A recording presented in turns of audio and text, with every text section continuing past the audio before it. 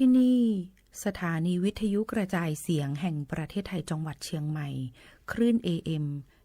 1,476 กิโลเฮิรตซ์ทำการส่งกระจายเสียงจากอาคารเลขที่ 49 ถนนประชาสัมพันธ์ตำบลช้างครานอำเภอเมืองจังหวัดเชียงใหม่ทำการส่งกระจายเสียงตั้งแต่เวลา 5 นาฬิกาไปจนถึง 24 นาฬิกาเป็นประจำทุกวันค่ะและต่อจากนี้ไปขอเชิญคุณผู้ฟังติดตามรับฟังรายการต่างๆที่น่าสนใจของทางสถานีได้ตามลำดับค่ะ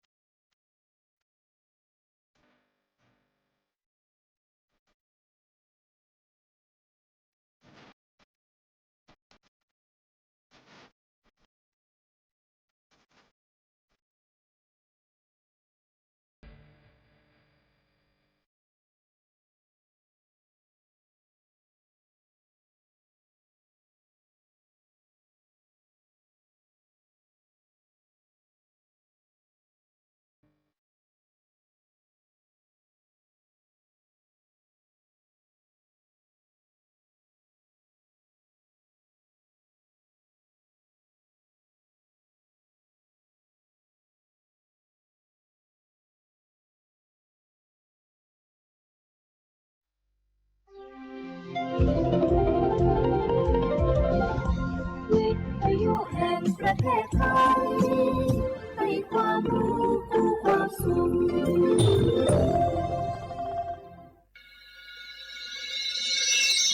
สถานีวิทยุกระจายเสียงแห่งประเทศไทยจังหวัดเชียงใหม่ AM 1476 กิโลเฮิรตซ์สถานีวิทยุภาคภาษาชาติพันธุ์แห่งเดียวในประเทศไทยที่มีความทันสมัยเชื่อถือได้สร้างอัตลักษณ์กลุ่มชาติพันธุ์สู่สากล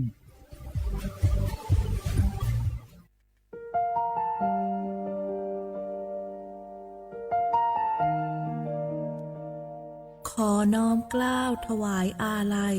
สมเด็จพระพันปีหลวงพระแม่แห่งแผ่นดินผู้ทรงเมตตาเหนือเกล้าขอพระองค์เสด็จสู่สวรรคาลัยข้าพระพุทธเจ้า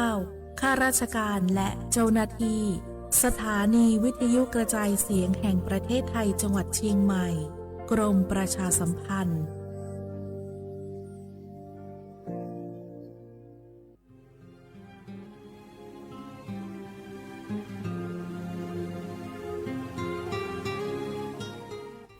This is a moment of profound grief for the Kingdom of Thailand.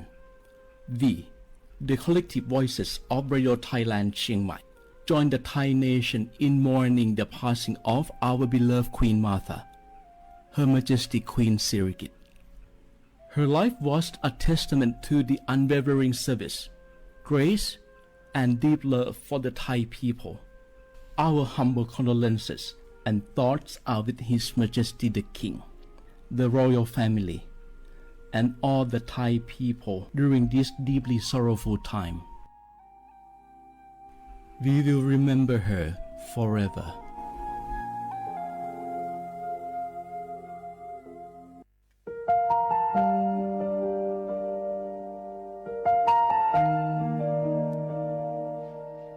Ý trọng môn mua kỹ tàu xa cứ nạ văn giữa thái tàu thi chua tàu cho bấy suốt lâu chây lờ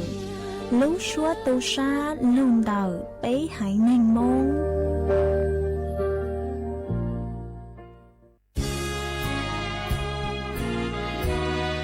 พระบารมีปกเกล้าเพื่อปวงชนชาวไทย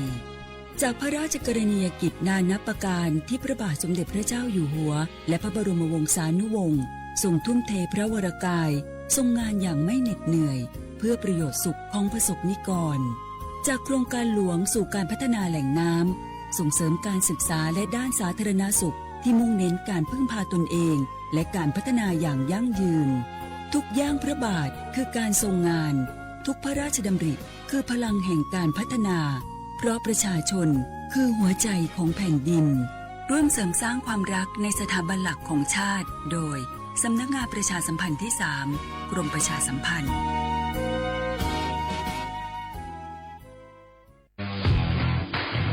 รัฐบาลไทยประกาศสงครามสแกมเมอร์รัฐบาลจึงได้ประกาศสงครามกับสแกมเมอร์ในฐานะที่สแกมเมอร์เป็นวาระแห่งชาติและในวันนี้ผมก็ได้ใช้โอกาสนี้มารายงานความคืบหน้าและเน้นย้ำถึงสิ่งที่เราต้องร่วมกันทำต่อไปรัฐบาลได้จัดตั้งคณะกรรมการอำนวยการป้องกันและปราบปรามอาชญากรรมทางเทคโนโลยีขึ้นมาโดยมีผมเป็นประธานด้วยตนเองเพื่อให้ทุกหน่วยงานทำงานไปในทิศทางเดียวกันเราได้มีการลงนามบันทึกความเข้าใจระหว่าง 15 หน่วยงานหลักทั้งภาครัฐและภาคเอกชนตลอดจนสถาบันการเงินเพื่ออุดช่องโหว่ทางการเงินและตัดเส้นทางเงินของกระบวนการอาชญากรรมเหล่านี้ให้สิ้นซากรวมพลังคนไทยต้านภัยสแกมเมอร์นายอนุทินชาญวีรกูลนายกรัฐมนตรี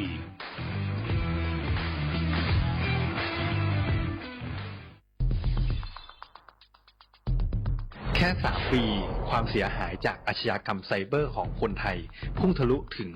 94,000 ล้านบาทหรือเฉลี่ยปีละ 30,000 ล้านบาททุก1 ชั่วโมงเราเสียเงินกว่า 3.4 ล้านบาทให้กับมิจฉาชีพออนไลน์โจรไม่เห็นใจคนอาชีพไหนอายุเท่าไหร่สถานะทางการเงินแบบใดหมอพ่อค้านักธุรกิจนักเรียนแม่บ้านข้าราชการเกษียณทุกคนตกเป็นเหยื่อได้เสมอ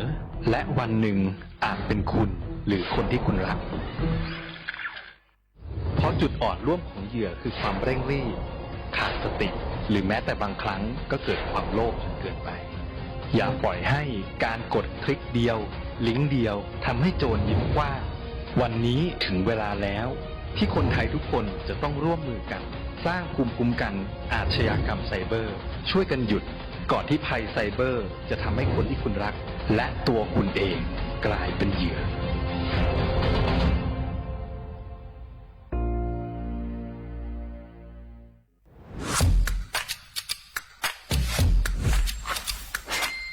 กลับมาแล้ววันนี้กับโครงการคนละครึ่ง plus รัฐออกครึ่งประชาชนออกครึ่งช่วยเศรษฐกิจไทยหมุนเวียนเติบโตถ้าเราช่วยกัน plus ต่อยอดให้เศรษฐกิจไทยเติบโตอย่างยั่งยืนด้วย5 plus plus ที่ 1 เพิ่มช่วงอายุผู้เข้าร่วมโครงการจาก18ปีเป็น16ปี plus ที่ 2 เพิ่มวงเงินใช้จ่ายจาก150บาทเป็น200บาทเพิ่มพลังซื้อของประชาชนเพื่อกระตุ้นการหมุนเวียนในระบบเศรษฐกิจฐานรากลดภาระค่าครองชีพ plus ที่ 3 เพิ่มสิทธิพิเศษด้วยการดูแลผู้ที่อยู่ในระบบภาษีให้ได้รับสิทธิพิเศษมากขึ้นเพื่อสร้างแรงจูงใจให้ทุกคนร่วมอยู่ในระบบอย่างโปร่งใส plus ที่ 4 เพิ่มโอกาสให้นิติบุคคลขนาดเล็กเข้าร่วมได้ให้ธุรกิจเติบโตเป็นกำลังสำคัญของเศรษฐกิจไทย plus ที่ 5 เพิ่มทักษะใหม่เพื่อพัฒนาให้ร้านค้านำความรู้ใหม่ๆมาช่วยเพิ่มยอดขายลดต้นทุนเรียนรู้เติบโตและปรับตัวไปกับเทคโนโลยีใหม่เพื่อสร้างเศรษฐกิจที่แข็งแกร่งจากคนละครึ่งสู่คนละครึ่ง plus ไม่ว่าจะสั่งข้าวคนละจานชาเขียวคนละแก้วขนมเค้กคนละชิ้นหรือหลายๆชิ้นก็ใช้ส่วนลดได้ทันทีสูงสุดวันละ200บาทแถมใช้กับฟู้ดเดลิเวอรี่ก็ยังได้สำหรับประชาชนไทยอายุ16ปีเป็นต้นไปสมัครรับสิทธิ์ผ่านแอปพลิเคชันเป๋าตังค์วันที่ 20-26 ตุลาคม 2568สำหรับร้านค้าที่สนใจร่วมโครงการสมัครได้ผ่านแอปถุงเงินวันที่ 15 ตุลาคมถึง 19 ธันวาคม 2568 แล้วเตรียมพร้อมรับลูกค้าจากทั่วประเทศเพราะนี่คือโครงการที่คนไทยทุกคนช่วยกัน plus เพื่อให้เศรษฐกิจไทยโตไปพร้อมกันโครงการคนละครึ่ง plus ดำเนินการภายใต้เป้าหมายที่ชัดเจนของรัฐบาลในความต้องการกระตุ้นเศรษฐกิจลดภาระค่าครองชีพให้ประชาชนและยกระดับศักยภาพผู้ประกอบการไทยให้พร้อมในยุคดิจิทัลโดยยังคงยึดหลักความโปร่งใสตรวจสอบได้และป้องกันการใช้สิทธิที่ผิดวัตถุประสงค์คนละครึ่ง plus เพิ่มพลังเศรษฐกิจไทยพร้อมโตไปด้วยกัน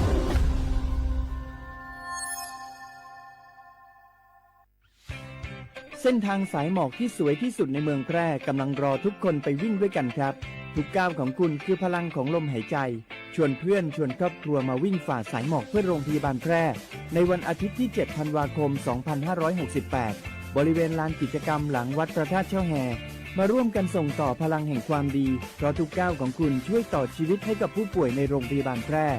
สมัครได้เลยวันนี้แล้วไปวิ่งด้วยกันในวันอาทิตย์ที่ 7 ธันวาคม 2568พบกันบริเวณลานกิจกรรมหลังวัดพระธาตุช่อแฮนะครับ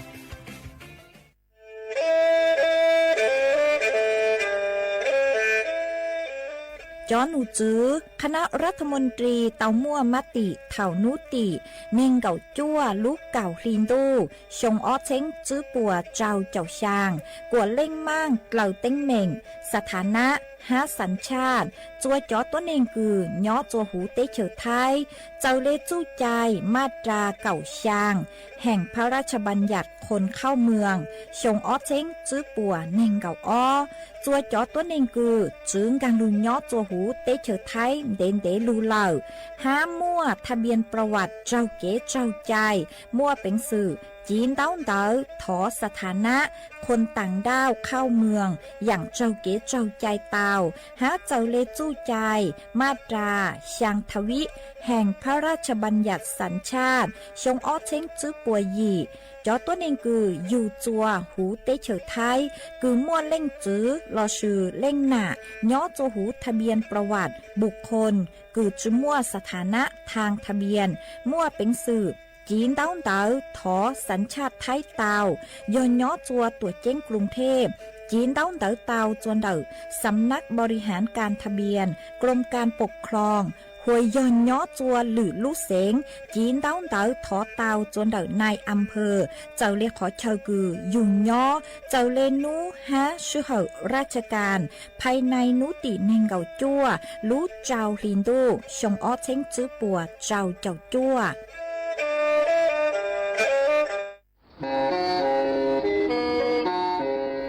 เล่งตือสังเกงโฆษณาจวนเต่าสุต้องจัวสังชัวหูเต้เชอไทยเต่าลู่เสียงเจ้งใหม่คือยอขอเชอมัวเก๋เป้ารูเก๋ฉีฟางนอนรอเต่าชงเหงสัญญาณมงเต่าเกล้ท่องเปล่าหูลู่เสียงเจ้งใหม่ยอเล่งตือสังเกงนัวหล่อนงตัวเต่าจวนเต่าสุต้องจัวสังชัวหูเต้เชอไทยเต่าลู่เสียงเจ้งใหม่จวนเต่าตุงเบอร์สุต้องศูนย์จื้อเป้อ้อช่างเจ้าศูนย์เจ้าหยี่หล่อชื่อศูนย์จั่วอ้อเปล่าเจ้าหยี่จื้อ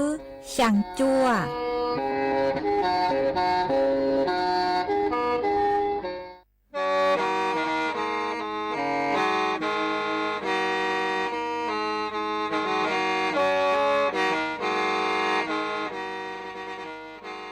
เดาหนัวสุต้องจัวสังชัวหูเต้เฉิดไทยเดาลู่เสงจังใหม่ลู่ชื่อเหอฮาลุมงอีนูไปหาออจายังเซิงจูไปหาเถ่าชื่อเหอจื้อเต็งจูเจ้าเต็งยังเจ้าดูไปหาเถ่าชื่อเหอเก่าช่างเต็งจูเก่าหยี่เต็งช่างเตินเดาช่างAMเต้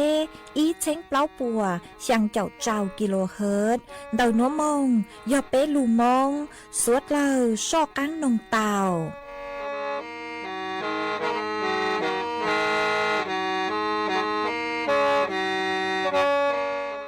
ย้อนทรงอีจงหนักจะกตีนิ่งจางสวดเล่าจวนนูวันอาทิตย์นูตีไปเจ้าลูกเก่าอีลินดูชงออเช้งจื้อปัวเจ้าเจ้ายีนูนวลย่างจัวลูอีลีซาเก่าตูจ้าคือกางนูนัวย่อนหลัวปีกีย่างจัวลูอีลีซาเก่าอีตูจ้าคือกางปีกีย่อร่างชงนัวย่อนนั่งชงเต่านัวกูยอชัวเสียงว่างจงชาดอกอังจอนดู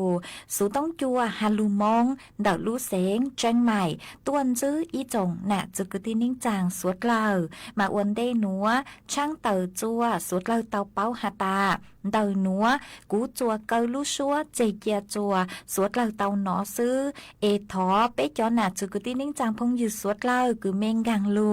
ใช้ฮาลูนงย้อจวนเดาเพจเฟซบุ๊กทอเมสวดเล่าปังจวนนา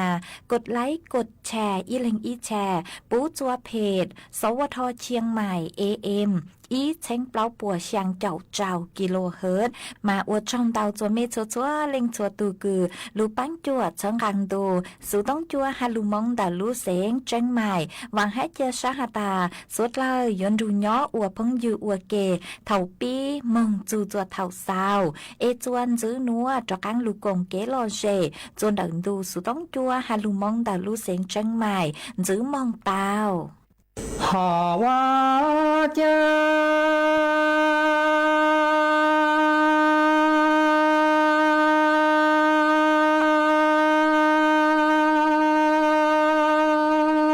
路呢，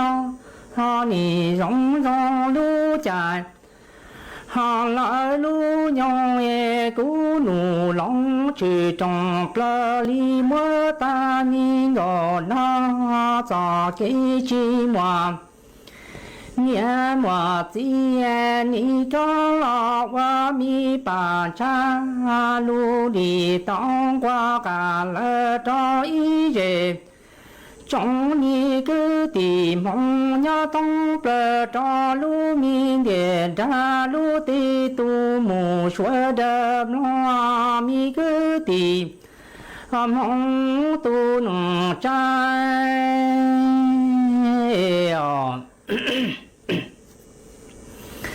họ qua cha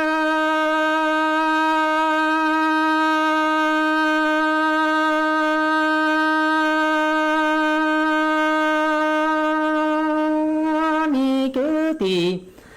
梦都能扎，你去把路从对木坡扎乌天一个那年木，哈拉正呀，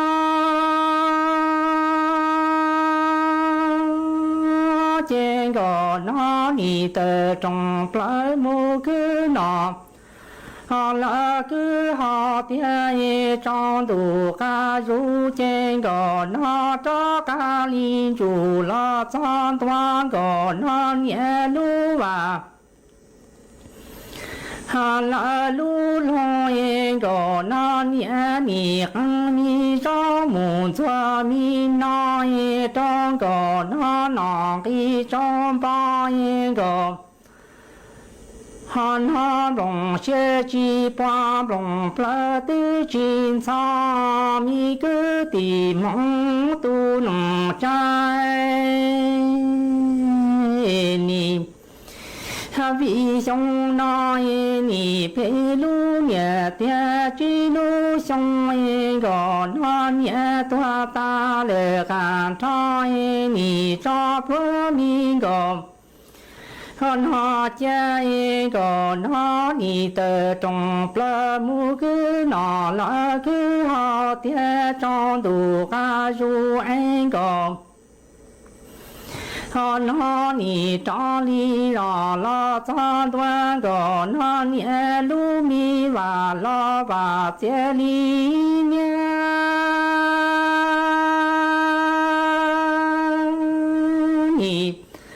ha la cha go na nie lu chi la lu chi mu jie xi da yin go na long xie pa long plen cha yin go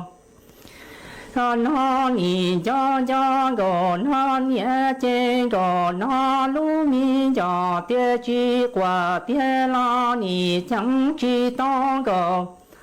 na tu mi jian ji mu lu guan huan zha mi ge di mong tu nong zai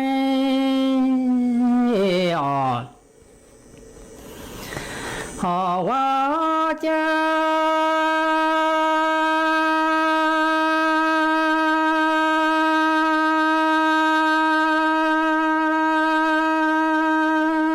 mi ge di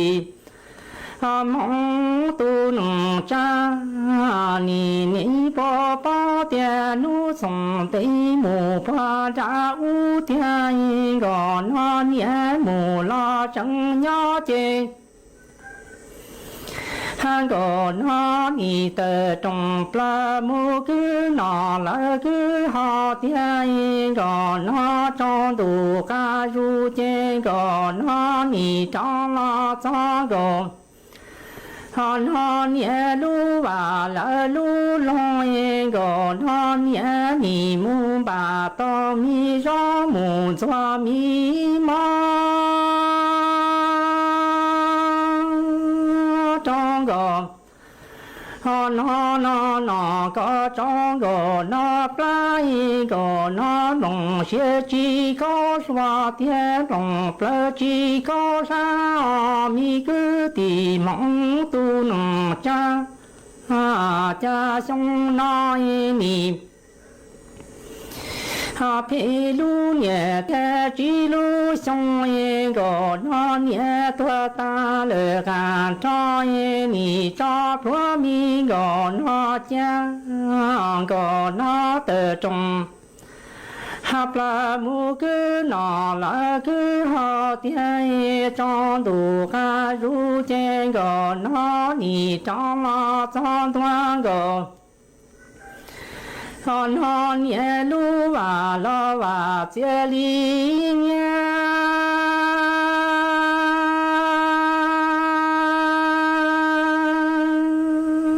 ni lo trong toan go nó nhẹ lu long la ni chi nó go nó nhẹ mu lu sơ sa yin go nó chi cho go nó nhẹ yin go nó long xe li mò có loa tia lòng plơ li mò có la y gò nó lu mi giò tia chi qua tia lo ni chẳng chỉ tao gò nó tu mi tiền chỉ lu qua hoa mù bông linh thả mi cứ tìm mong tu nụ trai họ hoa cha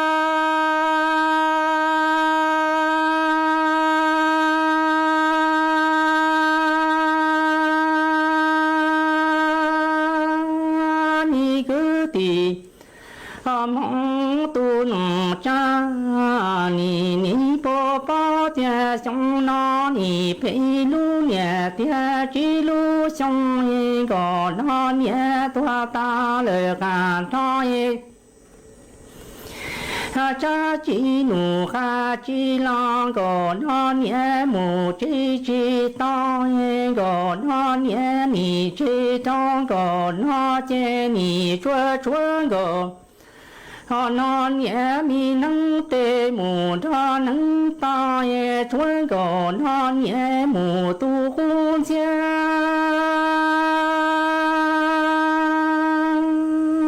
gò họ non nhẹ chê ni chê trong gò nó chê chuối chê rò ta gò non nhẹ giò mi chê ru ru gò nó chê trong gò hòn ho li mơ gò non nhẹ cơ trong gò non rồng po ye trong tơ tì ta cơ mi sơ nhẹ sơ cú sang chi trong gò hòn ho lu mi đua xe cha mi cứ tì mong tu nồng trai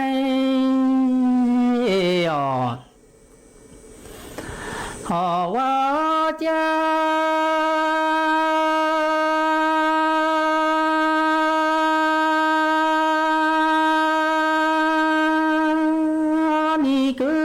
mong tu nụ cha ni ni po po sông nói ni pe lu nhẹ tia chi lu sông mi cứ tìm mong tu nụ cha gò nó nhẹ tua ta lệ cả trói gò hòn hòn nhẹ ni chê chi to cha chi nụ ca đa chi mi cứ tìm mong tu nọ cha cha gò hòn nhẹ ni chê to gò hòn ho chê ni chê chê to gò hòn nhẹ mù tu hôn cha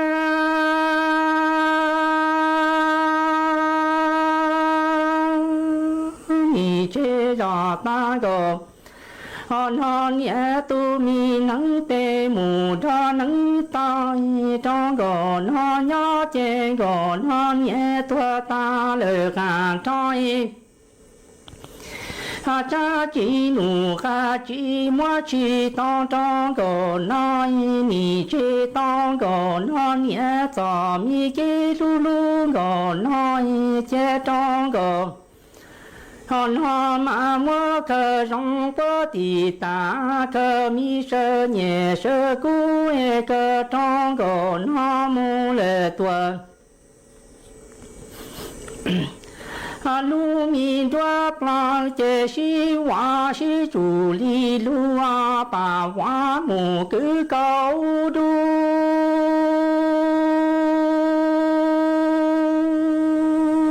mi gò hòn ho nhẹ tua ta lệ cả trói trên gò nó từ trong pla la với mô bỏ lúa mò nhẹ trên lúa lòng nhẹ với cha lu mi lên cho với rong khu mi gò nó cho gò nó nhẹ trên gò nó với bỏ gò hòn hòn nhẹ chê si bồ ya gò nó cho mù chi gò nó nhẹ cho nhẹ đa mù tu bao tu mi cứ tì nằng trai จวนซื้อหนัวอยู่มัวอีช่างลูเป้าจะลูทางจัวเป๊สุดเราเตาเป้าหาจวนดักตุมมอมะเร็งคือย่อจวนดักลุ้นจือมาเจ้าเลช่างหนัวหนูเจกูเตามัวจ๋อหนูจื้อคือใช้ชัวเก๋นอกค้างเห่าหูคือย่อจัวกรมการแพทย์กูเตาเต๋อต้วนถั่วเต๋อหาจวนดักตุมมอมะเร็งคือย่อจวนดักลุ้นจือนู่นมากุนจื้อหาตาตัวเองท้องเปล่าหูลูมปลาเตหนัวมัวตุมมอหนัวจ้องเกินเกาเลเจ้าเลคือจ๋อหนูจื้อเล่งเห่ากูองค์การอนามัยโลกปัวเตาเต๋อต้วนถั่วเต๋อมาปัวหาตามั่วจอตัวเองคือเตาใจถุงหม้อมะเร็งย่อจวนดักลุ่นจือคือยอจอชาซื้อนัวมามั่วเฉลี่ยย่อจวนเต๋อจุดจื้อล้านแรงต่ออีชงฮะจื้อตังเล่นเต๋ออีชงเจงมั่วจอตัวเองคือปัวจูซาลุ่นดักถุงหม้อหนัวยออีจุดหยีล้านแรงฮะย่อจวนเต๋อเตเชอไทยหน่วยเจกุนจื้อหาตามั่วจอตัวเองคือเตาใจถุงหม้อมะเร็งย่อจวนดักลุ่นจือยออัวลำดับที่อ้อนเต๋อจอหม้อมะเร็งฮะเจ๋งจื้อหาตาจอคือยอจอตัวนี้คือเตาใจตุ่มหม้อมะเร็งเดรุ่นจือคือยอจอชาซื้อหนูเจอีชงกุมัวย่อจวนเดออีหวังเชียงเชงอ้อปัวเน่งกับอ้อแรงมัวเฉลี่ยเหล่าหนูเจอีนูยอเปล่าเจ้าหยีแรงฮะจอคือปัวจูซาโนหลอกุมัวเฉลี่ยย่อจวนเดออีนูยอเปล่าเจ้าแรงฮะมาหาจูนเดอจู้เฮาเก๋คืออัวจัวมั่วความเสี่ยงคือเตาใจตุ่มหม้อมะเร็งย่อจวนดักลุ่นจือหนูเจยอลูนดักเต้หลวยเย้งฮะจ๋อปังหลวยเย้งเจอหาตาก็จือยออีตูคือเขาหลวยเย้งแต่สุมาก็เตาใจจ๋อปังหลวยเย้งหนูเจกุมัวเป็นสื่อคืออัวจัวเตาใจตุ่มหม้อมะเร็งย่อจวนดักลุ่นจืออีหยังเก่าฮะเตเท่าอยู่เตาใจจ๋อลังสีรอชื่อเต้ฟวดจัวคือจือชงคือมัวPM จุดจื้อหลอชื่อเต้มงอังมงอู้มงนัวคือนิวอัวจัวเปลุ่นจือหยัวเตาใจตูหม้อมาเร็งเตามาวิเลนเตาเปยอจูเตาสังเกตอาการจนเดเปถูกแค่งอยอเตาตื้อคือก้นจื้อหาตาก็ลุ่นจือนือผิดปกติที่อัวเข้าหลืดเจ้าเล่านุเจหยัวเตาเจ๋งฟังเล่าหาหยัวเตาสังเกตเจ้าเลนัวยอเตาตื้อกึ่งกูงกูเหง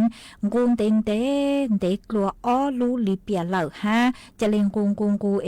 เชิงช้างยอโจหูเล่าฮะอัวปังยัวคือเหงเตเท่าอยู่อวปังนุเจนอลู่ชวนจอฟี่สังหูอยู่ลุ่นจือตัวฮะเตเท่าอยู่ลุ่นจือเพ่งติดเชื้อเราชื่อเลือดลางอีจือเลนเตอมาอยู่เตาเจ๋งฟ้าง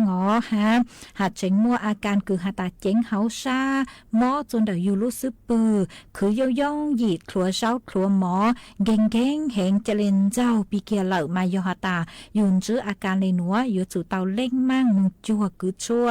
วิยอหตาเท่าคือกัวเตาตุงหม้อเท่าคือหยกควปีหม้อซื้อหน่วยเจนิมัวเป็นสื่อคือหตายัวคูเตาเตอชื่อมายอเป๊จมึงจัวคือชั่วต่อเจนเด่นหน่วยเจกูยัวอวจัวปวดจูซาเตามายัวจู่เตาเจงฟังกึ่งเกาเลตีไทยยูทูเข่งชอย้อเชจนเดาจอตัวนึงคือตาเฮาหลวดเย้งเราสื่อชอเฮาหลวดเย้งฮะย้อจวนเดาเตขอเชอคือฟวดจัวชง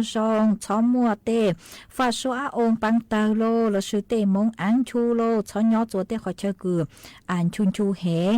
ยัวเตาซูเปลุเจกวดเจ้าฮะนอเตช่องหมอคือมัวกังเฮาใช้ชัวยูทูแข้งชาชื่อเหออกกำลังกายมาเนื้อชาลิอัวจัวเป๊ะจืดเล่จัวเดเตเกมอเก่งเจือตุมอมาเร็งกุญยอจวนดักลุ่นจือเสือมากุมัวจะหลุดทางเลยหนัวจัวสดเลยเตาเป้าเลยหนัว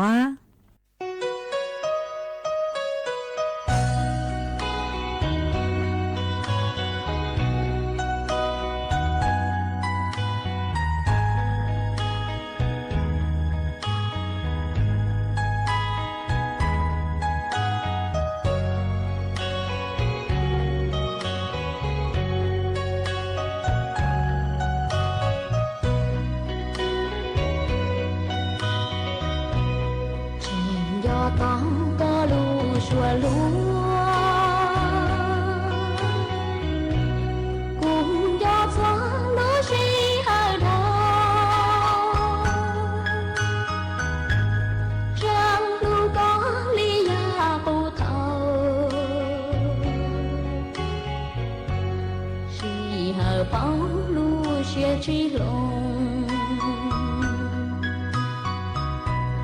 cù nhon trong mơ con yuan ya nụ con trái trái ya con tu ya si cú nhon chi mùa tu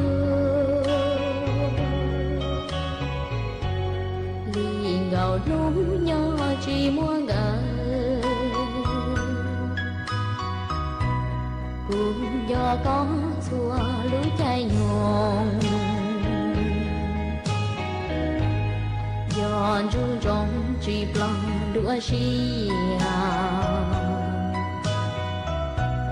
và bự trận hậu họ xuống dia có khía tia có lưu cù trên giòn trong nu có yua mù xia bon yu yu xia yua cho do du đắm wa nu wa mò do chỉ lo xua lưu xí hờ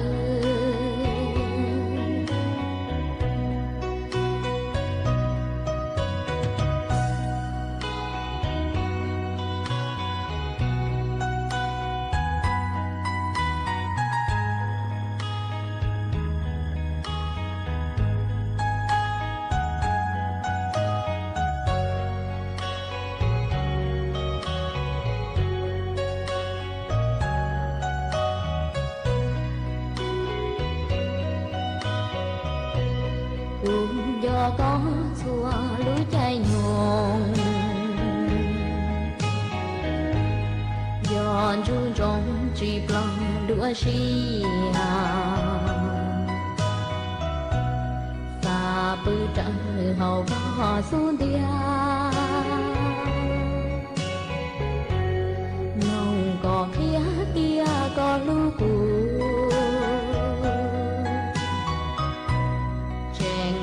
trong nu có trò ló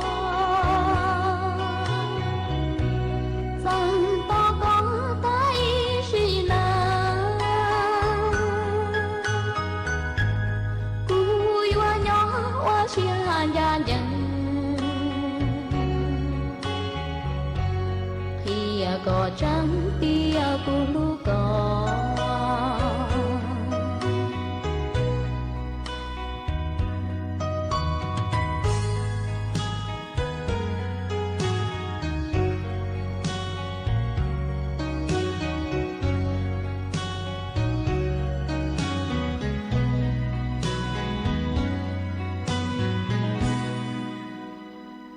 จวนจื้อนัวยัวลูทางหาจูนเต่าลูกโครงการคนละครึ่งพลาดมาไปจอนน่ะจือกตีนิ่งจางพ่องยือเมลิงตือคือหาตามั่วเฟงจวนเต่าลูกโครงการคนละครึ่งพลาดเอตังชื่อนัวเมปัวเตาซื้อตังยอหาตาเมจือเตาซื้อตังนุยเจ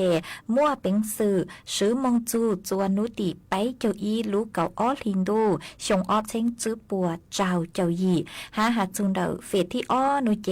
เจ้าหนูจื้อรัฐบาลปกูฮาตากูเจ๋งยมมัวเฟดที่อ้อหาอ๋อตัวชื่อมารายละเอียดฮาตายมมัวตั้งกอจื้อยัวเต้าเบาเลยจางยัวไข่จัวสดเล่าลงทะเบียนเถ่าตือเลยจางนุยเจเถ่าคือมั่วจะข้อมูลเม่งเจ๋งเต่าตัวเจกูหมังเลยจ้อกางมั่วจะลูทางจัวเปสดเล่าเต่าเป้าอ๋อเอฮอช่างเต่าจัวเมเต่าเป้าฮาตาเล่งตือคือเมเจ๋งซื้อจื้อเต่าต่างนุยเจกูมั่วเป็นสื่อซื้อเมเลยเฟงเดโครงการคนละครึ่งพลาดมงจูจวนนุติไปเจ้าอีลูกเก่าอ้อลินดูชงอ้อเจ้งจื้อปวดเจ้าเจ้ายี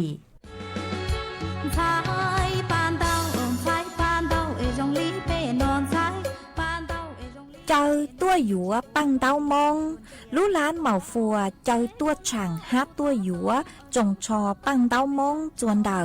ลูกช้างปัวสนามบ้าน3บ้าน1ตำบลรวมไทยอำเภอพบพระลูกเสียงต่างจวนนุตีเน่งเกาหยี่ลูกเก่าอีลินดูเมืองจูนุตีอีลูกเก่าอ้อลินดูชงอ้อเช้งจื้อปัวเจ้าเจ้าหยี่ย้อจวนนุตีเน่งเกาหยี่ลูกเก่าอีลินดูชงอ้อเช้งจื้อปัวเจ้าเจ้าหยี่ยัวมั่วไก่ท่อ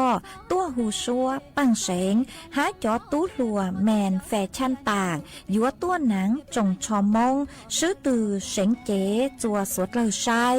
นุตีเน่งเก่าจั่วลูกเก่าอีลินดูชงอ้อเช้งจื้อปัวเจ้าเจ้าหยี่ยัวมั่วไม้สีเฮาตัวหูชัวปังเสงหาจอตู้ลัวแมนแฟชั่นต่างยัวซื้อตือหนังจงชอมงอวหรือเก่าจัวสวดเลอชาย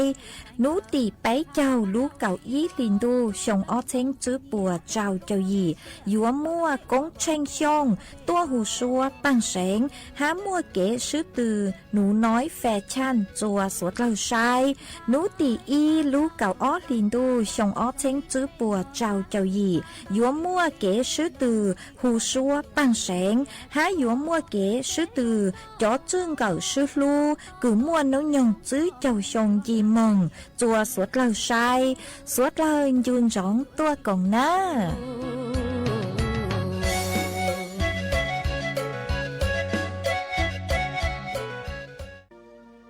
จวนจื้อหนัวยมว่าอีช่างหลุดเป้าหาจุนดาเป้ปูวันจื้อไทยตูที่จัวจะหลุดทางจัวเป้สวดเลอเตาเป้ามาช่างหนัวนุเจกูเตาหาเจียหาตาย้อจวนนูตีเปล่าลูไปลินดูชงออดเช้งจื้อปวดจัวปูวันจื้อไทยตูที่จัวกูเตาเก๋มงพระราชทานจอเหรียญกาชาติสัมมนาคุณชั้นที่อ้อหาชั้นที่เป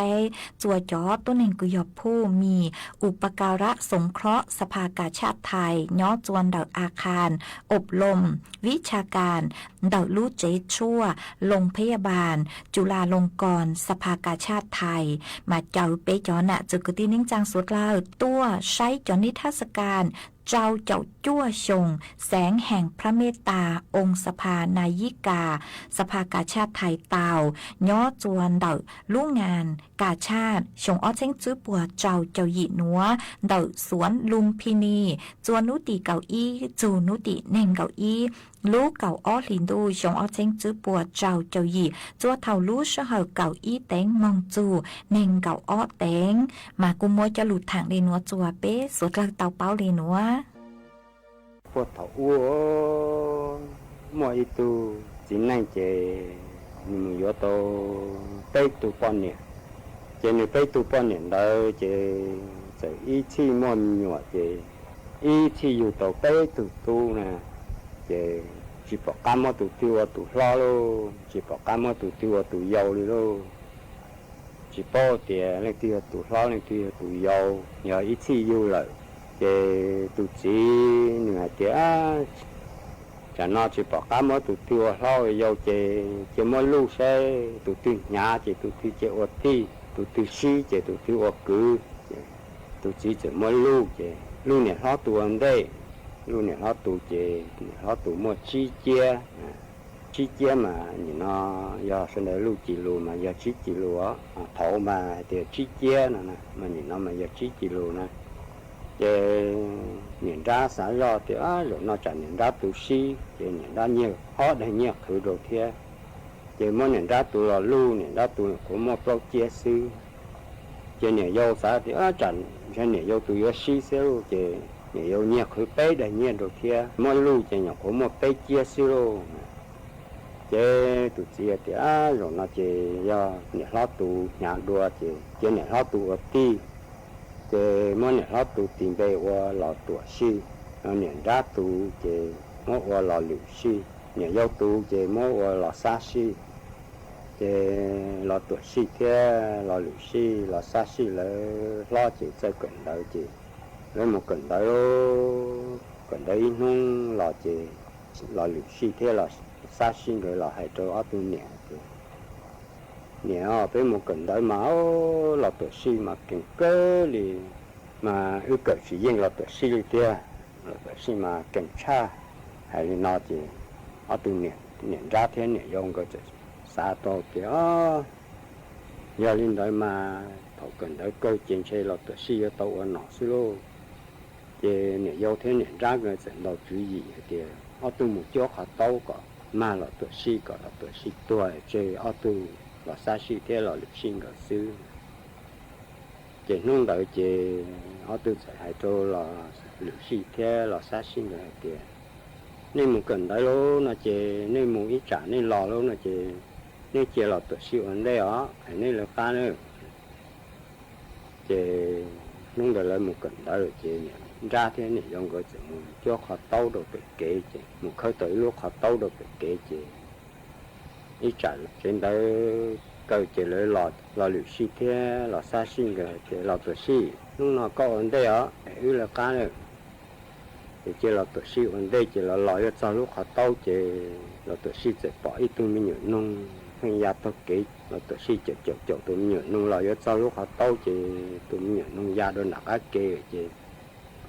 mà tự xì chỉ chậu tụi mình nhớ nông đôi nạc cá kê chỉ lò xa xì thế lò lựu xì cái tao kể là chuyện cái là bông khó tao tuột ta tôi xí là chắc chế chỉ là tôi xí thì niệm ra thế này do đó là tôi xí phải thẻ tôi cho họ tao phải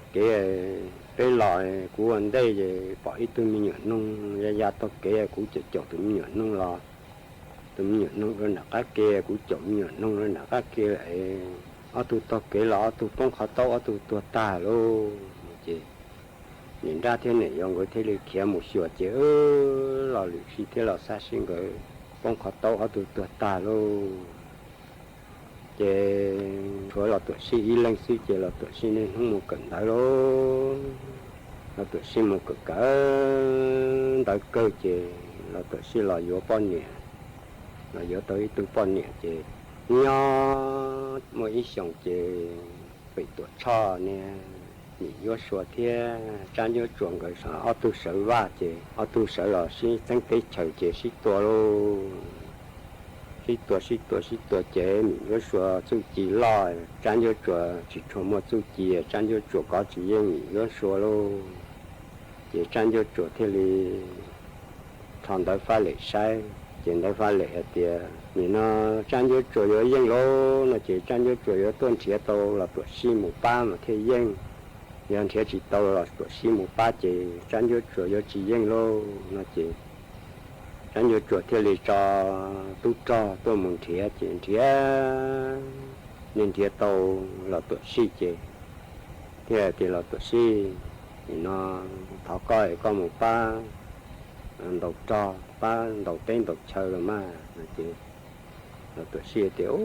đây liền chơi cúi lên xíu cúi chỉ một cá nó chỉ nhận ra thế nhận vô cái kia là tổ si mùa mà ở tu xã gọi là tổ si mùa trôi là tổ si tua thế ở tu thì là tổ si mùa mà yếu tàu ở nọ ở chuối yếu tàu chỉ chia chỉ rồi nó một bát tây bát chơi thế li tàu ở nọ ở chuối thế chỉ chia rồi mà cha chỉnh ở chỉ mùa chỉ là tổ si xa chỉ là tổ si xa thì yếu mù là bộ sinh mù mà là tổ si giờ mua y gia trả xong tổ chức cho lần đi tàu y tràn nhẹ chỉ mua đồ cho tu trò cứ chỉ là tổ si thêm mù đâu tổ si mù mù cho trò tỏ tổ chính giờ lui rõ chỉ muốn ra tổ chính giờ túi mò thì tổ chính giờ thì là tổ si có yếu tố một ba tây ba chơi có một là chỉ một ba mà xưa thì cũng chỉ một là chỉ cũng tôi một cái cũng lại như gia trả tổ chức nhẹ sư chỉ chính giờ thì tổ chức mua đồ cũng sai so chỉ thì lấy mua chọn trả nhẹ rồi là chỉ tổ chính giờ sai chỉ tổ chính giờ mua nhẹ tà lô tổ chính giờ trong tới trả thầy giờ cho hậu sư vậy là tổ chức lấy mù nhân chỉ mua sai do và nghiệp lọt tài người tra chạy về suy chế và tổ chức thêm mua tra chạy về bỏ chế kia chế thêm mù lô chế lấy mù sao rồi ý tụ để chế hòa là dây sư trong tu chế lấy một bự trong đại lô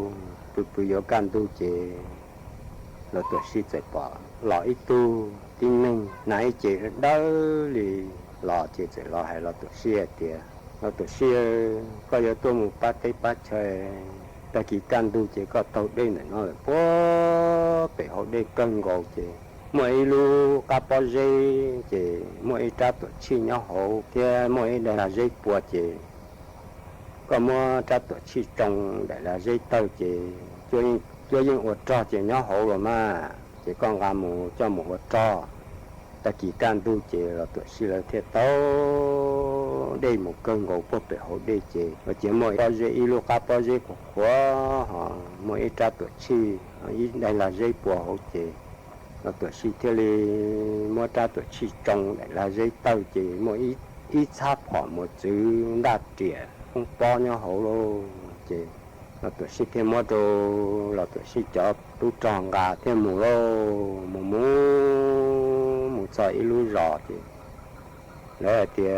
là tuổi sĩ có yếu tố mù tròn nó giờ có mù chắc kế bệnh tu chế có một cho xe một cho cái tế chỉ có một cho canh thì sẽ có một cho cái bệnh đua một cho xe chỉ có một cho tỏ trong tận đã lia chỉ tỏ chỉ mỗi lúc bao giờ mỗi này chó nhau số một ba này từ một ba từ là chó mà tỏ ta chỉ một chuyện thâu đi luôn chỉ là tuổi xe thì dù giờ này tôi một trò tôi một trò chỉ đó chỉ tôi là như lý do tôi chỉ dù mù cái chó tỏi là chê là tôi sĩ chơi liên giác khám mù thì mù cho tỏi lúc bao giờ tỏi là lia lúc bao giờ lo là chỉ bỏ chó bỏ ít tư chỉ này xanh hành tôi lo tôi lành nhá số lúc bao giờ xí thì là tôi sĩ chơi mù thằng cổ lúa cha ra một ít chỉ chỉ kia ít tu yêu số cứ lúc anh này tôi thì là tự xưa thì lâu có lúc anh này có bộ mua mà thì số thì mua là mà cứ là cứ tôi mua xưa giờ có cứ tôi mua đó nó chỉ có mua cho cũ mà thì cũng tụi nắng chay mà cả cơ mà có yếu là mua được chỉ là tự xưa thì giờ lên mà cũng mất thì chỉ sẽ bồi trong chay cho là tự xưa thì mua nó kết cho sở tổ sĩ tụi này đó có chế lạp lời tôi chế ô chú dạp lời đồ sống tu rồi luôn dạp lời bê lửa cho tí u bê lời lửa tí nó là một cái do chế là tổ sĩ thì ô cũng là cái chỉ tao đi luôn chế có sát trời tu xe cũng một vật ra là cũng mà là thầy có luôn tu xóa sẽ là tiền ô có chỉ thầy cũng là chế có một vật trò chuyện với ta cũng có in đồ thì tụi số hai lên nó chỉ là tụi ship tụi này dập lại bố số in đàn tu luôn một trận cầu cho bố bị tranh gió chuột cái giò thì lấy hai rồi thì ô rồi nó là tụi ship tụi tiêu luôn sẽ giờ ba lịch trả thế ba tàu tranh gió chuột mình gió số một số kỳ li mình gió số sẽ giờ là tụi ship tụi lại thì mình gió số ok ít tranh tạo tụi chạy nó tụi ship có yếu tố ba tranh gió chuột và trò đầu tiên đầu chơi nó bây giờ yếu ở đảo khoa nữa có sáu bé nông trò bé ở đảo khoa ta có mà tua bé mà xí tua thì mình yếu số đa là tụi xí sáu bé nông chỉ mình yếu số xí tu trò tôi một khâu lúc tàu bé nông khó tàu đồ bị trong chỉ khâu tàu khó tàu ta mình yếu số thì khu thì là tụi xí có yếu tố là tua luôn bé xí tua luôn là tụi xí lạp rồi là tụi xí tụi chính này can từ trong bị trong chỉ bông kia khó tàu luôn bông kia khó tàu tại chỉ tàu chỉ mình yếu số hai chỗ mình cho tu trò thì rồi nó nên là tụi xí tôi bông khó tàu rồi nên muốn nông sẽ giờ nên cả vô cũ và cũ tụi chỉ lô nó chỉ nên sát tua nên mới cho là và cũ tụi chỉ bây giờ thì nên chỉ cả vô cũ và cũ tụi chỉ lô nó chỉ nên muốn có cả tua thì cho tu trò tua cho chỉ cho tu trò thì nó tụi xí có bộ cả vô bé tụi hết tài mà bộ bé tụi hết tài chỉ lô nó chỉ bé trò có nhớ có chỉ cả thì bé mua con có cả tua thì là tụi xí thì cả mà cũ cả cơ giờ nên sát tua thì cũ cả vô cơ cho tu trò sẽ mỗi là tụi xí tu tự lo chỉ tụi chính là nhau khó tao ô cho là tổ xin muốn ra mình có số nhỏ lố nhỏ chế nhỏ đến đấy chế là tổ xin khó xe chế là tổ xin lúc bao giờ họ nhỏ nội giống chế là tổ xin nên ta kỳ và trẻ cho một họ rộng họ trẻ nội giống lô chế là tổ xin muốn đến đấy chế nhận ra thế nhận dùng cái xe phải chế rồi mà là tổ xin nhận thế là tổ xin bao nhận đòn đầu chủ có mà đi ta lô chế ở tôi chả nhẹ chế ở tôi thế li sâu ít chán đỡ trâu nông thải hôn nông phát triển còn nông xa mình thế sẽ là tổ xin mua tròi nhiều nhỏ là nhiều tua là chế là tổ sĩ họ tiệt chế nhà phải từ nông tôi bông thán để là tổ sĩ xuống đi tua là chế là tổ sĩ chỉ mua trái tiệt nhận đi chế từ nông sở chẳng nhà phải lại bông thán chán tới chế là tổ sĩ thế mua chán tới là nhận chế giờ người nhẹ thiên người bọn nhẹ sang tới tua trâu người lô chế là tổ sĩ hết xa chế là tổ sĩ thế là hai mình nhớ xóa tiền mình nhớ xóa có yêu của có tự chỉ là tàu cơ thế sĩ của khó xe liền giờ có yêu của có tự chỉ là chỉ có ý chọn chơi thế tôi làm buổi mua của chú sinh của thế li đã có nhỏ có tự chỉ có mua của chú sinh có họ của bé khâu chơi có chỉ khâu đó là chỉ có là của bọn nhẹ của có bé khâu chơi của chỉ khâu là chỉ của thế là có chỉ nữa là chỉ mình nhớ số thế li我教班连班教这多一多难过这，我老多是出生啊，我明个双个考，这被考教到老多是好大，明个说要半年这个考没这老多是好大，老多是只考，我老多是个考这被考教到明个说好这老多是只能这个考拉这。nhớ số ô lô cô chơi chơi sở chỉ tàu chơi là tụi xí thọ lon ta rồi nó có tàu để con đấy có ở bây giờ lúa là ở giờ đó là chỉ thọ lon ta nhưng mà mình nhớ số tuổi chơi cho tu trò là thọ hay thì là tụi xí có chỉ vô bên hoa tài có chỉ là bên nhau là thọ có 6 tuổi bên hoa tài có cho cá mù mà lúc tây lúc chơi chơi tiệt tuổi bên chỉ hoa trò lô chị là tổ sĩ thế thì giờ này chị qua trò lô nó chị cũng chỉ tua giờ trên này chỉ nhớ qua trò chị này tụ hóa tại cũng mất tua kia chị là thọ chị là chị bút tua thì trò là tổ sĩ trò cá lò chị là tổ sĩ là trong đua này lúc họ tao chị là tổ sĩ hù lời tây xua chị tụ chị này hành lời thế trong quyển đọc lời sổ chị là tổ sĩ làm lời trò tranh thì trò cá lò lô trò cá lò cho tập kế chế trang nhớ chỗ là chính trị bánh chỉ trò tôi một ba là tổ sĩ thì trò cá lô tây chơi tiệt tu rồi lô chỉ mua trò trò cá lô thì trò cá là sao tỏ trang nhớ chỗ thì trang nhớ chỗ theo li ở đây ở chợ tuần bùa tiệt là tổ sĩ ta thì là tổ sĩ theo trò cá là chế lô trò cá là chế mù là nên đấy chế gì rồi lại bốc ta lô chế nếu chỉ bốc thì nếu nhẹ theo nếu bao nhẹ nhau có tư lô chế là cho lúa rõ là mù nó qua vị thì hung câu là mù qua vị thì hung câu qua sạch theo qua vị thì hung câu chế có tên cho nhỉ nên thì một cái chọn nhỉ là sẽ để tôi hung câu ít mò họ một sao cho lúa rõ có một ở thì có sản đời to hùng câu nên từ một cái chọn những cái dòng xe là to hùng câu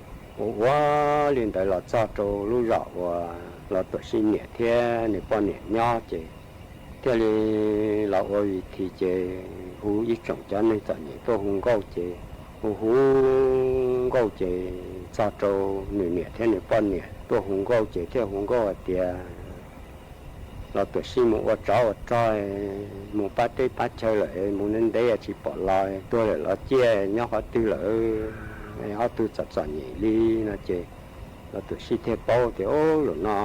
họ tư giờ là tổ sĩ bao nhẹ thế giờ là tổ sĩ nhẹ là chị là tuổi sĩ theo nông ở tiền ở đây hùng cao lên đời ở đây là lên tư là tuổi sĩ bao nhiêu thế là tuổi sĩ nhiều thì nó là tuổi sĩ một bát tết bát chơi một ô trò lại là nên để chỉ bỏ lại đó chia là tua là hứa chọn những ly nó chơi là tuổi sĩ theo ly ở tiền là tuổi sĩ chơi tuy là cũ mà nó chơi sĩ có ta chơi là tuổi sĩ thì nhẹ thế cũng bao nhiêu vì chạy nên họ đi mua tài nên họ chọn nhiều lúa họ tuổi thì giờ nên ra thế này dùng cái xe bể bể người mới đồng đầu chủ họ mới đi ta ấy cứ thế chọn nhiều lúa nó là mà nó chỉ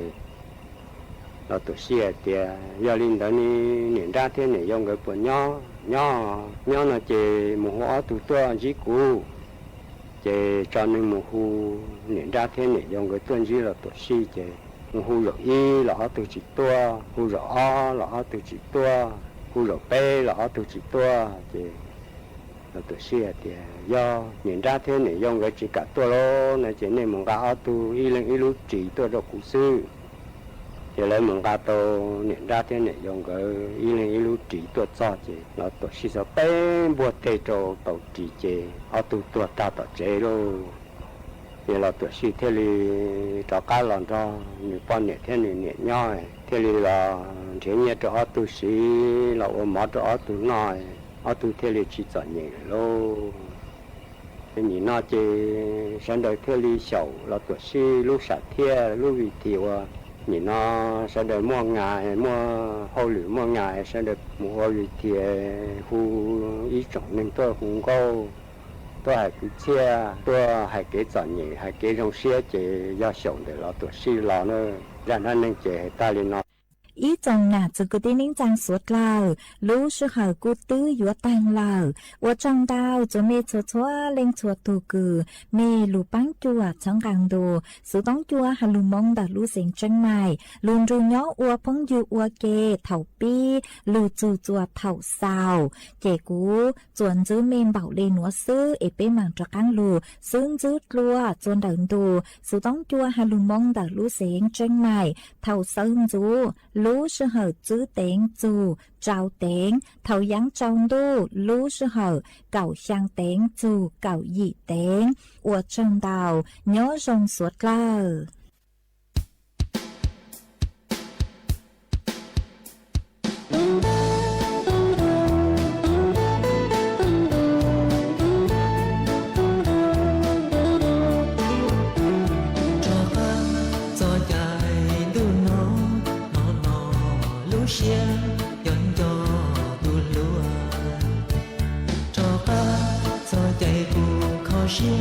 chỉ đùa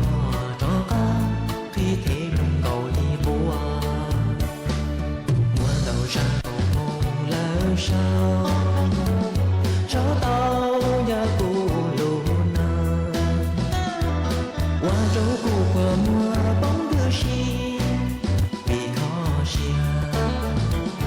do địa địa tê nó chỉ muốn bỏ nia lúc ba yuan qua một trò lên tưa trong đô yuan trò từ bư lần từ yuan chia lúc ru trầu yuan nưa cô địa li có thọ cô xia cô thia do cho đồ lừa như tao ngày của mu cháy luôn nó dùng lý luôn nó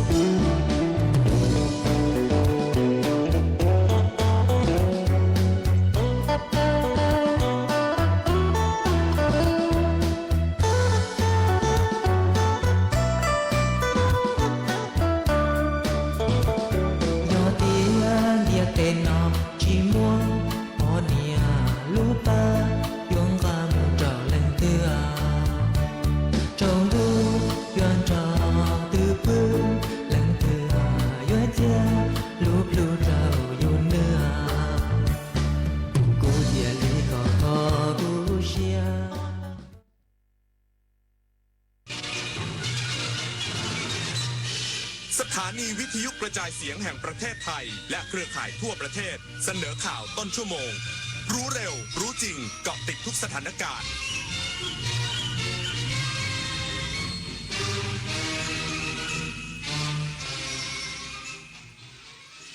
รับฟังข่าวต้นชั่วโมง 6 นาฬิกากับผมบุญมาศรีมาศครับรัฐมนตรีว่าการกระทรวงศึกษาธิการระดมหน่วยงานในสังกัดฟื้นฟูภาคใต้ตั้งศูนย์ Fix It Center 50 แห่งอีกสักครู่กลับมาติดตามรายละเอียดครับระวังเพจปลอมขายสินค้าหรือบริการที่ไม่มีอยู่จริงระวังวิดีโอคอลลวงเงินเหยื่อระวังหลอกลงทุนอ้างผลตอบแทนสูงเพราะวัยไหนอาชีพอะไรก็ต้องเป็นเหยื่อของโจรออนไลน์ได้ระวังตัวก่อนคลิกทุกครั้งตั้งคำถามก่อนเชื่อทุกข้อความอย่ารีบจนขาดสติก่อนโอนทุกบาทเจอโจรออนไลน์แจ้งตำรวจไซเบอร์1441ตลอด24ชั่วโมงจำไว้ให้ขึ้นใจรีบโอนโจรยิ้มยังยิงยาวปากกระเป๋ายิงฉุบโอ้ขี้โกงอ่ะไหนบอกว่าจะออกคอนบทเรียนเรื่องความซื่อสัตย์บางครั้งเริ่มจากเกมเล็กๆแค่1 เกมแต่การไม่โกงในวันนี้อาจกลายเป็นรากฐานของคนดีในวันหน้าเด็กไทยทุกคนไม่ยอมต่อการเอาเปรียบสังคมไทยในอนาคตจะเต็มไปด้วยคนรุ่นใหม่ที่ยึดถือความถูกต้องโปร่งใสและกล้าปกป้องความจริงเริ่มต้นความซื่อสัตย์จากเรื่องเด็กๆเด็กไทยไม่โกงใครและไม่ให้ใครโกงปฏิบัติการ Re-X-Ray เริ่มแล้วทั่วประเทศค้นหาผู้เสพเข้ารับการบำบัดและล่าผู้ค้ายาเสพติดให้หมดสิ้นจากทุกพื้นที่ร่วมเป็นหูเป็นตาไม่ปกป้องคนผิดเพราะความร่วมมือของเราคือกำแพงสำคัญในการป้องกันพบเบาะแสยาเสพติดหรือเจ้าหน้าที่รัฐเกี่ยวข้องแจ้งได้ที่สายด่วนปปส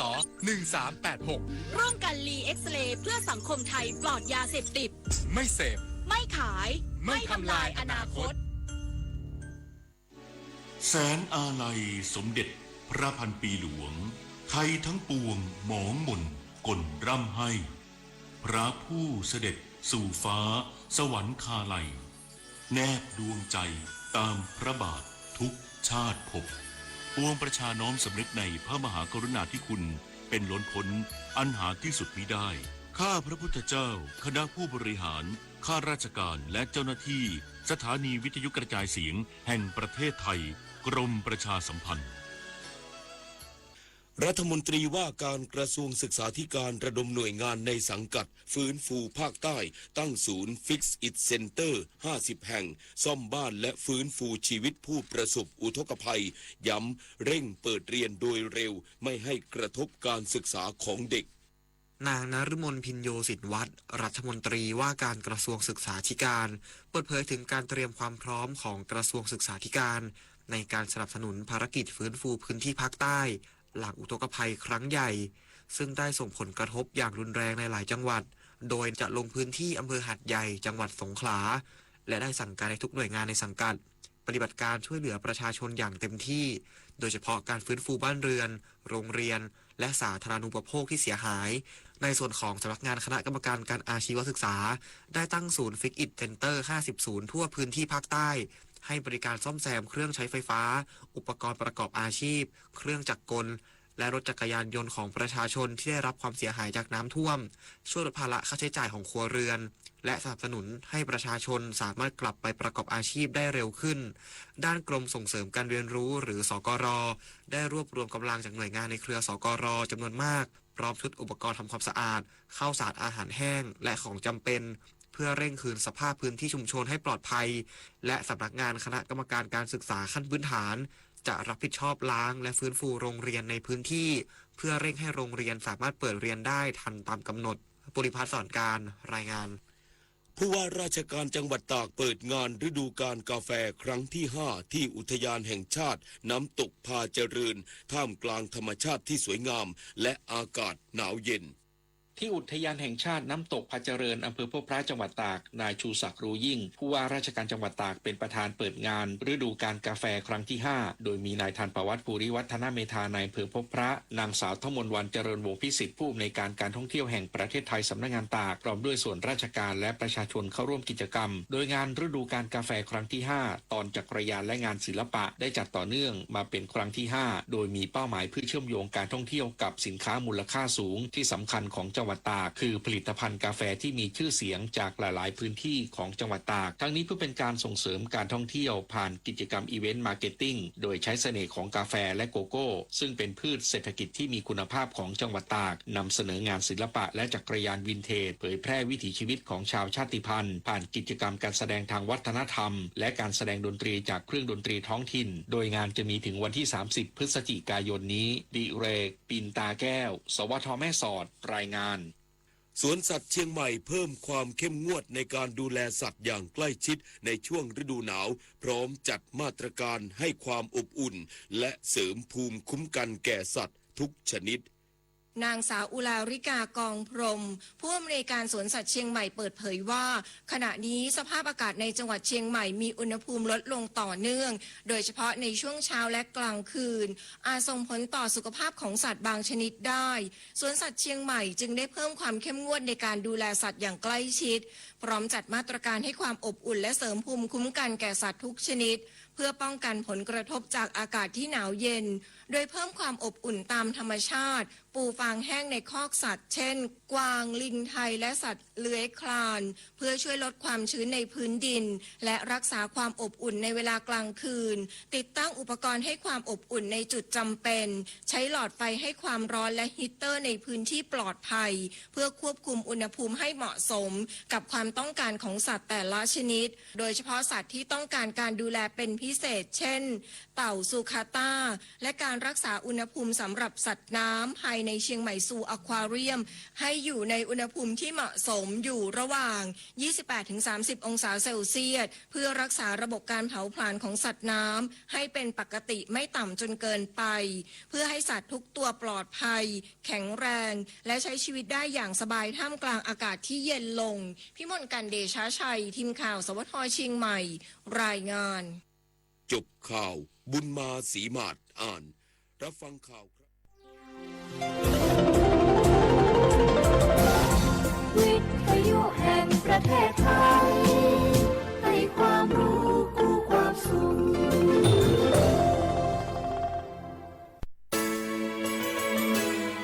สถานีวิทยุกระจายเสียงแห่งประเทศไทยจังหวัดเชียงใหม่ AM 1476 กิโลเฮิรตซ์สถานีวิทยุภาคภาษาชาติพันธุ์แห่งเดียวในประเทศไทยที่มีความทันสมัยเชื่อถือได้สร้างอัตลักษณ์กลุ่มชาติพันธุ์สู่สากล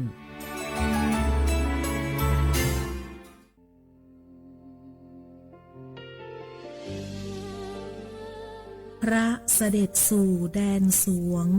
ไทยทั้งปวงน้อมสำนึกในพระมหากรุณาธิคุณตราบนิรันดร์ข้าพระพุทธเจ้าข้าราชการและเจ้าหน้าที่สถานีวิทยุกระจายเสียงแห่งประเทศไทยจังหวัดเชียงใหม่กรมประชาสัมพันธ์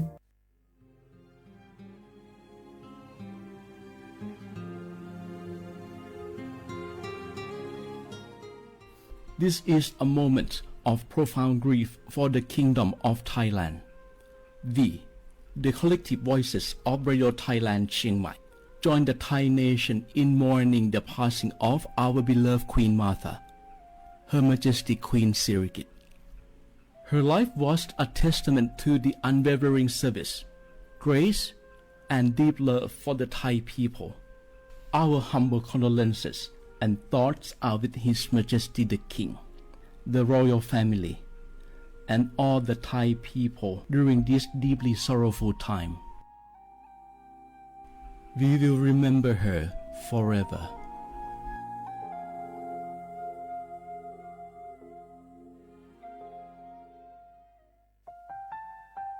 วานูลิซูชิ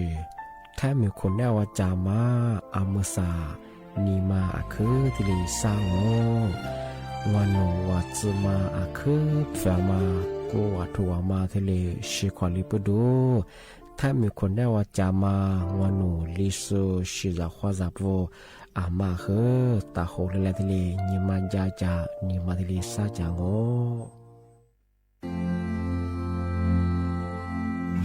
รากฐานสังคมไทยตั้งแต่อดีตจนถึงปัจจุบันเคารพเทิดทูนสถาบันพระมหากษัตริย์เป็นศูนย์รวมจิตใจที่เหนียวแน่นของคนไทย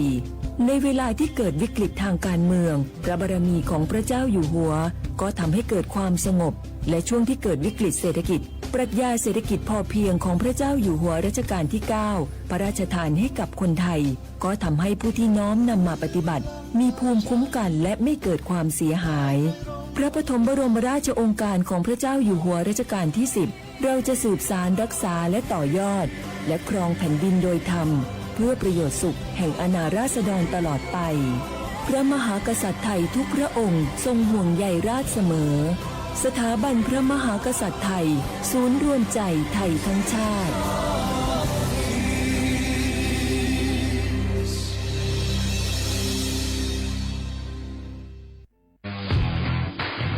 รัฐบาลไทยประกาศสงครามสแกมเมอร์รัฐบาลจึงได้ประกาศสงครามกับสแกมเมอร์ในฐานะที่สแกมเมอร์เป็นวาระแห่งชาติและในวันนี้ผมก็ได้ใช้โอกาสนี้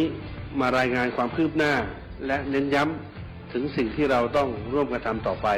รัฐบาลได้จัดตั้งคณะกรรมการอำนวยการป้องกันและปราบปรามอาชญากรรมทางเทคโนโลยีขึ้นมาโดยมีผมเป็นประธานด้วยตนเองเพื่อให้ทุกหน่วยงานทำงานไปในทิศทางเดียวกันเราได้มีการลงนามบันทึกความเข้าใจระหว่าง 15 หน่วยงานหลักทั้งภาครัฐและภาคเอกชนตลอดจนสถาบันการเงินเพื่ออุดช่องโหว่ทางการเงินและตัดเส้นทางเงินของกระบวนการอาชญากรรมเหล่านี้ให้สิ้นซากรวมพลังคนไทยต้านภัยสแกมเมอร์นายอนุทิน ชาญวีรกูลนายกรัฐมนตรี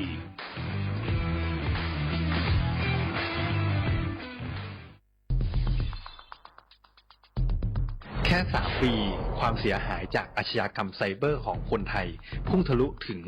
94,000 ล้านบาทหรือเฉลี่ยปีละ 30,000 ล้านบาท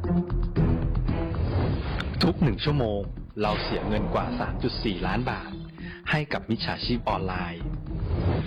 โจรไม่เห็นใจคนอาชีพไหนอายุเท่าไหร่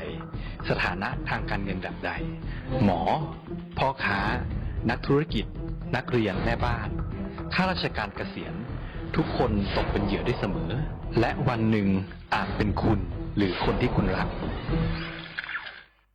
เพราะจุดอ่อนร่วมของเหยื่อคือความเร่งรีบขาดสติหรือแม้แต่บางครั้งก็เกิดความโลภจนเกินไป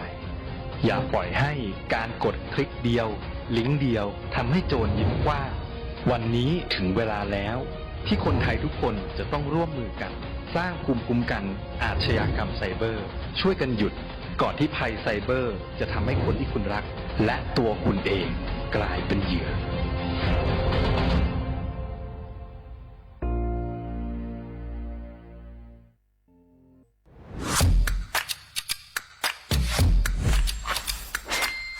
กลับมาแล้ววันนี้กับโครงการคนละครึ่ง plus รัฐออกครึ่งประชาชนออกครึ่งช่วยเศรษฐกิจไทยหมุนเวียนเติบโตถ้าเราช่วยกัน plus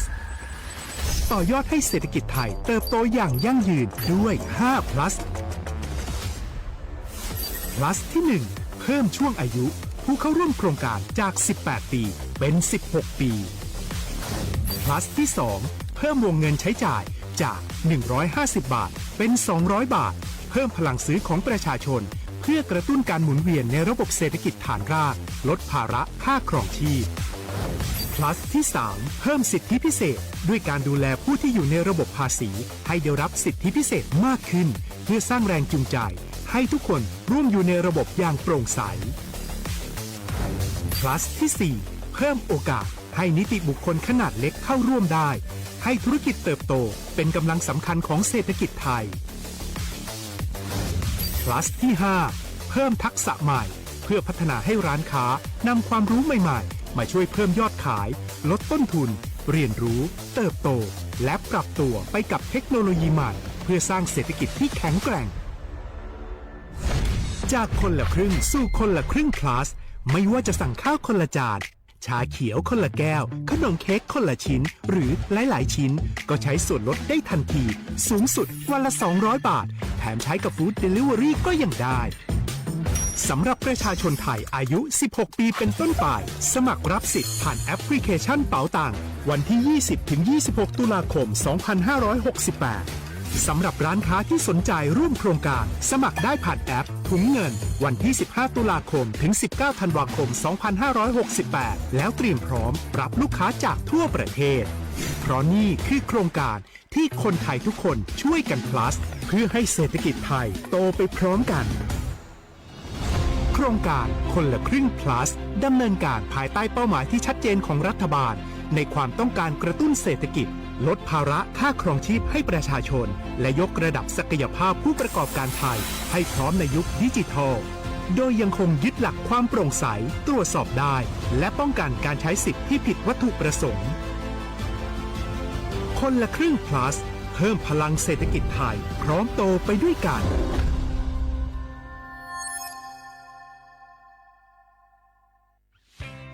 เส้นทางสายหมอกที่สวยที่สุดในเมืองแพร่กำลังรอทุกคนไปวิ่งด้วยกันครับทุกก้าวของคุณคือพลังของลมหายใจชวนเพื่อนชวนครอบครัวมาวิ่งฝ่าสายหมอกเพื่อโรงพยาบาลแพร่ในวันอาทิตย์ที่ 7 ธันวาคม 2568 บริเวณลานกิจกรรมหลังวัดพระธาตุช่อแฮมาร่วมกันส่งต่อพลังแห่งความดีเพราะทุกก้าวของคุณช่วยต่อชีวิตให้กับผู้ป่วยในโรงพยาบาลแพร่สมัครได้เลยวันนี้แล้วไปวิ่งด้วยกันในวันอาทิตย์ที่ 7 ธันวาคม 2568 พบกันบริเวณลานกิจกรรมหลังวัดพระธาตุช่อแฮนะครับ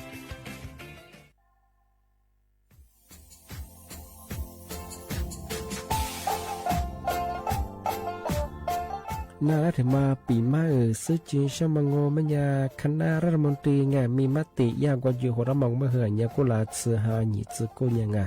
ยิ่งคงอยู่ตรงว่ายาสดซื้อฉีกว่ายาใบระมองเมื่อเหือแก้ไขปัญหาไงสถานะอาทิตย์เหือสัญชาติไงเอาถ้าหมายความว่าจะส่งไงอธิบายที่ยากกฎหมายถือว่าใบระมองเมื่อเหือไงมาตราที่17ไงแห่งพระราชบัญญัติคนเข้าเมืองไงพอสองมันอยากให้คนอยากให้หนีตัวอยากหนีซึหนีกว่าไงเท่าว่าถ้ามีคนเนี่ยว่าจุฬาโซอาทิตย์เนี่ยคือมือจ่าจางงูเป็นยังไงอาทิตย์เนี่ยว่ามีทะเบียนประวัติเธอถูกต้องอยู่ไงอธิบายว่าสารว่ายื่นขอสถานะไงคนต่างด้าวเข้าเมืองโดยชอบด้วยกฎหมายที่ดียินหน้าบ่ดงาอาทิตย์ทยากฎหมายถือว่าบรรดามันเป็นไงมาตราที่7ทวีไงแห่งพระราชบัญญัติไงสัญชาติยึดขวงงไปเฮอพศยังไง2508ไงเอาถ้ามีคนได้ว่าเฮตาซุงโงไม่ยังไงอาทิตย์นี้เฮอาบามันก็จะเฮอามาไงเอาว่าอยู่ในทะเบียนประวัติบุคคลไงอธิบายว่าไม่มีสถานะทางทะเบียนมาจุบเฮาสามารถยื่นขอสัญชาติไทยที่กรุงเทพมหานครไงยื่นที่สำนักบริหารการทะเบียนกรมการปกครองไงอธิบายเราส่วนต่างจังหวัดจะสุบเฮาว่ายื่นต่อในอำเภอตานภูมิลำเนาไงปีขวานนแล้วก็จะบอกว่าอำเภอยิ่งที่ยื้อชองไงยื้อเวลาโง่ไม่ยากว่าเวลาใช้การยาขนาดถี่เนี่ยความยี่หนักกว่านี้สิไงอดีตบอกนี่มีกับพวกความยี่ที่น่าเหี้ยโชฮายี่ซึกูยังไงยุคคนยี่ตัวเหี้ยโชซึกูขอเสือทีนี้ยื้อชองง่ายทำไมถึงมาปีมาซื้อจีเช่าว่าชาวข้าได้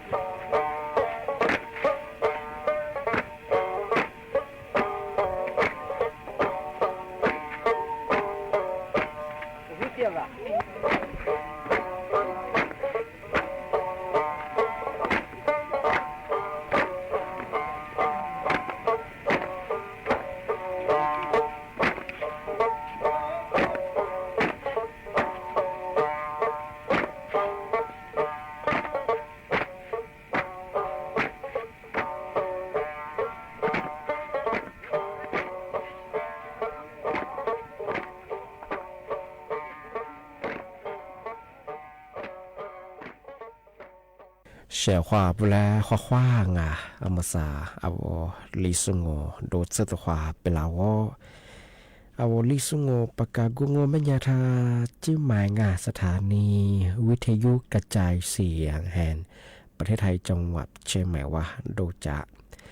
ในไปเหตุโฉมมุขวานีเจโมติขวาโดที่โมลองแม่ยานีมุขวานีสามโมติขวาด้วยที่ยังมันยังควานโดยจะนาที่ยังควานยังนาเนี่ยสง่าเอาวิทยุว่าเมื่อจะมองมันยังเคยยี่ระบบยา AM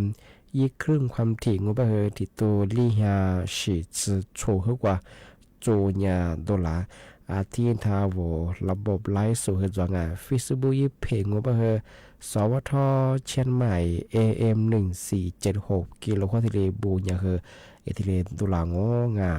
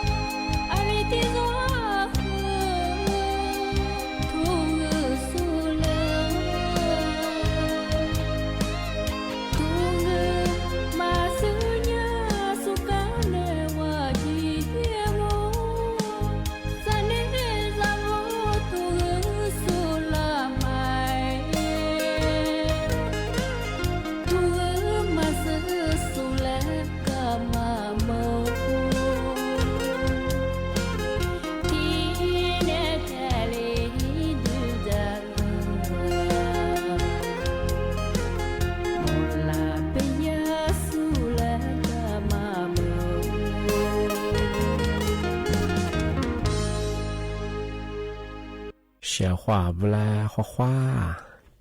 อัมพษาเอาลิซุงโอ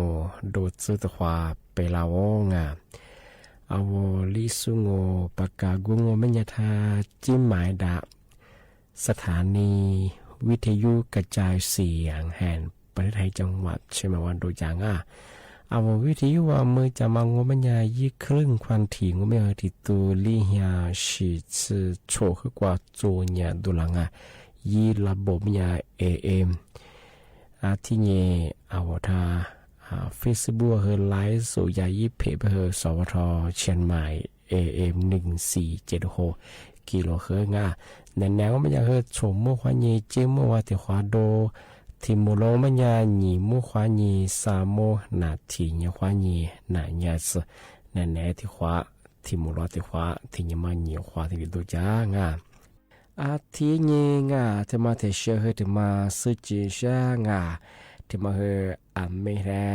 ที่มุลองยาตัวปีมาปากกาจังเอาที่มาซื้อตั้งมันยาเฮขึ้นยาเข้าเอามาสำนักงานรับประกันสุขภาพแห่งชาติสปสชยายี่โครงการธรรมจักร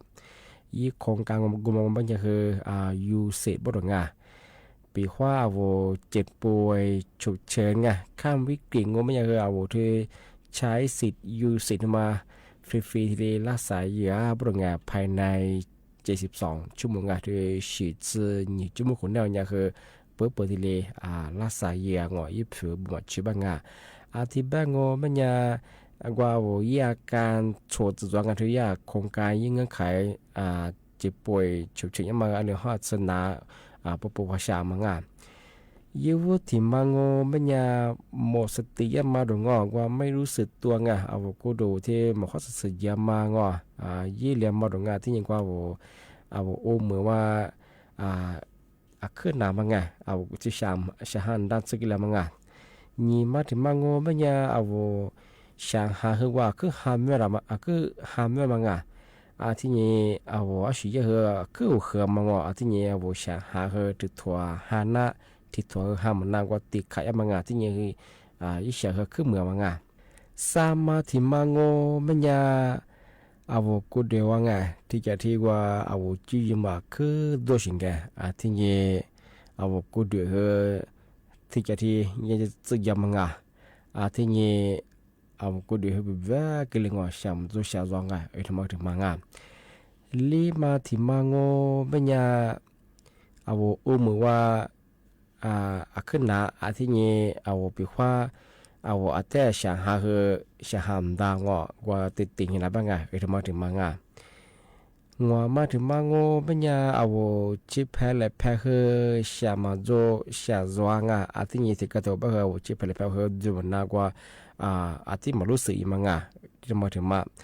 ที่นี่เอาบอกว่าช่วยมันจะช่วยมันน่างที่นี่เอาว่ากูดูชอบมังอีจุดจอมังทำไมถึงมังยากางโซมาถึงมังโงปัญญาว่าอาการอื่นๆมันยังเอากูดูก็มีว่าปีว่าช่างหาหามันน่าช่างหาเฮียที่นี่สิ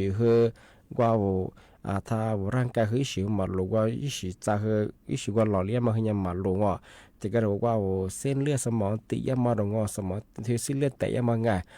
ที่พวกมาที่ฉุกเฉินพยามันเป็นยังไงที่มาชดจะช่วยไงเอาอยากการที่มาชดจะที่ดาวงเป็นยังมีกว่าในสิ่งที่อันนั้นมาพันเหนือเป็นไงก็มายินทีเลยดูเนี่ยละสายช่างบ้างปีข้อยากกุยแบบที่ยากเงื่อนไขชดจะมาเข้าเกี่ยวมาเฮียรับสายเยี่ยงไงที่ภายในสีสื่อนี่จุ่มมาเฮียปุ๊บปฏิรับสายเยี่ยงอาจจะปีข้อยากกุยเนี่ยอาการมันจะขึ้นมาฉุกเฉินยังไงจะขึ้นเนี่ยมาสอนเลยไม่เฮียกว่าในสิ่งที่เอาก็หลาย20เลยมาอยู่ยังไม่ยากกว่าทอดีสดต่อเยี่ยบุตรงที่ไม่อยากเฉพาะเอามาเฮียเอาที่มา20ตั้งไม่อยากเฮียปีข้าเอาเฮียจีจวงมันก็เชื่อว่าชุ่มหมูเธอเอาเชื่อเขาประเทศโซมาอาการที่ฉีดพอจงไม่ยังไงที่ข้ามวิกฤตฉุกเฉินเขาหนาไม่อยากเฮียมีในสิ่งที่อันนั้นมันเหนือไปเฮียกูมายี่ที่ละใส่ช่องปีข้าว่ายี่ไปเฮียเจ้าหน้าที่ย่าหมอผ่าสุกุยี่ไปเฮียการมาขึ้นยาซอยเหลวมาโซที่เชื่อว่าละสายเยี่ยงไงที่นี่คือฟรีไงบางอย่างคือที่สื่อนี่จุ่มคนนี้ยาที่ละสายยังจากวันในสิ่งที่เป็นยากกับกุญยิงกับตัวไปยากคือที่ขึ้นยามาซอยเลยที่ขึ้นยามาวิกิบางอย่างคือยาแต่ว่าเอาก็ละในสิ่งที่20เลยมาอยู่จะไปยากกว่าที่หัวสุดต่อยาบรงที่มาถึงมาปีมาสุดจีเช้าหัวชร่างที่นี่ที่มาที่เชียงโง่ไม่ยังเอาชั่วโมงเธองาฮิควาจาโซงาที่ยังเอามาที่โรงงานเอาโทรศัพท์คนนี้กว่ายี่ลินคือส่งพลังกว่ายี่ข้อความระบบว่าSA หัวนี่มังอาชีพว่ายี่ไลน์ขวาดงกว่า Facebook ขวาดงปีขวาวันที่สิพอมองมันยาวมาซื้อมุมาโจสิงมาซื้อมันจะคือมาคือฐานนี้ดูเย่บดงานมันยาคือที่ได้แจ้งเตยพลังมือสังไม่ยาหลัดโซมาคาโซงกลุ่มมิชาชีแกนคอเซเตอร์หลัดโซที่เวลาคือจัดสุบไงยาอีลิชิเอาทุกสังคนเนี่ยส่งฝรั่งแต่ก็ตัวมันคือเอาคนเนี่ยสิ่งมาซื้อแบบว่านี้ดีเนี่ยแต่ทั้งนี้ดีมาคือว่าที่ก็ถึงบางมันยังไงบางเลี้ยงนูท่านี้ดีมันยังอีลิกมาคืออัตโนมัติที่เลยเอาข้อมูลมาที่เลยเอาว่าเฮดดีมาคือจะสิ่งงานเมื่อสัปดาห์สู่ใช้ที่ระบบไง AI ไงกลุ่มมิจฉาชีพหลักสมัครสู่ที่ชื่อข้อยอยู่ไงนึกว่าฐานนี้ดีงอเป็นอย่างยี่อัตโนมัติไงกว่าโทรศัพท์ที่ยี่เชื่อต่อยี่ไปคือยี่กว่าเอาข้อมูลโทรศัพท์เพียที่ดีควบคุมน่าเสียงไงยี่เพียที่จุดน่าเสียงไงที่แบงค์ยาวมาเสื้อไงช่วงงานที่ข้อนี้คือเอาว่าโทรศัพท์นั่งไงสู่อะไรชื่อสู่ฝรั่งไงยี่ลิ้นแบบยี่ข้อความแบบไงเอามาซื้อมุมมาจุดแบบ ฐานนี้ดูเย่เบรอยงามาคือทำมาที่เดปีมาเจนตัวช่างเอาชุ่มมุมแบงเอาหิควาจาโซเอามาที่โรงงามาสุดๆที่เดปีมางากว่ายาอีลิงสุพลามังมาเฮที่ก็ทำมาบ้างยาคือยาอันตรายชงไงนุท่าพันยินดูยงมาที่ทัวเบที่นั่นเทียมเบยินเทียมเบงไงนูโทรศัพท์ยี่ข้อมูลลิชิโนพิอาสุดที่เดเตนางาจะมาเห็นเนี่ยโซยทายาเจ้าหน้าที่ตำรวจไงCIB ตำรวจไซเบอร์เขาจะได้ขึ้นเนี่ยประกาศแจ้งตัวอย่างเอาโทรศัพท์หน้าโซยข้อความสุพลาโนเนี่ยผู้โชคดีกุลีที่เรียกว่าเป็นยังไงมีนี่ดูเนี่ยคือรายงานตัวยี่ดูเนี่ยคือมีสมัยลาเป็นยังไงทำมาคือตัวยังไงที่ความเนี่ยคือขึ้นเนี่ยประกาศยังไงเอาโทรศัพท์หน้าชื่อสมาดูแล้วก็คือไงฐานยี่ดูเย่บางพันยี่ดูของบางคือนูโทรศัพท์คนนี้สุดพิอาที่เลยข้อมูลว่าที่เลยแฮปหรือเนี่ยคือนูแอธนาคารมาไอมาจวาอิละหาเลชิบคือสุดพิอาที่เลยตุยน้าบรงมาคือจากมงเอาสุดๆแพ้ว่าเชื่อเขาว่าหิควาจาสุดที่เลยปีมางานมีอย่างนี้บางคือสมุนเนี่ยแต่ก็ว่าคือเนี่ยคือนูสมุนบางคือทางรัฐบาลว่าเนี่ยที่ผู้สูงอายุและผู้ปฏิบัติเกือที่เลยยืนจบทางนี้ดูยังไม่คือไงไปทำให้จวนนูกลุ่มไม่ใช่ชีพมันคืออยากขึ้นเถียงอันนี้ก็คือเชื่อเขามาคือเนี่ยคือที่เลยปีมากที่เลยแบบมากมาทางนี้ดูยังมาเนี่ยคือทายาสำนักงานตำรวจที่เลยแจ้งเตือนฝรั่งที่เป็นยังมาใส่กันในล่างคือมังกรที่ว่าเกินล่างว่าเชื่อว่าถ้าวิธีนั้นจะโซไลฟ์สดติดสุดก็คือข้อความงง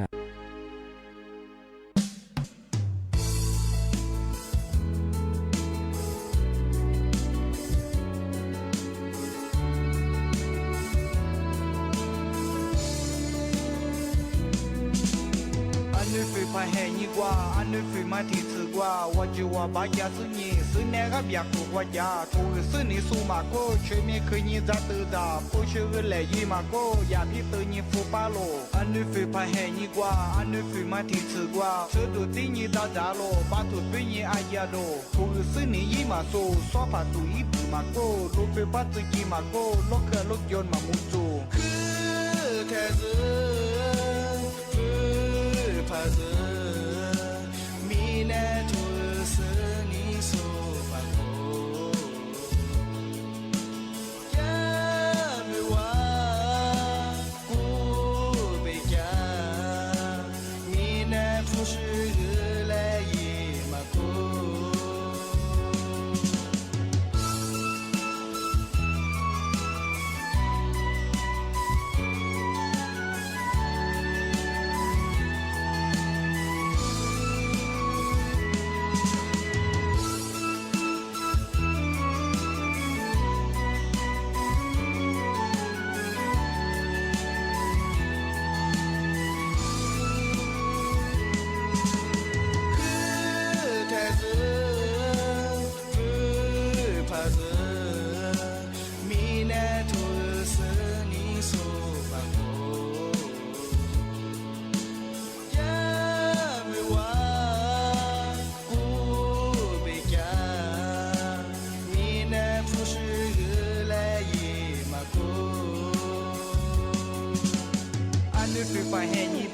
มือมาสู่แห่งยิ่งยาหมู่กว่ามีแน่ก็อือเร็วอาทิตย์คือมาชื่อหรออามือมาสู่แห่งยิ่งยาถูกซื้อหนีสู่โคละซื้อผักกูผักดูละเจ้าตาผักลุงปับผิวละเจ้าลุงปัดดูปัดดาชื่อดูดาชื่อซื้อหนีอยู่ซื้อดาดาโลเกล็ดผู้ซื้อฟูกว่าโลมาที่จะฟูดาวเร็วมาคูอาเจียดูว่าเร็วซื้อหนีซื้อแต่กะกูเรามีแต่เชื่อมามูบาเรานี่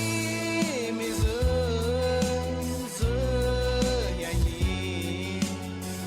แน่ทุสนิสุกุลาเลยเย่ผู้ชื่อว่า只是呀一挂嘛做里苏是你图阿克索只是呀一做个来我的那嘛做里苏波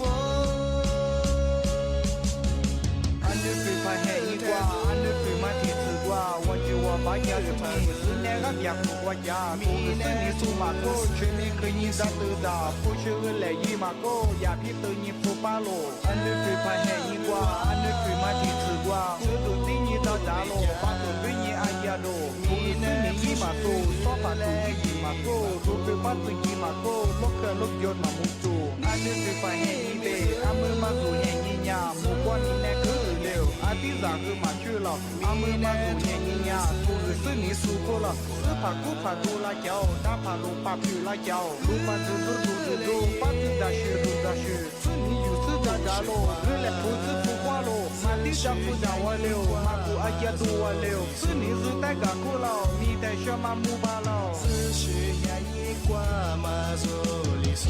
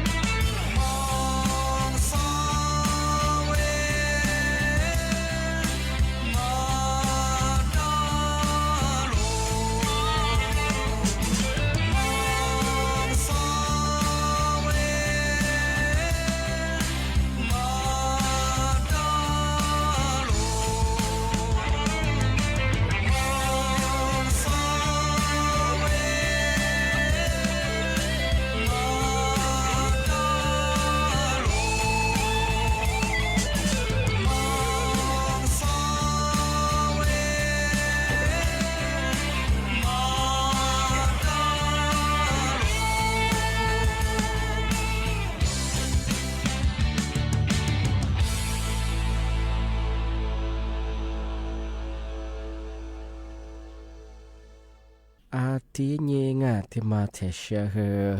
tí thì mà bị mơ chen tựa như sang ngà.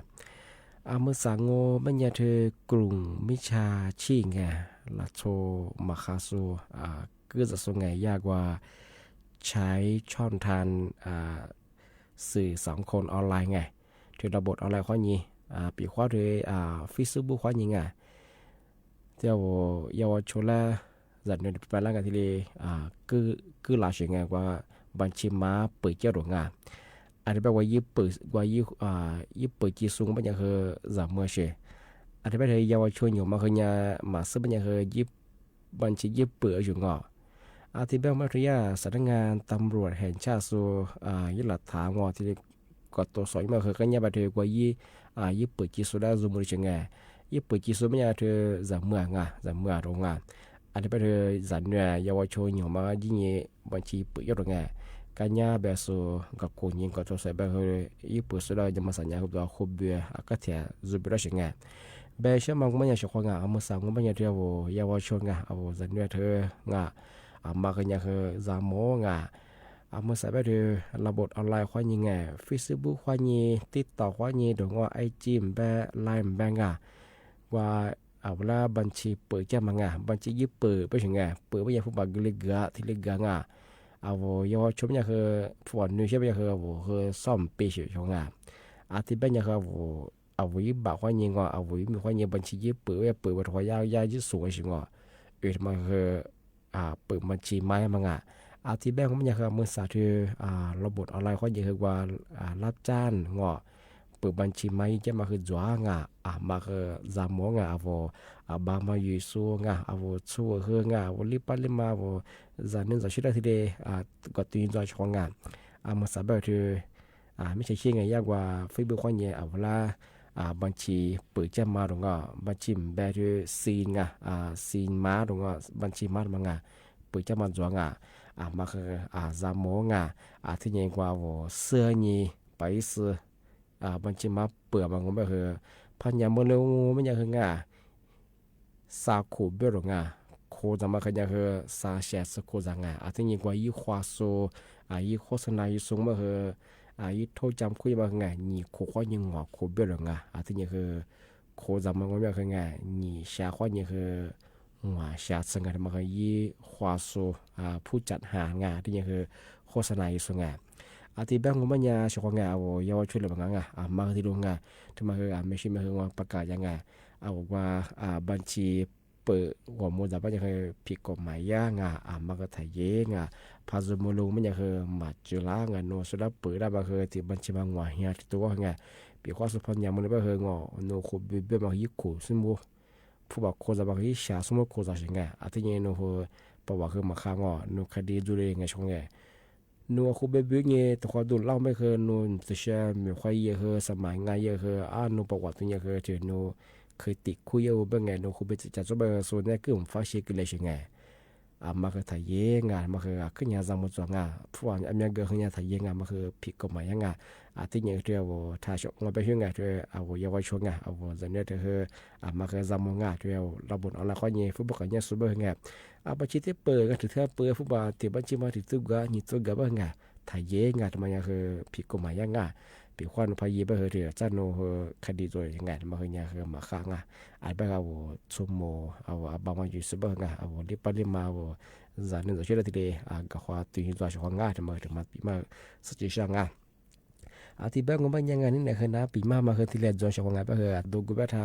จิ้มหมายงานสถานีวิทยุกระจายเสียงแห่งประเทศไทยจังหวัดใช่ไหมว่าดูจากงานไหนก็คือสมมติว่านี่จิ้มโมที่โมลงไม่ใช่คือหนีโมว่านี่สามโมกันนาทีเนี่ยว่านี่ไหนเนี่ยสติตัวจ้างไปคือเอาเชื่อว่าคือคือบุโมงที่ไปคือทัศน์ดีนะที่ว่างข้อคว้าสวัสดีครับ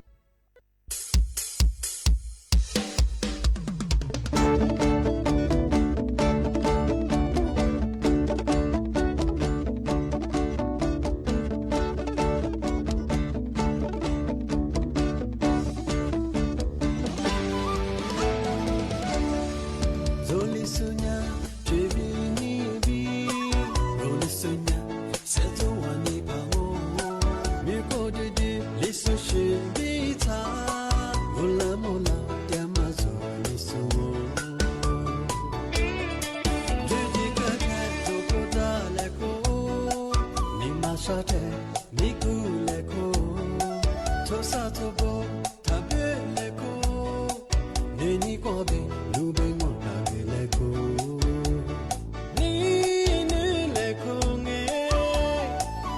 ba do ba de lu yi ma zo ni su shi a mya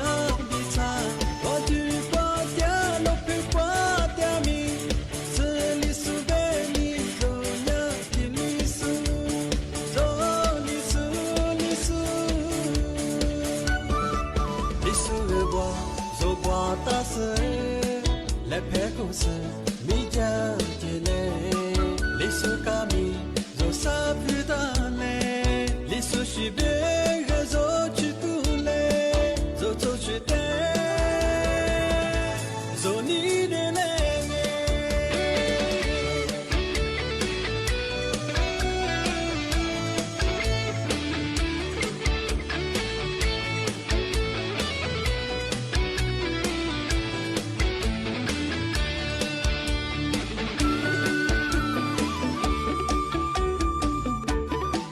Zoli sunya,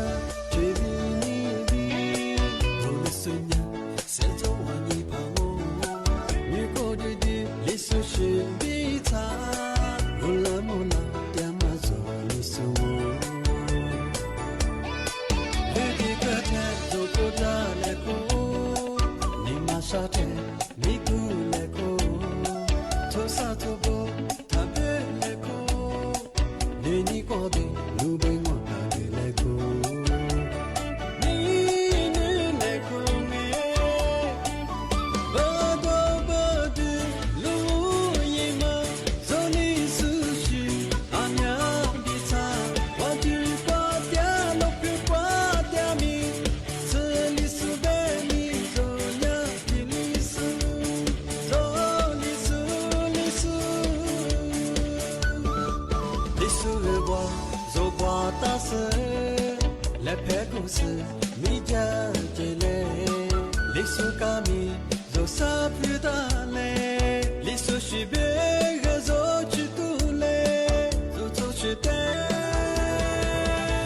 Zo ni ne le.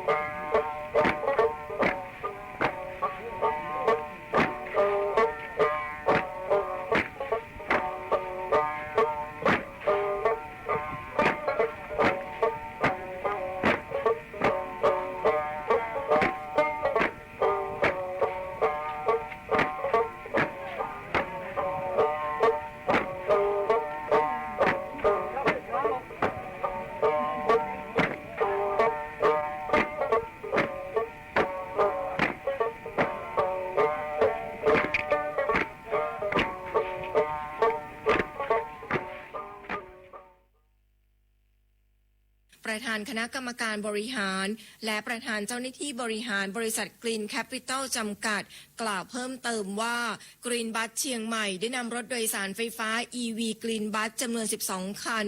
มาให้บริการในเส้นทางหลักเชียงใหม่เชียงรายและเชียงใหม่พะเยาคาดการว่าจะสามารถให้บริการรวม 366,864 กิโลเมตรต่อปีในระยะทางกว่า 400 กิโลเมตรต่อการชาร์จ 1 ครั้งช่วยลดการใช้น้ำมันดีเซลได้กว่า 176,093 ลิตรต่อปีประหยัดค่าใช้จ่ายจากเดิมได้มากถึง50%ลดการปล่อยคาร์บอนไดออกไซด์ประมาณ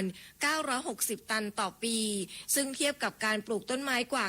96,000 ต้นต่อปีอีกทั้งยังมีระบบกรองอากาศภายในรถโดยสารช่วยลดปริมาณฝุ่น PM 2.5 ในอากาศเป็นการลดปัญหาสุขภาพให้แก่ผู้โดยสารอีกด้วย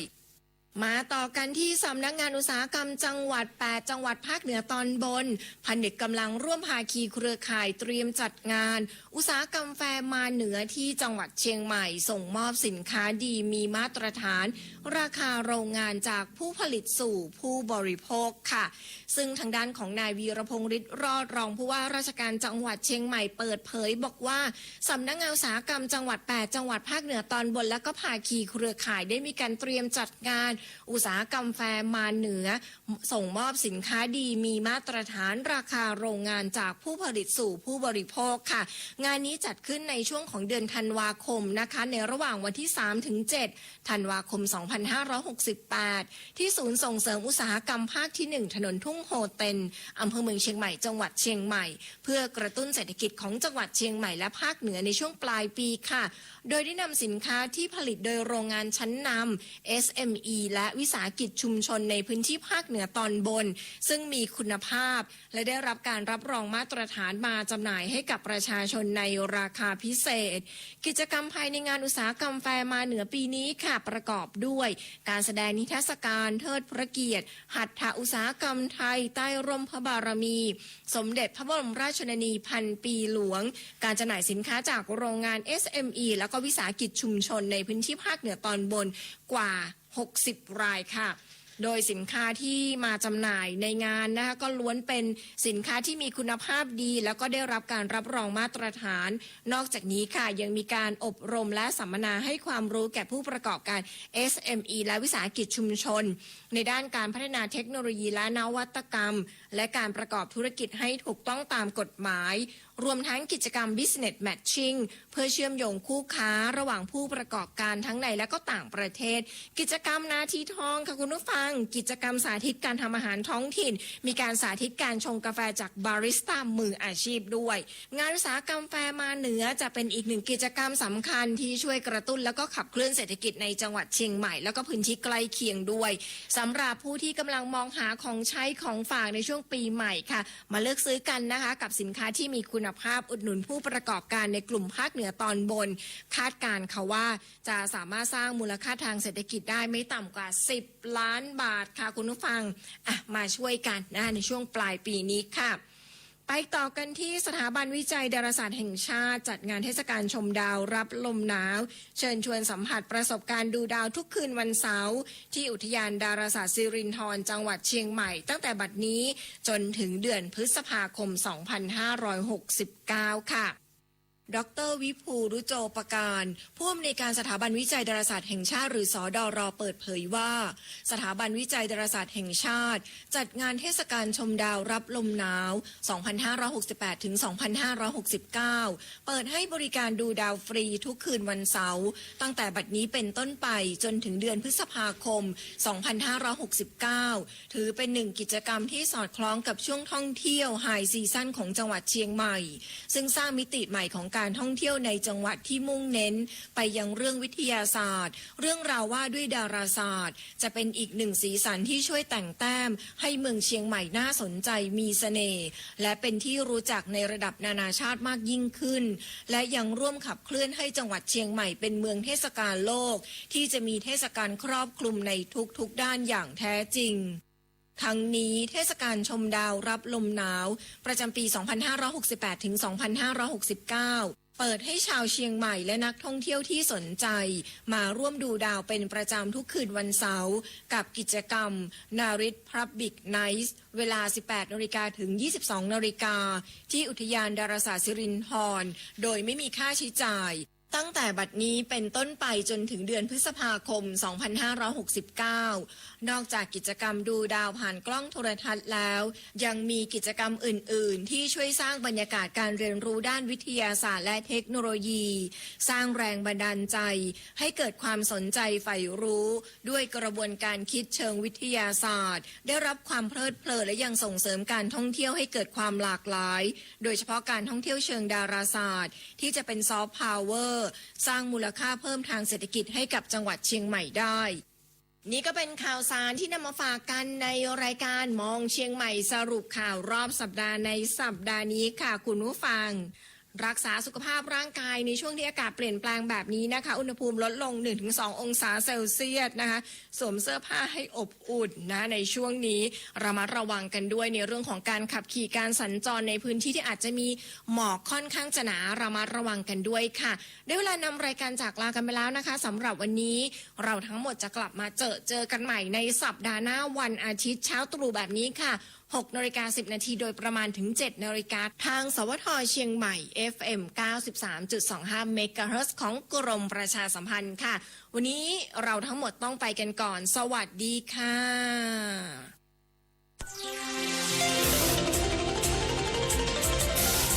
วิทยุแห่งประเทศไทยให้ความรู้คู่ความสุขประชาชนได้ใช้ก่อนท่านนายกก็กำชับมาอีกนะครับบอกว่าน้ำประปาเนี่ยยังไม่ต้องรอพร้อม 100% สำคัญที่สุดคือทำอย่างไรให้ประชาชนได้ใช้ก่อนดังนั้นน่าจะมีการปล่อยน้ำประปาได้ในทุกพื้นที่แล้วนะครับส่วนไฟฟ้านะครับตอนนี้กู้คืนมาได้ประมาณมากกว่า 80% แล้วเหลืออยู่ประมาณ 20,000 หลังคาเรือนนะครับจาก 700,000 นะครับในจังหวัดสงขลานะครับเหลืออยู่ประมาณ 20,000 หลังคาเรือนที่อาจจะยังไม่สามารถปล่อยกระแสไฟฟ้าได้เนื่องจากว่าต้องดูเรื่องความปลอดภัยของอุปกรณ์ที่ใช้ไฟด้วยต้องดูเรื่องความปลอดภัยของพี่น้องประชาชนด้วย ด้านพลโทวัญชนะสวัสดีรองโฆษกกองทัพไทยในฐานะกรรมการและโฆษกสปกช.ส่วนหน้าเปิดเผยว่าแผนฟื้นฟูที่จะแบ่งเป็น3ระยะได้แก่ระยะเร่งด่วนด้วยการทำความสะอาดกู้ระบบสื่อสารและซ่อมบ้านเรือนฉุกเฉินปัจจุบันไฟฟ้าน้ำประปาและสัญญาณโทรศัพท์ฟื้นตัวแล้ว85%ส่วนระยะกลางคือการซ่อมแซมโครงสร้างบ้านสาธารณูปโภคและยานพาหนะและระยะยาวการซ่อมแซมถนนและบ้านเรือนให้สมบูรณ์ครบถ้วนส่วนการอพยพประชาชนยังเหลือตกค้างอีกประมาณ 1,000 รายจากที่ได้รับการช่วยเหลือแล้วกว่า 10,000 รายสำหรับประชาชนที่ยังไม่สามารถกลับเข้าที่อยู่อาศัยได้ยังคงมีศูนย์พักพิงและโรงแรมรองรับด้านการรักษาความปลอดภัยตำรวจร่วมกับทหารและฝ่ายปกครองตั้งจุดตรวจจุดสกัดและจัดกำลังลาดตระเวนพื้นที่เสี่ยงตลอด 24 ชั่วโมงเพื่อป้องกันมิจฉาชีพที่อาจสร้างความเดือดร้อนซ้ำเติมประชาชนในช่วงเฟสของการฟื้นฟูเนี่ยจะเห็นได้ว่าก็จะมีเรื่องของมิจฉาชีพที่เข้ามาก่อความไม่สงบนะครับดังนั้นเราก็มีการตั้งจุดตรวจจุดสกัดนะครับการลาดตระเวนพื้นที่แล้วก็เส้นทางที่มีความเสี่ยงจุดล่อแหลมนะครับในการที่จะเกิดการก่ออาชญากรรมนะครับการรักษาความปลอดภัยในพื้นที่สำคัญและพื้นที่เฝ้าระวังนะครับล่อแหลมนะครับตรงนี้ก็ได้รับการยืนยันจากตำรวจภูธรภาค 9นะครับรวมถึงสงขลานะครับรับผิดชอบจัดชุดปฏิบัติการนะครับประกอบด้วยทั้งทหารตำรวจนะครับฝ่ายปกครองอาสานะครับก็ลาดตระเวนตลอด 24 ชั่วโมงนะครับดังนั้นกรณีเกิดเหตุนะครับในพื้นที่เนี่ยประชาชนสามารถเข้าไปแจ้งได้ที่สภ.คหงส์ครับขณะที่นางสาวรัชดาธนาดิเรกผู้ช่วยรัฐมนตรีประจำสำนักนายกรัฐมนตรีกรรมการและโฆษกสปกช.เปิดเผยว่ารัฐบาลให้ความสำคัญกับการเยียวยาผู้ประสบอุทกภัยในพื้นที่ภาคใต้โดยจะเร่งจ่ายเงินเยียวยา 9,000 บาทผ่านระบบพร้อมเพย์และบัญชีธนาคารภายในสัปดาห์หน้ารวมถึงการทำให้ประชาชนเข้าถึงเงินกู้สำหรับซ่อมแซมบ้านเรือนและฟื้นฟูกิจการ ส่วนการอำนวยความสะดวกด้านเอกสารราชการได้จัดบริการทำบัตรประชาชนในพื้นที่อำเภอหาดใหญ่รวม3จุดได้แก่ศูนย์พักพิงมหาวิทยาลัยสงขลานครินทร์ศูนย์พักพิงมหาวิทยาลัยราชภัฏสงขลาและศูนย์พักพิงเทศบาลที่4เปิดบริการตั้งแต่วันที่2ธันวาคมและการรับแจ้งผู้เสียชีวิตที่ศูนย์พิสูจน์อัตลักษณ์บุคคลมหาวิทยาลัยสงขลานครินทร์โดยบริการทั้งหมดจะได้รับการยกเว้นหรือลดค่าธรรมเนียมชวิสาประทุมมารายงานนายกรัฐมนตรีเตรียมลงพื้นที่อำเภอหาดใหญ่จังหวัดสงขลาเพื่อเร่งรัดมาตรการฟื้นฟูเยียวยาอย่างเหมาะสมพร้อมวางแนวทางแก้ปัญหาตั้งแต่ต้นตอลดความเสี่ยงน้ำท่วมซ้ำซากในอนาคตนายอนุทินชาญวีรกูลนายกรัฐมนตรีและรัฐมนตรีว่าการกระทรวงมหาดไทยเปิดเผยว่าวันนี้จะลงพื้นที่อำเภอหาดใหญ่จังหวัดสงขลาเพื่อตรวจสอบสถานการณ์น้ำท่วมและรับฟังปัญหาจากประชาชนในพื้นที่อย่างใกล้ชิดก่อนพิจารณามาตรการช่วยเหลือและการให้สินเชื่อฟื้นฟูอย่างเหมาะสมโดยได้สั่งการให้กระทรวงมหาดไทยเร่งจัดส่งรายชื่อผู้ได้รับสิทธิ์เงินเยียวยาซึ่งรัฐบาลได้อนุมัติกรอบวงเงินเอาไว้แล้วคาดว่าภายในสัปดาห์หน้าครัวเรือนที่ได้รับสิทธิ์จะเริ่มทยอยรับเงินเยียวยาครัวเรือนละ 9,000 บาทนอกจากนี้ยังมีมาตรการเยียวยาและช่วยเหลือเพิ่มเติมเช่นสินเชื่อฟื้นฟูรายครัวเรือนวงเงินไม่เกิน 100,000 บาทซึ่งได้หารือและทำความเข้าใจขั้นตอนกับธนาคารของรัฐเรียบร้อยแล้วรวมทั้งจะหารือกับธนาคารพาณิชย์กำหนดแนวทางเพิ่มเติมต่อไปเยียวยาตามกรมปภ.ประสบภัยเนี่ยเดี๋ยวมันก็จะยังมีเรื่องของการซ่อมแซมบ้านเรือนอันนี้ต้องตามความเสียหายจริงไม่เกิน 45,000 บาทแล้วก็ยังจะมีเรื่องของการให้การช่วยเหลือในเรื่องการให้สินเชื่อรายครัวเรือนเช่นกันนะครับครัวเรือนละไม่เกิน 100,000 บาทไม่มีดอกเบี้ยเป็นระยะเวลา6 เดือนสินเชื่อเพื่อนำไปซ่อมแซมทรัพย์สินก็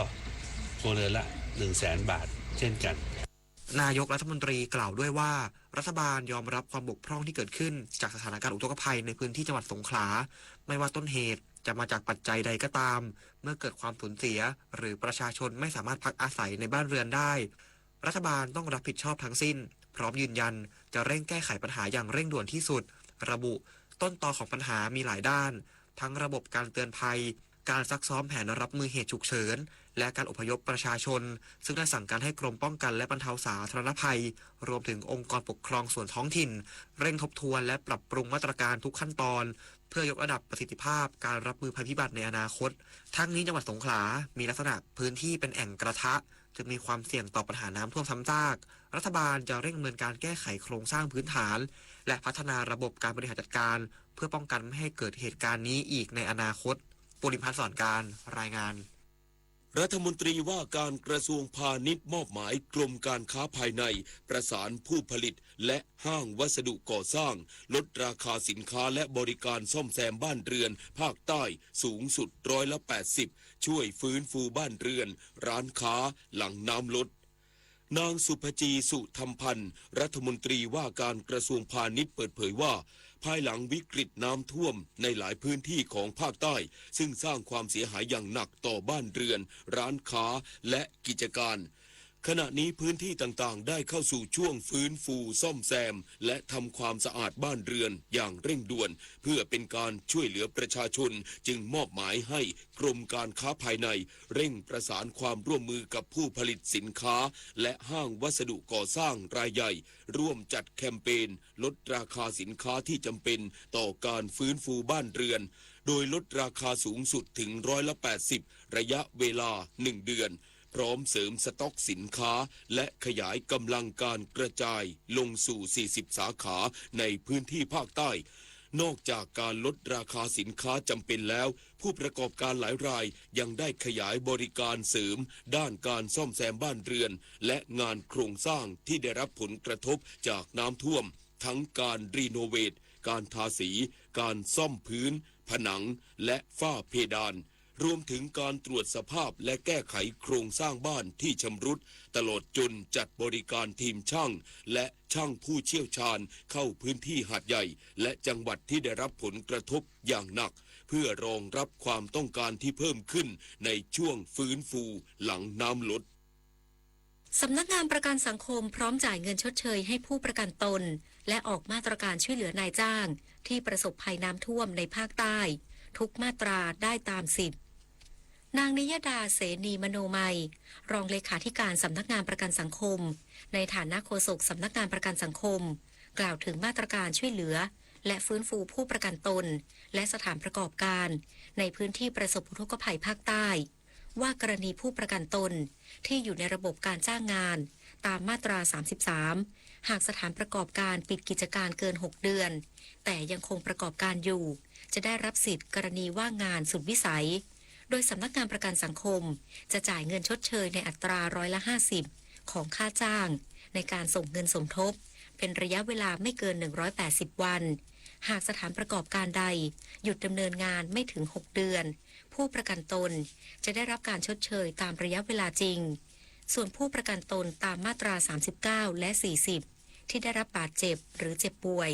สามารถเข้ารับการรักษาพยาบาลได้ตามสิทธิ์พร้อมทั้งมีข้อยืดหยุ่นกรณีผู้ป่วยโรคไต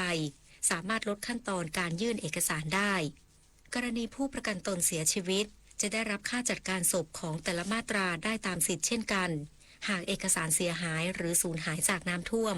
เพียงแจ้งหมายเลขบัตรประจำตัวประชาชนต่อเจ้าหน้าที่ได้ทันทีกรณีว่างานสุดวิสัยเนี่ยนะคะผู้ประกันตนสามารถติดต่อกับนายจ้างได้เลยนะคะเพราะว่าเดี๋ยวนายจ้างเนี่ยก็จะรวบรวมแบบขอรับประโยชน์ทดแทนแล้วก็ส่งให้สำนักงานประกันสังคมได้เพราะว่านายจ้างเนี่ยจะต้องมีการรับรองให้ลูกจ้างด้วยว่าลูกจ้างเนี่ยได้หยุดงานจากเหตุอุทกภัยครั้งนี้จริงแล้วก็นายจ้างไม่ได้จ่ายค่าจ้างนะคะอันนี้ก็จะมีการดำเนินการให้ซึ่งตอนนี้เรากำลังพยายามพัฒนาระบบเพื่อที่จะให้นายจ้างเนี่ยแจ้งยื่นสิทธิประโยชน์ให้ลูกจ้างได้อย่างสะดวกที่สุดนะคะแล้วก็ลูกจ้างก็มีหน้าที่แค่แจ้งเลขที่บัญชีธนาคารมาให้เราว่าจะโอนธนาคารไหนถ้าจะให้แนะนำนะคะขอเป็นบัญชีธนาคารที่ผูกพร้อมเพย์ด้วยเลขบัตรประชาชนนะคะแสนอาลัยสมเด็จพระพันปีหลวงไทยทั้งปวงหมองหม่นก่นร่ำให้พระผู้เสด็จสู่ฟ้าสวรรคาลัยแนบดวงใจตามพระบาททุกชาติภพปวงประชาน้อมสำนึกในพระมหากรุณาธิคุณเป็นล้นพ้นอันหาที่สุดมิได้ข้าพระพุทธเจ้าคณะผู้บริหารข้าราชการและเจ้าหน้าที่สถานีวิทยุกระจายเสียงแห่งประเทศไทยกรมประชาสัมพันธ์ดูสิลูกเขาโอนกำไรมาให้แม่แล้วนะลงไป10,000เดียวได้คืนมาตั้ง15,000เลยเขาหลอกให้แม่เชื่อเพื่อให้ลงเพิ่มไงแต่เขาบอกว่ารอบหน้านะจะได้มากกว่าเดิมอีกไม่รู้ละกลโกงเดิมๆแต่เหยื่อหน้าใหม่เกิดขึ้นทุกวันผู้สูงอายุสูญเงินเก็บทั้งชีวิตเพราะถูกมิจฉาชีพหลอกให้ลงทุนผ่านแอปหรือกลุ่มไลน์ช่วงแรกจ่ายจริงเพื่อให้เชื่อใจก่อนปิดเว็บหนีหายอย่าให้ความหวังกลายเป็นกับดักรู้เท่าทันสื่อรู้เท่าทันกลโกง7:18 นาทีต่อไปรับฟังข่าวต่างประเทศสำนักข่าว AFP รายงานโดยอ้างแถลงการของประธานาธิบดีอนุราดิสนายาเกผู้นำศรีลังกาที่ประกาศภาวะฉุกเฉินและขอความช่วยเหลือจากนานาชาติหลังหลายพื้นที่ของศรีลังกาได้รับผลกระทบจากอิทธิพลของพายุไซโคลนดิดวาที่พัดถล่มเมื่อวันที่ 28 พฤศจิกายนที่ผ่านมาจนทำให้มีผู้เสียชีวิตเพิ่มขึ้นเป็นอย่างน้อย153 รายและสูญหายราว191 รายนอกจากนี้บ้านเรือนประชาชนกว่า 20,000 หลังยังได้รับความเสียหายจากน้ำท่วมและดินโคลนถล่มรวมทั้งประชาชนกว่า 180,000 คนต้องอพยพไปยังศูนย์พักพิงชั่วคราวนายชองโนเอลบาโรรัฐมนตรีต่างประเทศฝรั่งเศสออกแถลงการจากการให้สัมภาษณ์กับหนังสือพิมพ์ลาทริบูนดิมองของฝรั่งเศสที่ระบุว่าประธานาธิบดีเอมมานูเอลมาครงผู้นำฝรั่งเศสเตรียมพบกับประธานาธิบดีโวโลดิเมียร์เซเลนสกี้ผู้นำยูเครนที่กรุงปารีสเมืองหลวงของฝรั่งเศสในวันจันทร์นี้เพื่อพบหารือเกี่ยวกับเงื่อนไขแผนสันติภาพ 28 ข้อของสหรัฐเพื่อยุติสงครามรัสเซียยูเครนท่ามกลางความไม่มั่นคงทางการเมืองของยูเครนนายปาโรกล่าวเพิ่มเติมว่า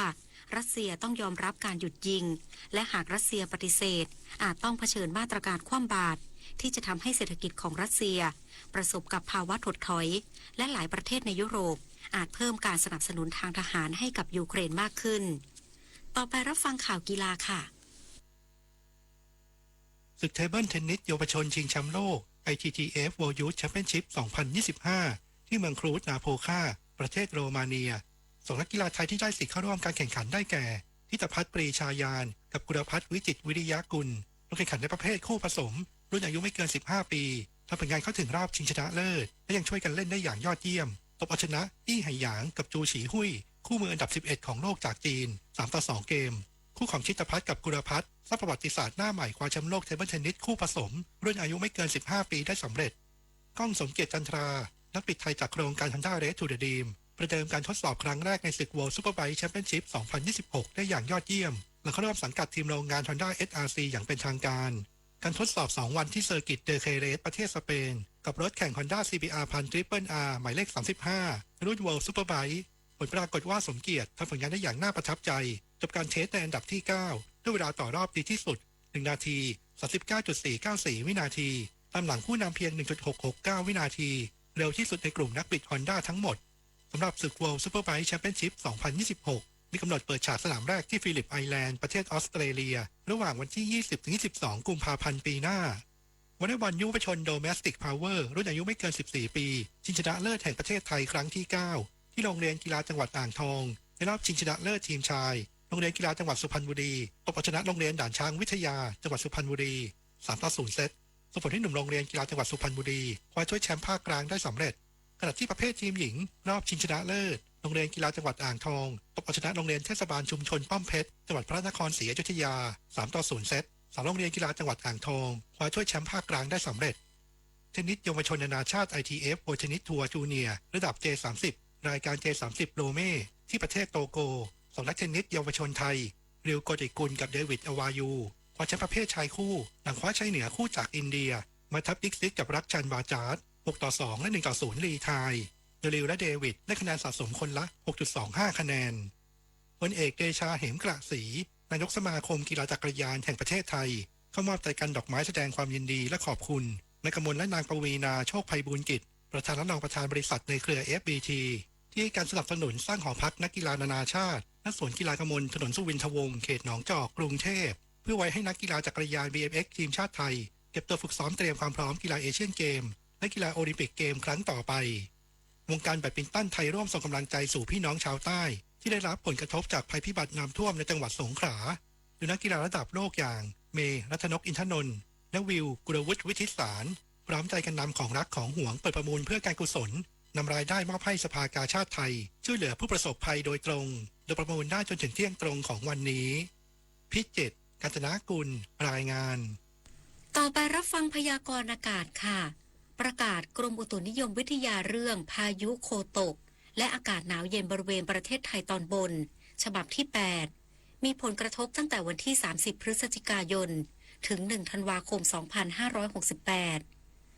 เมื่อเวลา 4 นาฬิกาของวันนี้พายุโซนร้อนกำลังแรงโคตกบริเวณทะเลจีนใต้ตอนกลางโดยมีศูนย์กลางอยู่ที่ลัติจูด 13.8 องศาเหนือลองจิจูด 112.4 องศาตะวันออกความเร็วลมสูงสุดใกล้ศูนย์กลางประมาณ 93 กิโลเมตรต่อชั่วโมงกำลังเคลื่อนตัวไปทางทิศเหนือค่อนทางทิศตะวันออกเล็กน้อยอย่างช้าๆในขณะที่บริเวณความกดอากาศสูงหรือมวลอากาศเย็นปกคลุมประเทศเวียดนามและทะเลจีนใต้ตอนบนคาดว่าพายุนี้จะอ่อนกำลังลงอย่างรวดเร็วบริเวณชายฝั่งประเทศเวียดนามโดยพายุนี้ไม่เคลื่อนเข้าสู่ประเทศไทยสำหรับประเทศไทยตอนบนและภาคใต้ตอนบนมีอุณหภูมิสูงขึ้นกับมีหมอกในตอนเช้าแต่ยังคงมีอากาศเย็นถึงหนาวสำหรับบริเวณยอดดอยและยอดภูมีอากาศหนาวถึงหนาวจัดโดยยอดดอยอุณหภูมิต่ำสุด 5-10 องศาเซลเซียสและยอดภูอุณหภูมิต่ำสุด 7-11 องศาเซลเซียสทั้งนี้เนื่องจากบริเวณความกดอากาศสูงหรือมวลอากาศเย็นกำลังค่อนข้างแรงที่ปกคลุมประเทศไทยตอนบนและภาคใต้ตอนบนมีกำลังอ่อนลงขอให้ประชาชนบริเวณประเทศไทยตอนบนและภาคใต้ตอนบนดูแลรักษาสุขภาพเนื่องจากสภาพอากาศที่เปลี่ยนแปลงรวมถึงให้ระวังอันตรายจากอัคคีภัยที่อาจจะเกิดขึ้นจากสภาพอากาศแห้งเกษตรกรควรระวังความเสียหายที่จะเกิดต่อผลผลิตทางการเกษตรไว้ด้วยส่วนคลื่นลมบริเวณอ่าวไทยและห่างฝั่งของทะเลอันดามันตอนบนมีกำลังปานกลางโดยมีคลื่นสูง 1-2 เมตรบริเวณที่มีฝนฟ้าคะนองคลื่นสูงมากกว่า2 เมตรเนื่องจากมรสุมตะวันออกเฉียงเหนือกำลังปานกลางพัดปกคลุมอ่าวไทยและภาคใต้ ขอให้ชาวเรือบริเวณอ่าวไทยและทะเลอันดามันเดินเรือด้วยความระมัดระวังและหลีกเลี่ยงการเดินเรือในบริเวณที่มีฝนฟ้าคะนองจึงขอให้ประชาชนติดตามประกาศจากกรมอุตุนิยมวิทยาและสามารถติดตามข้อมูลที่เว็บไซต์กรมอุตุนิยมวิทยา www.tmd.go.th หรือที่หมายเลขโทรศัพท์1182ได้ตลอด24ชั่วโมงพยากรณ์อากาศตั้งแต่เช้าวันนี้จนถึงเช้าวันพรุ่งนี้ภาคเหนืออากาศหนาวกับมีหมอกในตอนเช้า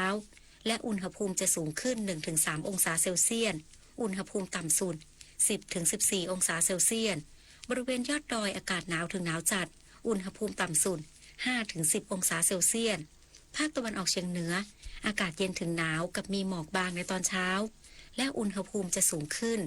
2-4 องศาเซลเซียสอุณหภูมิต่ำสุด 11-19 องศาเซลเซียสบริเวณยอดภูอากาศหนาวอุณหภูมิต่ำสุด 7-11 องศาเซลเซียสภาคกลางอากาศเย็นถึงหนาวกับมีหมอกบางในตอนเช้าและอุณหภูมิจะสูงขึ้น 1-3 องศาเซลเซียสอุณหภูมิต่ำสุด 14-17 องศาเซลเซียสอุณหภูมิสูงสุด 29-32 องศาเซลเซียสภาคตะวันออกอากาศเย็นกับมีหมอกบางในตอนเช้าและอุณหภูมิจะสูงขึ้น 1-2 องศาเซลเซียสอุณหภูมิต่ำสุด 18-20 องศาเซลเซียสอุณหภูมิสูงสุด 31-34 องศาเซลเซียสลมตะวันออกเฉียงเหนือความเร็ว 15-30 กิโลเมตรต่อชั่วโมงทะเลมีคลื่นสูงประมาณ 1 เมตรห่างฝั่งคลื่นสูง 1-2 เมตรภาคใต้ฝั่งตะวันออกตอนบนของภาคอากาศเย็นกับมีหมอกบางในตอนเช้าและอุณหภูมิจะสูงขึ้นเล็กน้อยตอนล่างของภาคมีฝนฟ้าคะนอง10%ของพื้นที่ส่วนมากบริเวณจังหวัดปัตตานียะลาและนราธิวาสอุณหภูมิต่ำสุด 17-23 องศาเซลเซียสอุณหภูมิสูงสุด 29-32 องศาเซลเซียสลมตะวันออกเฉียงเหนือความเร็ว 15-35 กิโลเมตรต่อชั่วโมงทะเลมีคลื่นสูง 1-2 เมตรบริเวณที่มีฝนฟ้าคะนองคลื่นสูงมากกว่า 2 เมตรภาคใต้ฝั่งตะวันตกอากาศเย็นในตอนเช้ามีฝนเล็กน้อยบางแห่งส่วนมากทางตอนล่างของภาคอุณหภูมิต่ำสุด 20-23 องศาเซลเซียสอุณหภูมิสูงสุด 31-33 องศาเซลเซียสลมตะวันออกเฉียงเหนือความเร็ว 15-35 กิโลเมตรต่อชั่วโมงทะเลมีคลื่นสูงประมาณ 1 เมตรห่างฝั่งคลื่นสูง 1-2 เมตร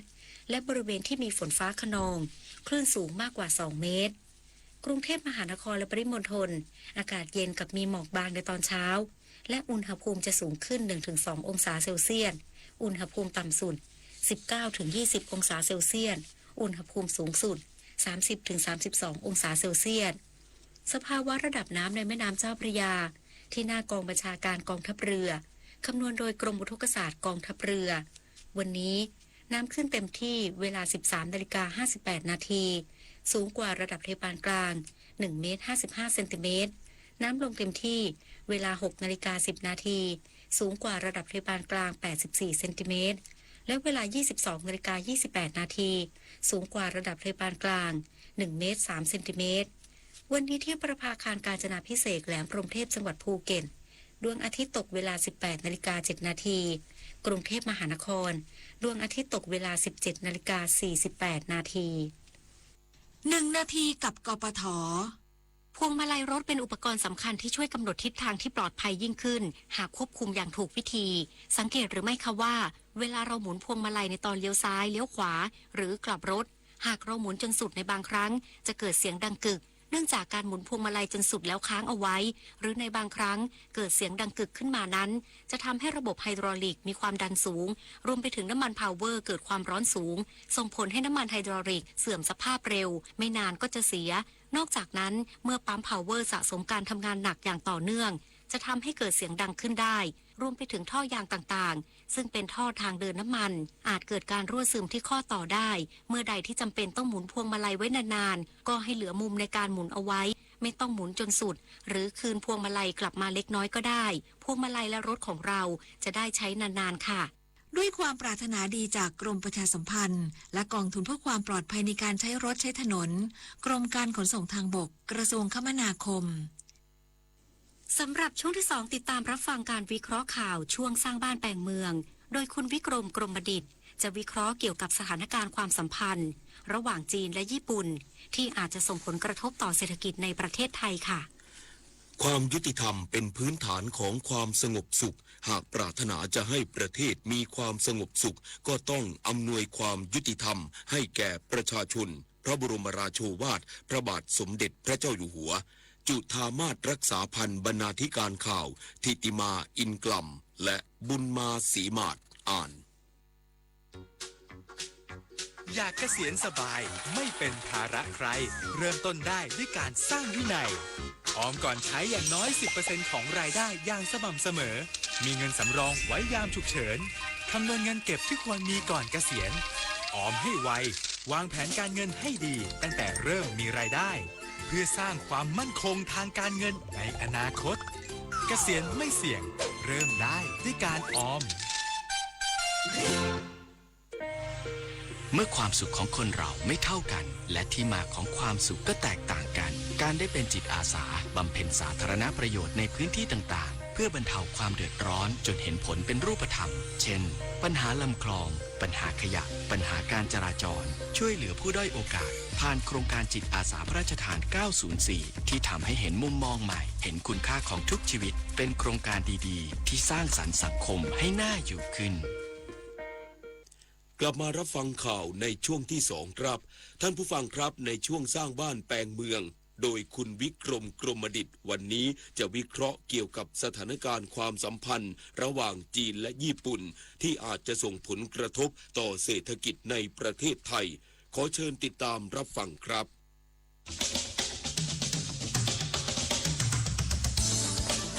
สร้างบ้านแปลงเมืองโดยวิกรมกรมดิษฐ์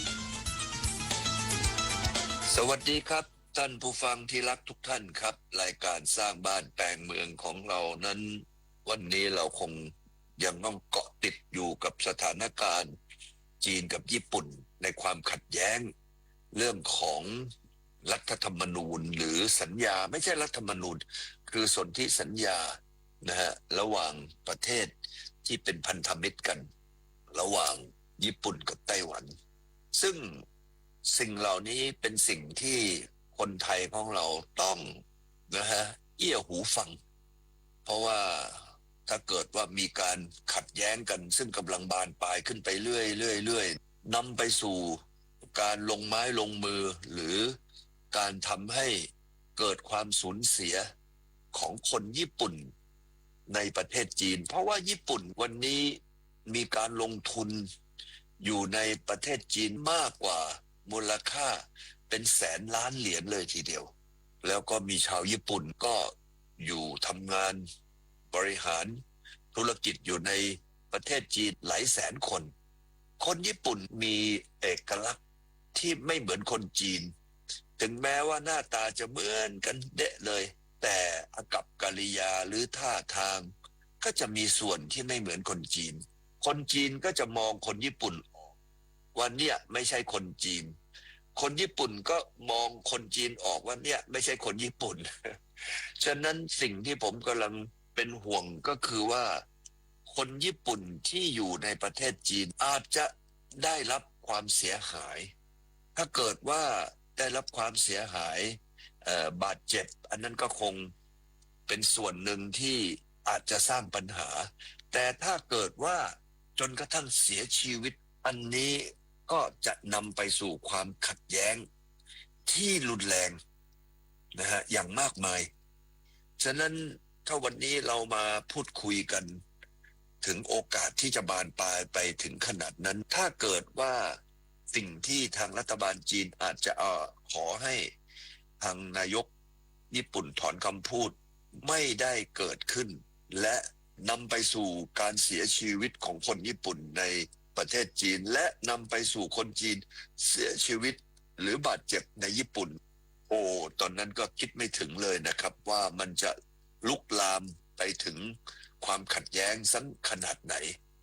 ผมเองเป็นห่วงเพราะว่าถ้าเกิดมีความขัดแย้งไปถึงขั้นเรียกว่าไม่สามารถจะจบได้ต้องส่งผลกระทบต่อเศรษฐกิจในภูมิภาคนี้อย่างแน่นอนและถ้าเกิดนำไปสู่การมีสงคราม ระหว่างทั้งสองประเทศแล้ว อันนี้ก็ถือได้ว่าจะนำความเสียหายมาสู่ภูมิภาคและประเทศไทยประเทศไทยนั้นเราใกล้ชิดกับญี่ปุ่นในด้านเศรษฐกิจมากเพราะว่าญี่ปุ่นมีเม็ดเงินลงทุนในประเทศไทยอยู่ถึง4 ล้านบาทแล้วจีนก็มีเงินลงทุนอยู่ในประเทศไทยตัวเลขผมไม่แน่ใจก็กำลังเติบโตขึ้นอย่างมากมายการที่สองประเทศซึ่งมีความสำคัญทางด้านการลงทุนในประเทศไทยถ้าเขาเกิดปัญหาอย่างที่ว่านี้ขึ้นมาแน่นอนครับมันจะส่งผลกระทบต่อเศรษฐกิจแล้วก็ส่งผลกระทบต่อการพัฒนาอนาคตที่เราจะมีกับทั้งสองประเทศและเศรษฐกิจของประเทศไทยอย่างหลีกเลี่ยงไม่ได้เลยวันนี้ทั้งสองประเทศเติบโตแล้วก็ขยายกิจการในช่วง70 ปีที่ผ่านมาเพราะว่ามีความสงบสุขแล้วก็ทั้งสองประเทศก็เป็นเพื่อนที่ดีกับเราในการที่ร่วมกันพัฒนาเศรษฐกิจมาถึงปัจจุบันถ้าเกิดว่ามีปัญหาอย่างที่ผมว่าอันนี้จะดูไม่จืดเลยฉะนั้นวันนี้รายการสร้างบ้านแปลงเมืองของเราก็จะนำเรื่องที่เรากังวลแล้วเราก็เชื่อว่ามีโอกาสที่จะบานปลายเข้าไปนะฮะมากขึ้นอย่างคิดไม่ถึงหรือคิดไม่ออกเราคงจะต้องมาคุยกันต่อในอาทิตย์หน้าล่ะครับขอบพระคุณทุกท่านครับสวัสดีครับ คนละครึ่ง plus รู้ไหมใช้อะไรได้บ้าง ใช้ซื้อสินค้าอาหารเครื่องดื่มบริการนวดสปาทำเล็บทำผมขนส่งสาธารณะแต่เดี๋ยวก่อนถ้าจะนำไปใช้ซื้อสลากกินแบ่งรัฐบาลเครื่องดื่มแอลกอฮอล์ผลิตภัณฑ์ยาสูบบัตรกำนันบัตรเงินสดแบบนี้ไม่ได้นะครับที่สำคัญต้องจ่ายตามจริงห้ามทอนเป็นเงินสดห้ามรับแลกสินค้าหรือบริการคืนเป็นเงินสดนะคะดูรายละเอียดเพิ่มเติมได้ที่ www.konlakringplus.com Run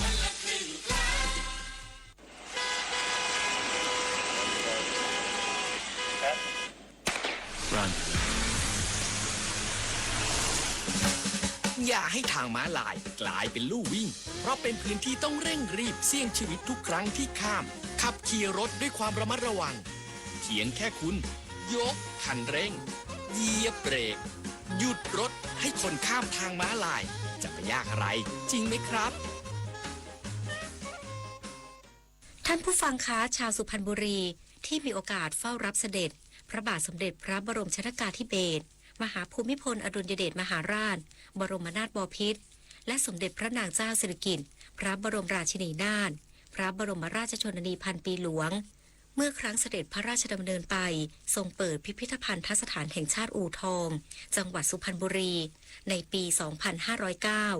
ยังคงจดจำช่วงเวลาแห่งความประทับใจที่ได้ชื่นชมพระบารมีไม่เสื่อมคลายจนถึงปัจจุบันพิพิธภัณฑ์แห่งนี้ได้กลายเป็นแหล่งเรียนรู้ที่มีความสำคัญของประเทศรับฟังจากรายงานพิเศษนี้ค่ะพิพิธภัณฑสถานแห่งชาติอู่ทองอำเภออู่ทองจังหวัดสุพรรณบุรีเป็นแหล่งรวบรวมและจัดแสดงโบราณวัตถุจากเมืองโบราณอู่ทองที่เป็นศูนย์กลางของวัฒนธรรมทวารวดีและเป็นจุดเริ่มต้นของการเข้ามาของพระพุทธศาสนาในประเทศไทยจัดแสดงพัฒนาการของอารยธรรมตั้งแต่ยุคก่อนประวัติศาสตร์จนถึงยุคประวัติศาสตร์สมัยทวารวดีเช่นจารึกปุษยคีรีแผ่นดินเผารูปพระภิกษุอุ้มบาทธรรมจักรพร้อมแท่นและเสาซึ่งเป็นการค้นพบธรรมจักรที่สมบูรณ์ที่สุดแห่งเดียวในประเทศไทยและยังมีการจัดแสดงเรื่องราวของชาวลาวซ่งอีกด้วยโดยเมื่อวันที่ 13 พฤษภาคม 2509 พระบาทสมเด็จพระบรมชนกาธิเบศรมหาภูมิพลอดุลยเดชมหาราชบรมนาถบพิตรและสมเด็จพระนางเจ้าสิริกิติ์พระบรมราชินีนาถพระบรมราชชนนีพันปีหลวงเสด็จพระราชดำเนินมาทรงเปิดพิพิธภัณฑสถานแห่งชาติอู่ทองยังความปราบปลื้มแก่ข้าราชการและประสบนิกรอำเภออู่ทองเป็นอย่างยิ่งที่ได้มีโอกาสรับเสด็จโดยนายมณิษฐ์รุ่งชีวันเล่าด้วยน้ำเสียงที่เปลี่ยนไปด้วยความภาคภูมิใจว่าในวันนั้นพระสงฆ์นิกรชาวอู่ทองและพื้นที่ใกล้เคียงต่างพร้อมใจกันมาเฝ้ารับเสด็จอย่างเนืองแน่นบรรยากาศเต็มไปด้วยความปราบปลื้มใจและความจงรักภักดีการได้เห็นพระบารมีของทั้งสองพระองค์อย่างใกล้ชิดแม้เวลาจะล่วงเลยมาหลายสิบปีแต่ยังคงจดจำภาพเมื่อวันที่ได้มีโอกาสเฝ้ารับเสด็จทั้งสองพระองค์อย่างชัดเจน ผมเคยรับเสด็จเมื่อพศ 2509 ท่านมาเปิดพิพิธภัณฑ์อู่ทองซึ่งตอนนั้นผมก็ยังเด็กอายุประมาณ 8 ขวบเราได้เห็นในวันนั้นก็เป็นบุญตาแล้วก็ได้ติดตามข่าวที่ท่านลงไปช่วยประชาชนท่านจะไปคู่กับองค์ในหลวงร.9 ตลอดไม่ว่าจะที่ธุรกันดารแค่ไหนท่านก็ไปเราก็เลยซาบซึ้งในพระมหากรุณาธิคุณของท่านอย่างล้นพ้น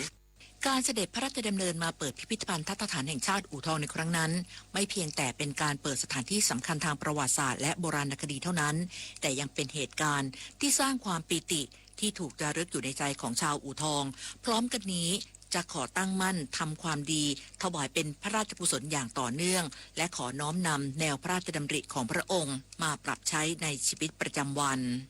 พระราชดำริขององค์ราชินีท่านเนี่ยท่านบอกให้ประชาชนเนี่ยรู้จักรักสมานสามัคคีกันซึ่ง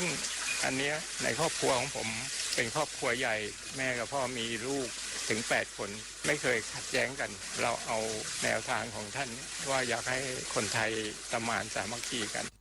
ปัจจุบันพิพิธภัณฑ์ทัตฐานแห่งชาติอู่ทองมีนักเรียนนักศึกษาและประชาชนตลอดจนนักท่องเที่ยวเดินทางมาเยี่ยมชมอย่างต่อเนื่อง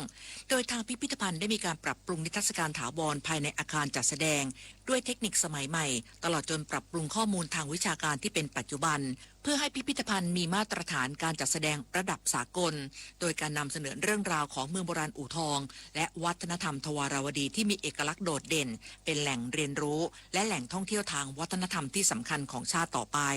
เฉลียวอินยิ้มสวท.สุพรรณบุรีรายงานค่ะประสบกนิกรชาวไทยมุสลิมในพื้นที่จังหวัดนราธิวาสต่างน้อมสำนึกในพระมหากรุณาธิคุณของสมเด็จพระนางเจ้าสิริกิติ์พระบรมราชินีนาถพระบรมราชชนนีพันปีหลวงทรงสนับสนุนการแปลความหมายของคัมภีร์อัลกุรอานเป็นภาษาไทยเพื่อพระราชทานให้กับมัสยิดทั่วประเทศและพระราชทานโครงการศิลปาชีพเพื่อพัฒนาคุณภาพชีวิตประชาชนในพื้นที่ติดตามรายละเอียดได้จากรายงานค่ะมัสยิดรายอกีตอหรือมัสยิดพระราชาเป็นชื่อที่ชาวไทยมุสลิมในพื้นที่ใช้เรียกชื่อมัสยิดประจำจังหวัดนราธิวาสตั้งอยู่ถนนพิชิตบำรุงเชิงสะพานปรีดาใกล้กับหาดนราทัศน์อำเภอเมืองนราธิวาสซึ่งพระบาทสมเด็จพระบรมชนกาธิเบศรมหาภูมิพลอดุลยเดชมหาราชบรมนาถบพิตรพระราชทานพระราชดำรัสให้รัฐบาลจัดสร้างขึ้นเมื่อปี 2524 และเสด็จพระราชดำเนินพร้อมด้วยสมเด็จพระนางเจ้าสิริกิติ์พระบรมราชินีนาถพระบรมราชชนนีพันปีหลวงไปทรงเปิดมัสยิดดังกล่าวในปี 2527 เมื่อครั้งเสด็จพระราชดำเนินแปรพระราชฐานไปประทับแรมณพระตำหนักทักษิณราชนิเวศรองศาสตราจารย์ดร.อานิชพัฒนาปรีชาวงศ์อิหม่ามประจำมัสยิดประจำจังหวัดนราธิวาสกล่าวว่าประสบกนิกรชาวไทยมุสลิมในพื้นที่ต่างซาบซึ้งในพระมหากรุณาธิคุณของพระองค์ท่าน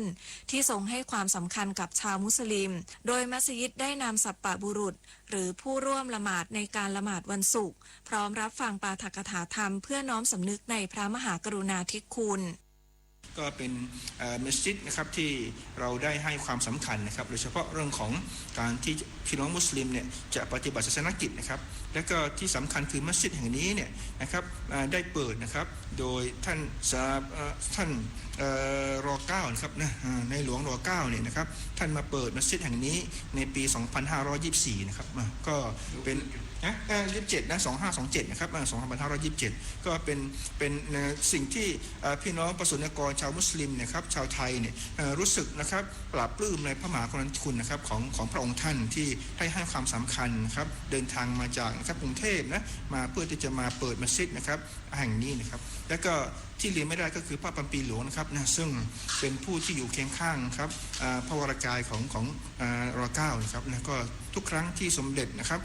ถือร.9 นี่มาประทับณนราธิวาสแล้วก็มาปฏิบัติพระราชกรณียกิจนะครับในพื้นที่เนี่ยพระองค์ท่านก็พระพันปีหลวงเนี่ยก็จะอยู่กับร.9 ด้วยนะครับจะมาให้ความสนับสนุนจะมาให้กำลังใจนะครับอยู่เคียงข้างตลอดครับด้ ด้านนายอาบูนูไฟมาหะนักบรรยายศาสนาหรืออุสตาดและนักวิชาการศึกษาชำนาญการสำนักงานการศึกษาเอกชนอำเภอระแงะได้กล่าวคุตบะหรือปาฐกถาธรรมในตอนหนึ่งว่าพระบาทสมเด็จพระบรมชนกาธิเบศรมหาภูมิพลอดุลยเดชมหาราชบรมนาถบพิตรมีพระราชดำริให้แปลความหมายของคัมภีร์อัลกุรอานเป็นภาษาไทยเพื่อพระราชทานให้กับมัสยิดทั่วประเทศและสมเด็จพระนางเจ้าสิริกิติ์พระบรมราชินีนาถพระบรมราชชนนีพันปีหลวงทรงให้การสนับสนุนในการดำเนินการดังกล่าวครับก็จะเป็นอีกหนึ่งกตบที่พิเศษหน่อยนะครับเพื่อที่เราจะมาร่วมแสดงความอาลัยนะครับต่อการสวรรคตของสมเด็จพระพันปีหลวงนะครับซึ่งเราก็นำข้อมูลนะครับเข้าไปแทรกอยู่ในปาฐกถาธรรมเรื่องของพระราชกรณียกิจของพระองค์ท่านที่มีต่อประสงค์นิกรชาวไทยมุสลิมนะครับซึ่งในฐานะที่เป็นประสงค์นิกรชาวไทยมุสลิมเนี่ยก็ซาบซึ้งครับในพระมหากรุณาธิคุณทรงเป็นพระที่อุปถัมภ์ศาสนาทุกศาสนาก็ทำนุบำรุงกับศาสนาทำให้น้องประชาชนประสงค์นิกรชาวไทยมุสลิมอยู่อย่างร่มเย็นเป็นสุขในแผ่นดินของพระองค์นะครับนอกจากนี้สมเด็จพระนางเจ้าสิริกิติ์พระบรมราชินีนาถพระบรมราชชนนีพันปีหลวงยังทรงจัดตั้งโครงการศิลปาชีพขึ้นในพื้นที่ทำให้ประสบกนิกรชาวจังหวัดนราธิวาสทั้งพุทธมุสลิมได้มีอาชีพมีรายได้ทำให้มีคุณภาพชีวิตความเป็นอยู่ที่ดีขึ้นทั้งนี้ชาวไทยมุสลิมนราธิวาสทุกคนมีความจงรักภักดีต่อสถาบันพระมหากษัตริย์และน้อมสำนึกในพระมหากรุณาธิคุณเป็นล้นพ้นอันหาที่สุดมิได้พร้อมตั้งใจใช้มัสยิดของพระราชาแห่งนี้เป็นสถานที่ประกอบศาสนกิจและเรียนรู้หลักศาสนาอิสลามเพื่อหล่อหลอมจิตใจให้เป็นคนดีทำประโยชน์ให้กับสังคมและประเทศชาติต่อไปปพิชานันท์เทพรักษ์สวทนราธิวาสรายงานกระทรวงทรัพยากรธรรมชาติและสิ่งแวดล้อมเตรียมแผนรับมือสถานการณ์ไฟป่าหมอกควันและฝุ่นละอองขนาดเล็ก PM 2.5 ปี 2569 ด้วยการประสานพื้นที่แต่ละจังหวัดสร้างความรู้ความเข้าใจกับประชาชนและมาตรการเชิงรุกรูปแบบการเคาะประตูบ้านติดตามจากรายงานค่ะฤดูร้อนหรือหน้าแล้งช่วงประมาณเดือนมีนาคมถึงพฤษภาคมของทุกปีพื้นที่ภาคเหนือและภาคตะวันออกเฉียงเหนือมักประสบปัญหาไฟป่าเป็นประจำมาโดยตลอดทั้งเกิดจากภัยธรรมชาติเช่นฟ้าผ่ากิ่งไม้เสียดสีกันก้อนหินกระทบกันการลุกไหม้ในตัวเองของสิ่งมีชีวิตจากสภาพความแห้งแล้งของธรรมชาติเองและฝีมือของมนุษย์ในการแสวงหาของป่าล่าสัตว์ลักลอบตัดไม้และเผาเตรียมพื้นที่เกษตรกรรมซึ่งผลกระทบที่ตามมาเกิดเป็นปัญหาหมอกควันและฝุ่นละอองขนาดเล็ก PM 2.5 ที่ส่งผลอันตรายต่อประชาชนในพื้นที่และทัศนวิสัยด้านคมนาคมขนส่งโดยปีนี้พื้นที่17จังหวัดภาคเหนือมีสถานการณ์ไฟป่าหมอกควันดีขึ้นกว่าปีก่อนดูได้จากจำนวนจุดความร้อนหรือฮอตสปอตลดลงและจำนวนวันที่ค่าฝุ่น PM 2.5 เกินค่ามาตรฐานลดลงมากเช่นกันแต่ยังคงมีจุดความร้อนจำนวนมากในพื้นที่17จังหวัดภาคเหนืออยู่โดยเฉพาะในพื้นที่เกษตรและเขตป่ากระทรวงทรัพยากรธรรมชาติและสิ่งแวดล้อมได้เดินหน้ามาตรการป้องกันไฟป่าหมอกควันข้ามแดนและฝุ่น PM 2.5 ไว้ล่วงหน้าก่อนถึงหน้าแล้งโดยเน้นแก้ปัญหาอย่างเข้มข้นและต่อเนื่องเพื่อลดผลกระทบให้ประชาชนด้วยการทำงานร่วมกันของทุกภาคส่วนที่เกี่ยวข้องขณะที่หลายพื้นที่ได้เริ่มดำเนินการแล้วในการประชาสัมพันธ์เชิงรุกรูปแบบการเคาะประตูบ้านเพื่อรณรงค์ให้ประชาชนไม่เผาลดความเสี่ยงการเกิดไฟป่าหมอกควันและฝุ่น PM 2.5 ที่เน้นการสื่อสารสร้างความตระหนักผ่านสื่อทุกรูปแบบอย่างต่อเนื่องและทันต่อสถานการณ์นายสุชาติชมกลิ่นรองนายกรัฐมนตรีและรัฐมนตรีว่าการกระทรวงทรัพยากรธรรมชาติและสิ่งแวดล้อมย้ำว่าได้เตรียมพร้อมและเสริมศักยภาพการป้องกันและควบคุมไฟป่าอย่างมีประสิทธิภาพสูงสุดในปี 2569 ซึ่งไฟป่าในปีนี้เราก็ตั้งเป้าลดลงกว่าปีที่แล้วซึ่งปีที่แล้วก็ลดลงมาประมาณสัก 30-40% อยู่แล้วนะครับ ซึ่งเราก็จะลดลงไปอีกนะครับจากความร่วมมือจากพี่น้องประชาชนแล้วก็ชาวบ้านชุมชนรอบข้างของอุทยานต่างๆแล้วก็เป็นหูเป็นตามีจุดเฝ้าระวังนะครับซึ่งท่านทิบดีกรมอุทยานแห่งชาติได้มอบงบประมาณในการช่วยเหลือชุมชนชาวบ้านรอบชุมชนของอุทยานอยู่แล้วนะครับในส่วนนี้ขณะที่กรมอุทยานแห่งชาติสัตว์ป่าและพันธุ์พืชได้สั่งการให้ผู้อำนวยการสำนักบริหารพื้นที่อนุรักษ์และหัวหน้าสถานีควบคุมไฟป่าทุกแห่งหารือผู้ว่าราชการจังหวัดในแต่ละพื้นที่รับผิดชอบประสานการเตรียมรับสถานการณ์ไฟป่าหมอกควันและฝุ่นละอองขนาดเล็ก PM 2.5 ในปีหน้าพร้อมให้หน่วยงานในสังกัดเร่งรัดจัดการเชื้อเพลิงก่อนหน้าแล้งจะมาถึงและให้สำนักป้องกันปราบปรามและควบคุมไฟป่าประสานศูนย์เทคโนโลยีดิจิทัลและอากาศยานหารือแนวทางการขอใช้อากาศยานเฮลิคอปเตอร์จากกรมอุทยานได้โดยตรงมาสนับสนุนการควบคุมไฟป่าได้ทันท่วงทีรวมทั้งจัดทำข้อมูลจุดเกรงใจตรงพื้นที่รอยต่อระหว่างป่าอนุรักษ์และป่าสงวนแห่งชาติบริเวณจังหวัดเชียงใหม่ตากลำปางและแม่ฮ่องสอนเพื่อกำหนดแผนการควบคุมไฟป่าให้สอดคล้องกับพื้นที่และเร่งรัดเตรียมความพร้อมจัดตั้งจุดเฝ้าระวังให้สอดคล้องกับสถานการณ์ไฟป่าในพื้นที่สิ่งสำคัญความร่วมมือกับทุกภาคส่วนสร้างความรู้ความเข้าใจเกี่ยวกับแนวทางการแก้ปัญหาไฟป่าและการจัดทำประกาศจังหวัดเรื่องห้ามเผาป่าและพื้นที่โล่งยกเว้นพื้นที่ตามแผนการบริหารจัดการเชื้อเพลิงปิยาพันธ์ยังเทียนรายงานปิดท้ายที่กลุ่มวิสาหกิจชุมชนหัตถกรรมและแปรรูปทางการเกษตรตำบลกระปงจังหวัดพังงาส่งเสริมการนำตะลิงปิงแปรรูปเป็นผลิตภัณฑ์ในรูปแบบต่างๆทำให้คนในชุมชนท้องถิ่นมีรายได้เสริมหลักหมื่นบาทต่อเดือนและยังคงความเป็นเอกลักษณ์ของวิถีชุมชนกระปงไว้ได้อย่างยั่งยืนรับฟังจากรายงานค่ะตะลิงปิงแปรรูปของกลุ่มวิสาหกิจชุมชนหัตถกรรมและแปรรูปทางการเกษตรตำบลกระปงผลไม้พื้นบ้านหนึ่งเดียวในจังหวัดพังงาช่วยกระตุ้นเศรษฐกิจสร้างรายได้ในชุมชนหลักหมื่นบาทต่อเดือนตะลิงปิงเป็นผลไม้ยืนต้นที่มีรสเปรี้ยวจัดนิยมนำไปปรุงอาหารเช่นแกงส้มยำหรือทำน้ำพริกนอกจากนี้ยังมีสรรพคุณทางสมุนไพรหลายอย่างอาทิเป็นยาระบายอ่อนๆแก้อาการกระหายน้ำทำให้ชุ่มคอได้วิตามินซีช่วยลดไข้แก้ไอบำรุงกระเพาะอาหารสมานแผลและช่วยลดระดับน้ำตาลในเลือดกลุ่มวิสาหกิจชุมชนหัตถกรรมและแปรรูปทางการเกษตรตำบลกระปงซึ่งตั้งอยู่หมู่ที่2ตำบลกระปงอำเภอกระปงจังหวัดพังงาจึงได้นำตะลิงปิงซึ่งเป็นผลไม้ที่ปลูกมากในพื้นที่นำมาแปรรูปเป็นผลิตภัณฑ์ต่างๆเช่นน้ำตะลิงปิง3 รสแยมตะลิงปิงสบู่ตะลิงปิงรวมไปถึงซอสตะลิงปิงเพื่อสร้างรายได้เสริมให้กับประชาชนในชุมชนนอกเหนือจากเงินรายได้ที่ได้จากงานประจำที่ทำอยู่นางสาวพงเพชรโรยมณีประธานกลุ่มวิสาหกิจชุมชนหัตถกรรมและแปรรูปทางการเกษตรตำบลกระปงกล่าวว่าตนเองมีอาชีพรับซื้อหมากจากสวนต่างๆในพื้นที่เพื่อนำไปขายต่อและระหว่างเดินทางได้เล็งเห็นว่าในพื้นที่ชุมชนตำบลกระปงมีต้นตะลิงปิงเป็นจำนวนมากซึ่งเจ้าของสวนปลูกไว้แต่ไม่ได้สร้างมูลค่าเพิ่มจากผลผลิตจึงได้ร่วมกับคนในกลุ่มวิสาหกิจชุมชนคิดวิธีต่อยอดด้วยการนำมาแปรรูปเป็นผลิตภัณฑ์ต่างๆและเริ่มต้นจากการจำหน่ายให้กับคนในชุมชนซึ่งได้รับการตอบรับจากลูกค้าเป็นอย่างดีผลิตภัณฑ์ตะลิงปิงแปรรูปจากกลุ่มวิสาหกิจชุมชนหัตถกรรมและแปรรูปทางการเกษตรตำบลกระปงผลิตภัณฑ์แปรรูปตะลิงปิงคิดได้หลากหลายเช่นซอสตะลิงปิง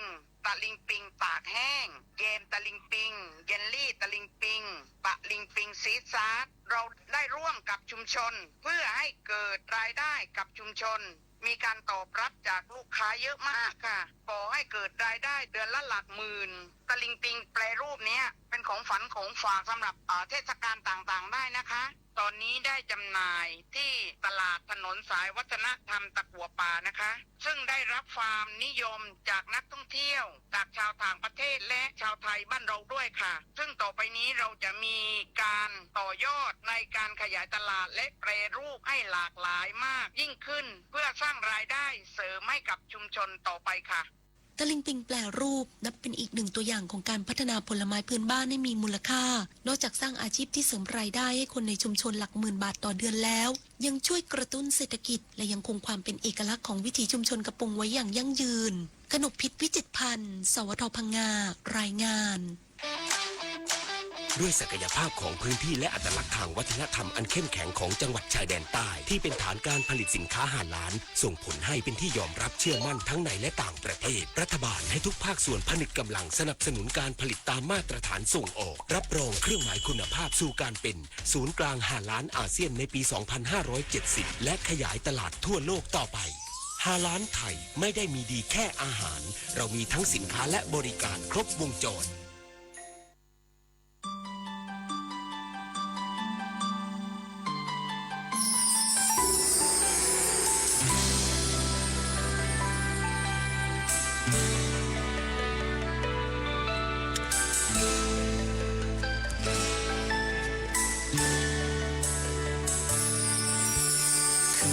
ไม่มีดา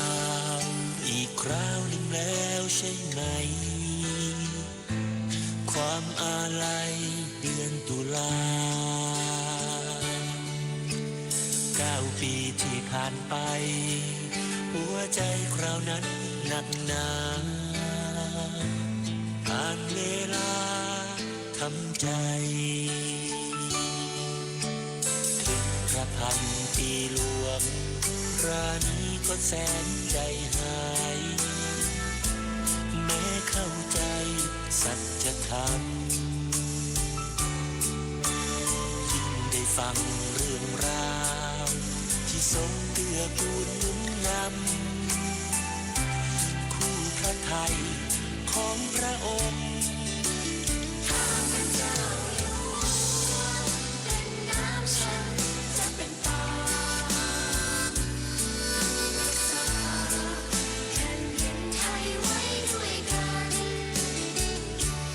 ราชดำรัสงดงามด้วยความผูกพันกราบสองพระองค์คู่กันบนสวรรคาลัย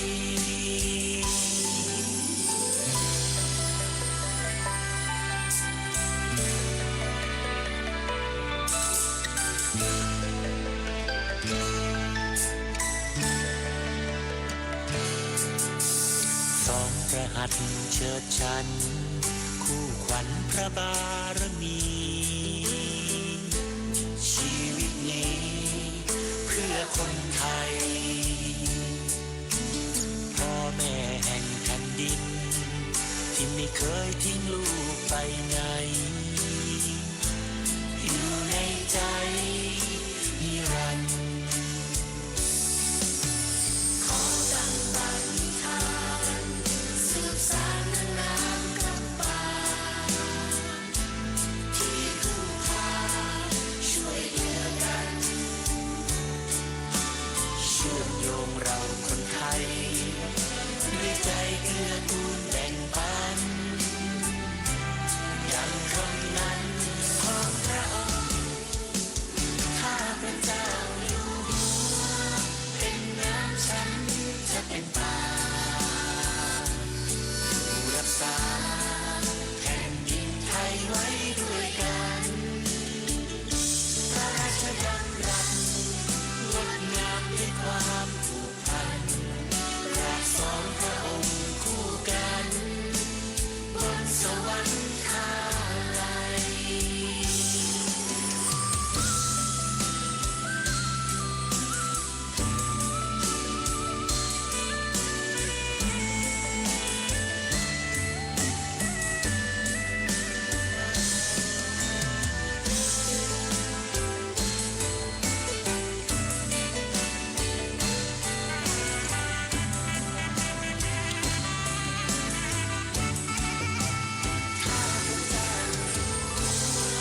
เป็นน้ำฉันจะเป็นป่ารักษาแผ่นดินไทยไว้ด้วยกันพระราชดำรัสงดงามด้วยความผูกพันกราบสองพระองค์คู่กันบนสวรรคาลัยกราบสองพระองค์นิรันดร์จากนี้ตลอดไป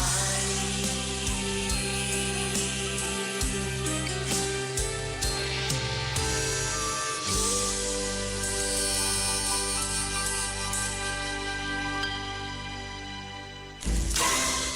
งชาติและเพลงชาติไทยเป็นสัญลักษณ์ของความเป็นไทยเราจงร่วมใจยืนตรงเคารพธงชาติด้วยความภาคภูมิใจในเอกราชและความเสียสละของบรรพบุรุษไทย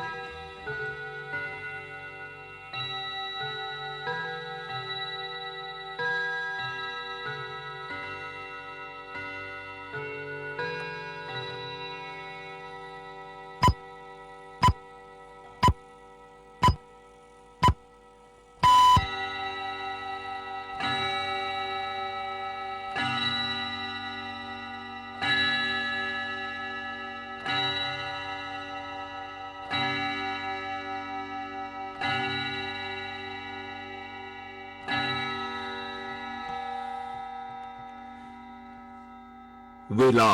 8 นาฬิกา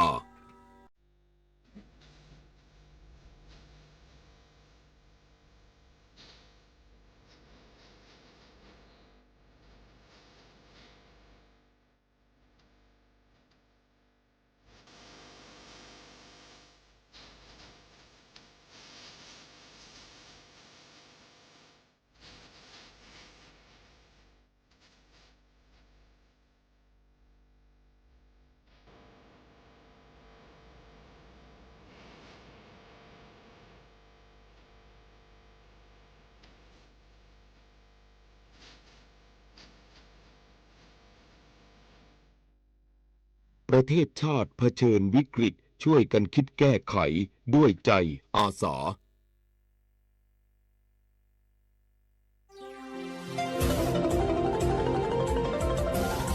วิทยุแห่งประเทศไทยให้ความรู้คู่ความสุข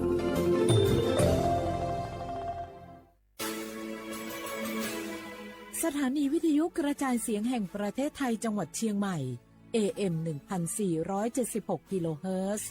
สถานีวิทยุภาคภาษาชาติพันธุ์แห่งเดียวในประเทศไทยที่มีความทันสมัยเชื่อถือได้สร้างอัตลักษณ์กลุ่มชาติพันธุ์สู่สากล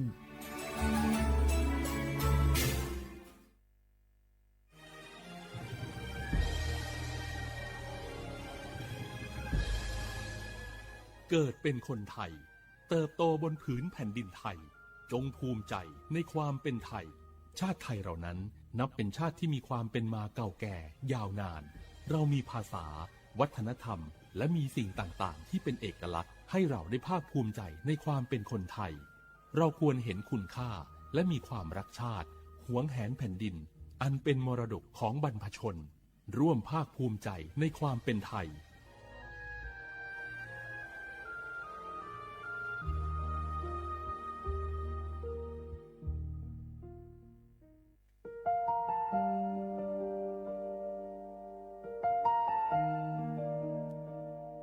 ขอน้อมเกล้าถวายอาลัยสมเด็จพระพันปีหลวงพระแม่แห่งแผ่นดินผู้ทรงเมตตาเหนือเกล้าขอพระองค์เสด็จสู่สวรรคาลัยข้าพระพุทธเจ้าข้าราชการและเจ้าหน้าที่สถานีวิทยุกระจายเสียงแห่งประเทศไทยจังหวัดเชียงใหม่กรมประชาสัมพันธ์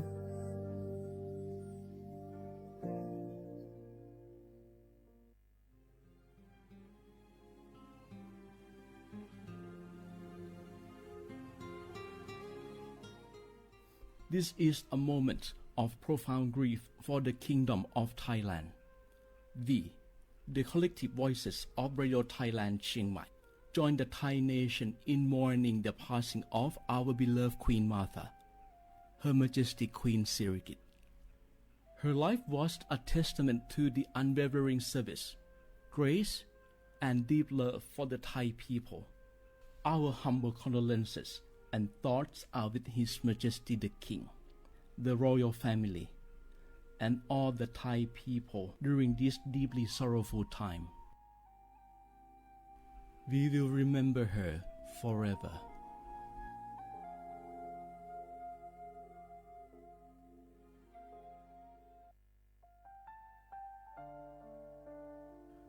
อาเดือไทยมิขอสมภาอามา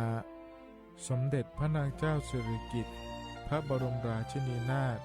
พระบรมราชชนนีพันปีหลวงค่อยตาโอดาเลียกาชายันดาชอเนมาอายออามามิขอเปียวเนไทยมิขอกะดูอาคาชอเจอกะดูเงเกเนลามาเอจิเชนี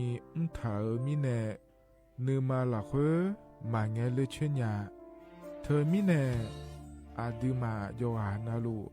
อายองเนเกเนโยเยบอนเนมาอีนอายอมาโดอาดืเนโอเอียเนခွဲတာအိုဒါလေမိနေနူမာနွေဆောင်းနေဝတော်တော်ရညာအာဒီမာယောဂာနလူအာယောနူမာလာခွေ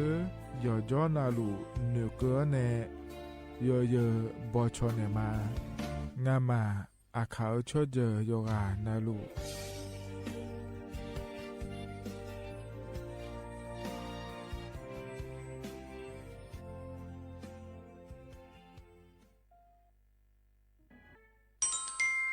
အရင်ညကြလာငယ်အနနီချေဝဘလာချေစီအခုညဖငါရကိုချေစီငယ်နော်တကခနာထမတီယဘောကြောလောအရင်ညစန်ချကကောဆာလူဒချဘနေကဒူဒေလဲဘောကြငါဒေညောဒေ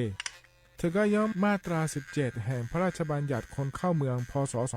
2522และขั้วทกเธอแน่ไอเย็นนี้ทกไทยมีขอหลักคุยพ่ออ้อเหลียวกับเมียนี่จอลาเดอเพราะแน่รอทะเบียนประวัติและขั้วเธอย่อฉายเจียเดินนะขอเนียเย็นเงี้ยวทกยอฮาก็ดูการขอสถานะคนต่างด้าวเข้าเมืองโดยชอบด้วยกฎหมายและขั้วเธอเดินยาเมเจเดเย็นเงี้ยวเดเพราะแน่เย็นเงี้ยวมาตรา7ทวิแห่งพระราชบัญญัติสัญชาติพศ2508อาเยนี้เฮก็ถ่ายมิขอละคุยเดแล้วแน่อาดามงนะอามาทกาทะเบียนประวัติบุคคลไม่มีสถานะทางทะเบียนและอ้อเธออาเยนี้สัญชาติสัญญาไม่ได้เดเยเนียวเดใช่ก็ดูนะขอในคู่เทเมืองละคุยย่อนะทกาสำนักบริหารการทะเบียนกรมการปกครองและคุกาสัญญาไม่ได้ยมือยอละคุยนะเยเนียวทกาในอำเภอโยฮันเนโจดัวรอราชการอายามละคุยอันนี้เชื่อว่าบาลาโกสีอาคนนี้พังอายาโกเชื่อว่าขวงเกินีเดเยเนียว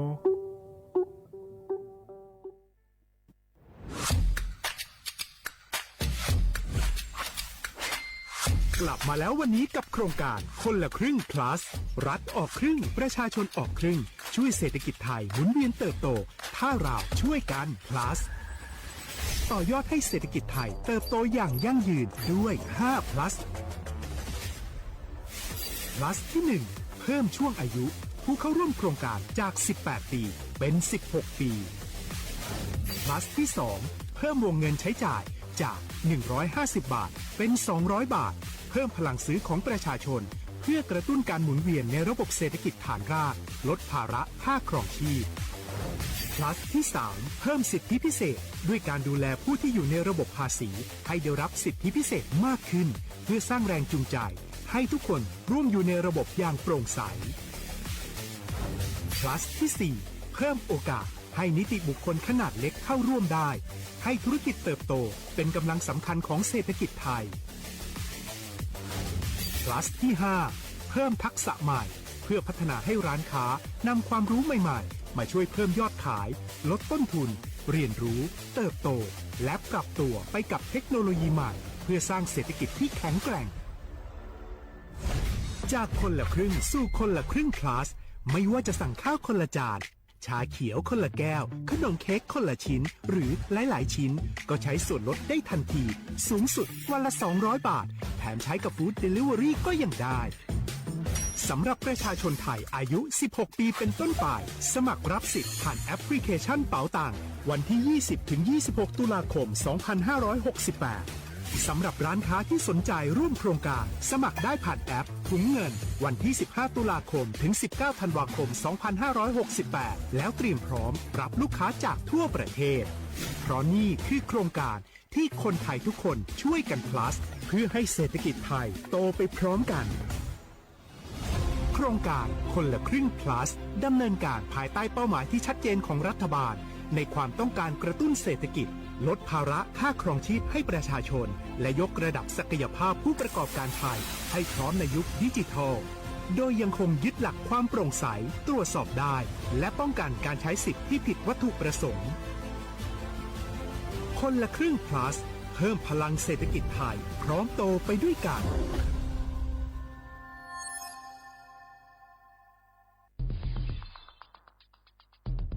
แค่3 ปีความเสียหายจากอาชญากรรมไซเบอร์ของคนไทยพุ่งทะลุถึง 94,000 ล้านบาทหรือเฉลี่ยปีละ 30,000 ล้านบาททุก1 ชั่วโมงเราเสียเงินกว่า 3.4 ล้านบาทให้กับมิจฉาชีพออนไลน์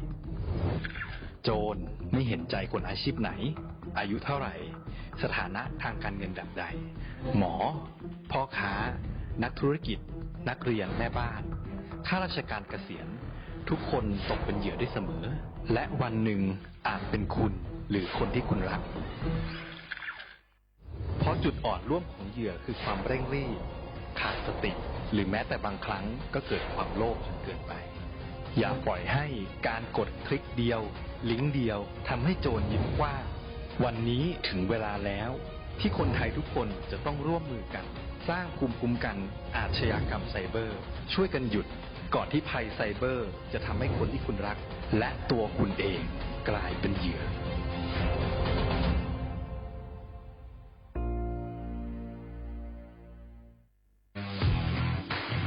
รัฐบาลไทยประกาศสงครามสแกมเมอร์รัฐบาลจึงได้ประกาศสงครามกับสแกมเมอร์ในฐานะที่สแกมเมอร์เป็นวาระแห่งชาติและในวันนี้ผมก็ได้ใช้โอกาสนี้มารายงานความคืบหน้าและเน้นย้ำถึงสิ่งที่เราต้องร่วมกันทำต่อไปรัฐบาลได้จัดตั้งคณะกรรมการอำนวยการป้องกันและปราบปรามอาชญากรรมทางเทคโนโลยีขึ้นมาโดยมีผมเป็นประธานด้วยตนเองเพื่อให้ทุกหน่วยงานทำงานไปในทิศทางเดียวกันเราได้มีการลงนามบันทึกความเข้าใจระหว่าง 15 หน่วยงานหลักทั้งภาครัฐและภาคเอกชน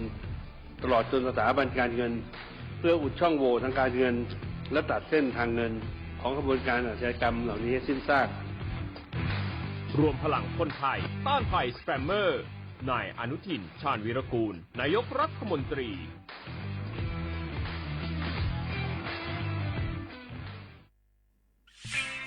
เส้นทางสายหมอกที่สวยที่สุดในเมืองแพร่กำลังรอทุกคนไปวิ่งด้วยกันครับทุกก้าวของคุณคือพลังของลมหายใจ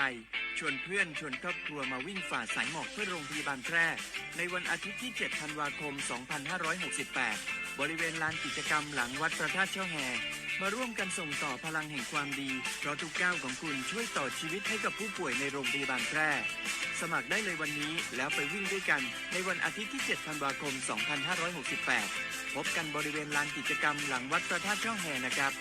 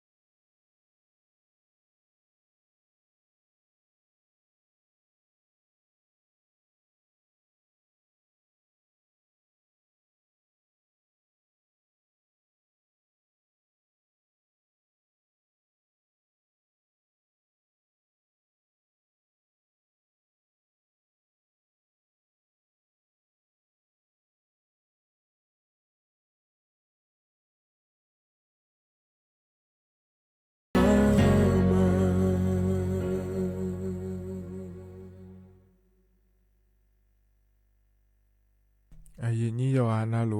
u du tha ma de ye ni de nim so na kho ne jon nga na ka la me ye nya lo te mi ne lo ye ni yo mya ga na kho ni ge lang sa ayam la khu cha la lo ina na ge lang ya sa ayam me de ye ni de ye ni khali ya ma e gu do ma e lo ye ni yo ma nya ni lo ge lang sa le lo de ye ni yo ha ya yo pa ma se ne lo ye ni khali ya ma nge de na kho nya jon nga na cha la mi ne yo mya nya lo wa na ya na du yo ha ya yo ha pa ma pia bo lo yo ha yo la khu ayam yo kha bin he la de ye ni de chwa ya ha to lo ya de le ne ye jo le ha gu lo me nya na kho na kho nya lo jo lo pa ho khu na ayam thia lo thie he te nya ye nya lo ya kho ni yo ha mo do ne thie he mo lo ma ya jo ada ma kho ni nge lo jo lo pa ho khu na kho nya o mya ni mya le pha tu he thie he mo ma ya jo lo le ye ni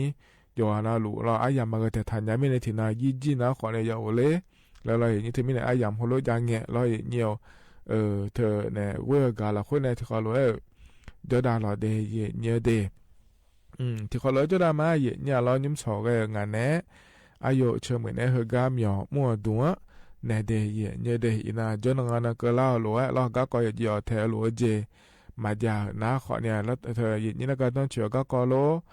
อยู่หมู่จะซาโดก็กอโลเขาเนี่ยเดือขาก็กอโลแล้วเนี่ยเฮกาพอเนี่ยบินหาดามาเนี่ย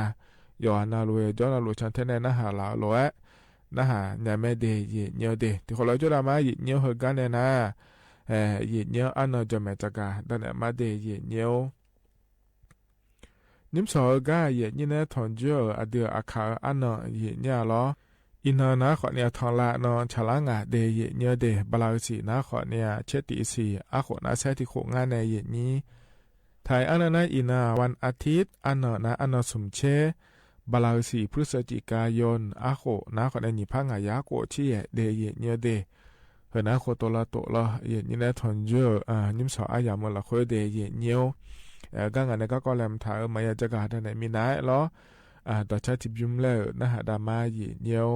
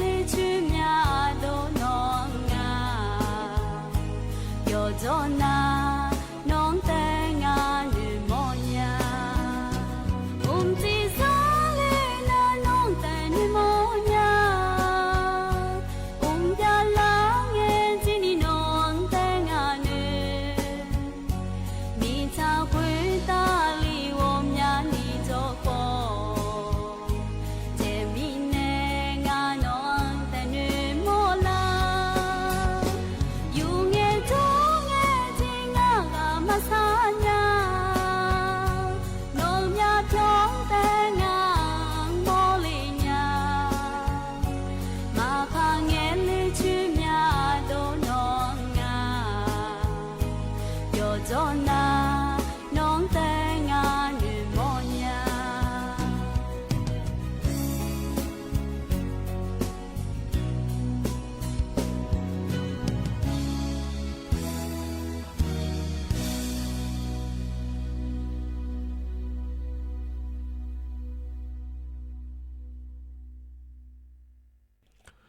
เธอนะต่อชาหยิเนี้ยอีเบียวแล้วแกพอในบินาหาดาเดยกานาลัวพอในบินาหาดาแกนะหาเบียวดูล้อหยิเนี้ยก็จนปาล้อเนี่ยนะหาล่ายกานาลัวดูถามมาเดก็จนในนะหาลูมาขายกานาลัวอยู่มือจะซาโดละค่อยจะดาหล่อเดหยิเนี้ยเดก็ในนั้นก็กอแหลมถ่ายพระจักรเอกาดันเนี่ยมาหยิเนี้ยก็เจริญเงี้ยเลยเนี้ยคณะรัฐมนตรีปายาบอจากาเดยนี่เดบอจาก็ก่อนนะขอนี้มีตีละคุยแม่เยเนี่ยขอนี้เฮกาเยเนี่ยจะกาเอกาเนี่ยพาเกเฮนาลอยเนี่ยอินุมรัฐบาลไปในชอบาลอยเนี่ยถึงโครงการคนละครึ่ง plus และคู่เธอยาข้อเนี่ยลอยเนี่ยเธอบัตรสวัสดิการแห่งรัฐและคู่เธอขอนี้ยาแม่เนี่ยเยนี้น่าเฮอเจริญเงี้ยเราอยู่หากาอยู่หาแล้วมีเยอะอยู่มั้งแม่เยเนี่ยเราถึงโครงการคนละครึ่ง plus และคู่เธอยาเดินนะขอนี้เธอก็มีอันดูอันเลี้ยกาลอยเงี้ยบีเยเนี่ยไม่ได้เงี้ยเดน่าเธอก็บัตรสวัสดิการแห่งรัฐและคู่เธอยาแกอยู่หาเนี่ยย้อนน่ะลูกเยอะกาเราเธอก็มีอันดูเธอก็โครงการทุ่มละคุยเลยอันถ่ายเด้อ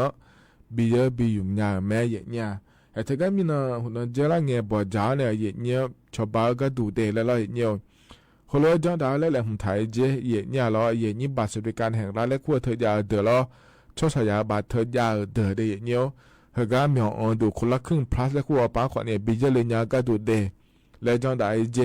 เนี่ยเราเอาหัวเจริญเงี้ยเราโครงการบัตรสวัสดิการแห่งรัฐและคู่เธอชดใช้ยาบัตรเธอยาเด้อนะขอนี่เราเนี่ยเจริญเงี้ยอยู่หาแล้วอีเนี่ยอยู่หาเนี่ยมีอันดูอยู่จังนั้นรู้ก็เยอะๆมันเงินนะเราเนี่ยเดี๋ยวจีอ๋อเลยจะโตจีรู้แล้วมาเยอะหลังยาเบอร์ล้อเลยอย่างนี้หน้าบาทคนละครึ่งพันและคู่เฮนาเราอย่างเดียวมีเยอะแต่มันก็จะโตเดี๋ยวขอนี้เยอะยาเบอร์ล้อเลยอย่างนี้เธอมีเนี่ยก็ในนั้นไม่หัวปลาแห่บาลาเฮน่าเชล่าเสียงขอเนี่ยบาทสวัสดิการแห่งรัฐและคู่เธอที่พัทยางาเชบะยาเฉียอย่างเดียวเธอมีเนี่ยเราอยู่หามีเยอะแต่มันก็แห่เฮก็ในนั้นไม่หัวปลาก็ดูเราอย่างเดียวบาทสวัสดิการแห่งรัฐและคู่เธอยาเดย์คนละครึ่งพันและขั้วมีอันดูแม่จะโตจีมาเเฮ็ดเฮ็ดพ้องขอเนี่ยบีเยญาก็ดูแลจอนได้เจเดเยเนียวขอเนี่ยอันอายามเราหน้านัวมาโดเลงอาเสียเยเนี่ยก็เนาะอันนบีเบดญาก็ดูแลแล้วเราเยเนียวเฮงเนาะยมาจากากาโดเลนะขอเนี่ยเฮก็พอเนี่ยเยเนียจากากาดาเนี่ยบิสิบิกามาเดเยเนียเดที่มีในพวกเงินเกล้านนะเราเนี่ยอย่างนี้บัตรสวัสดิการแห่งรัฐและคู่เธอยาวเธอแล้วมีอันแรงอีในมีอันดูก็เงี้ยก็มีอันดูเฮเดโครงการคือขึ้นพระเธอคู่เฮบิวเนี่ยมาเดียกันนะดีมาบัตรสวัสดิการแห่งรัฐและคู่เธอยาวชดใช้ยาบัตรเธอยาวคนนี้เฮก็หัวเฮก็เฮดูอีเนี่ยยูมีเนี่ยไม่เดียเนี่ยเดอันนั้นเกล้านนะง่ายเนี่ยเฮก็เฮพอเนี่ยยูมือไม่ติโปแล้วพระจักรเอกาดาเนี่ยบิสิบิกามาเดยเนี่ยเดมินาเยเนี่ยล้อเฮก็พอในชันเทเนนะฮะเนี่ยไม่เดยเนี่ยนะขอเนี่ยที่เกาะล้อเยเนี่ยน่าใจที่เกาะเยเนี่ยนี่จะละเงกอชและคู่เธอยมยาโปยานะฮะดาไม่เนี่ยนี่กอชและคู่นะกองทุนการออมแห่งชาติและคู่เดยเนี่ยเดยนี่สดาบิเจหัวในบิถาในหมอเลงเงบีจมก็ดูเดและแม่เยี่ยรอเทียนาโครงการผมจะซื้อเงี้ยจะละเงี้ยเนี่ยจันดาลาเนี่ยยุ่งโกเชขวดเยี่ยนะขอในรัฐบาลไปเขาก็เนี่ยสมบูรณ์ก็ละจอแม่เยี่ยเห็นเนาะโกเชขวดเบลาเนี่ยรัฐบาลไปน้องฮโลโลบิจาขมาเดและบุญก็ละจอแม่เยี่ยขอนี่เห็นก็ยุ่งเนาะเทียนายุ่งเขาอยากเก่าเนี่ยโลเทียนายุ่งเขาสาชายาลาเนี่ยโลแล้วเราเนี่ยกองทุนของอชและขั้วถึงก็เลยหมอเมียเลยแล้วนะขอเนี่ยจังยาไม่เดยเนี่ยเดเธอเนี่ยยุ่งเบอร์แอปพลิเคชันและขั้วเธอขอนี่ดาล่างเนี่ยอยู่เลยจังยาเธอเราเลยนี้เรานั่นก็หัวก็ดูนะเราเนี่ยเจมาเจงจะล่างเนี่ยเราเลยเนี่ยรัฐบาลเขาไปเนี่ยเราเนี่ยชอบบ้านเราเนี่ยเจมาเจงเราก็เห็นที่เราคนเราคนเราที่พับบาทแล้วสดาหมออีเนี่ยอยู่มันก็ดูเดแล้วเจมถานะรัฐบาลปากคนที่พับแล้วพับบิลล์เดยเนี่ยเดงั้นมันอยู่ทางเนี่ยท ที่หัวอามีนี่บิลเนี่ยก็ดูได้รอดอยู่มาในถาจะแม่เยเนี่ยที่หัวเฮียบ้ามาเจเนี่ยเยเนี่ยอย่างนี้เนี่ยต้องรู้ว่าชอบบ้านเราเนี่ยมาเดแล้วรู้ว่าจังถาจะแถเยเนี่ยให้เราน่าเธอเนี่ยมอเลงก็เชื่อคนนี่แหละตาปาเบียงล่างเงี้ยแล้วถ้าบาลาชิเนี่ยแล้วบีจ่าหูไม่เดเยเดเธอมีเนี่ยเนี่ยเฮก็หัวจะดื้อไหมเหมือนโครงการแม่ยิ่งเถียน่าสดาจิหัวสานาล้อเนี่ยเธอเนี่ยที่ปัวเจ๊อยู่ห้ากันยาวหรือว่าบาลาชิเนี่ยรู้แล้วคนนี้จะหยาเดบาลาอยู่ชินารู้ล้อเนี่ยชุมยาแต่คนนี้ดอกเนี่ยที่พัดแต่คนนี้ดอกเนี่ยล้อน่าอันนี้ดอกหรือว่าอยู่จะมาเจงกับเราเสียทียาบาดล้อน่ารัฐบาลว่าทียาแล้วพับบีเราเนี่ยล้อเนี่ยเขาเลยจะเนี่ยไม่เดเนี่ยเดถึงมีเนี่ยอยู่ดื้อไหมเหมือนง่าเดจ่อเดแล้วชอก็ดูเนี่ยจะกากาดานเนี่ยบีซีบีกาเลยเดเนี่ยเดกองทุนกอชกองทุนการออมแห่งชาติแล้วคู่งาเนี่ยนะเหรอก็เกลียวโคสิโดเลียยำละคุยแล้วกองทุนการออมแห่งชาติว่าปานเนี่ยแล้วเนี่ยหวยกาเสียงเลยคุยเธอพระเจ้าได้สิเจเฮอหน้าคนเนี่ยอันนี้เยอะหวยเธอแล้วเนี่ยอย่างเงี้ยมาบิสุมินิเยอะเดินนะแล้วเนี่ยรางวัลที่1เยอะเดินนะคนนี้ทีลามบายะมาเยอะเดินนะจิมทานเนี่ยหมดเลยไงบีคนเนี่ยแล้วพระเจ้าสิเจเนี่ยแล้วเธอมีเนี่ยแล้วเลยอย่างนี้อยู่หาสตาร์ถามหน้าคนนี้ชมดอนอย่าไม่ได้ขออยู่วันนั้นรู้แล้วดอนอย่ามันก็งานเดย์เนี่ยเดย์เธอเนี่ยอยู่หาอยู่ห้องตัวอาชีพอิสระและคู่งานในนี้บริมาบอเดอร์บริษัทปานกามามัวเดอร์ราชการปากามามัวเดอร์แล้วอย่างนี้แล้วก็เดอร์เราประกาศสังคมได้เดอร์คนนี้มาเจ้าหน้าเดย์เนี่ยเดย์มีเนี่ยเราเจ้าหน้าไม่เดย์แล้วจะกะได้ไหนเลยเดย์เนี่ยแล้วต่อลูกเราเหกาอินาอย่างนี้เนี่ยทอนเจออายามเหละคุยแล้วจะกะได้เนี่ยในบีซีบีกาเดย์เนี่ยเฮกานาเนี่ยตัวชัดจิบุมแล้วพนาหาดามาเนี่ยล้อยุ่มเฮกาพอในบินาหาดาเฮนาอันนี้ไหมนาเรศในชาติตัวช่างงายเนี่ยยุ่มก่อนเนี่ยชอมาบอมีแน่และงาเดที่เขาล้อยนะหาบจอดามา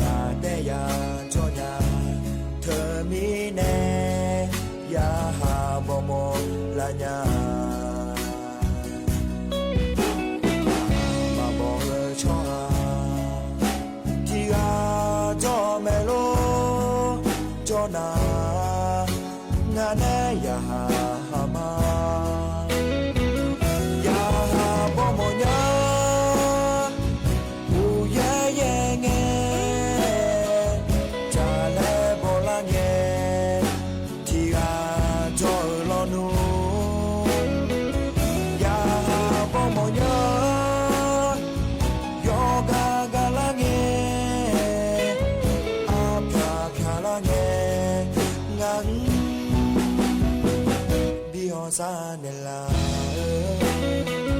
Ya Momonya Uye Yenge Jale Bolange Tiga Jolonu Ya Momonya Yoga Galange Apya Pyalange Ngan Sanela Jo sama dolange Yaga yo Bijanela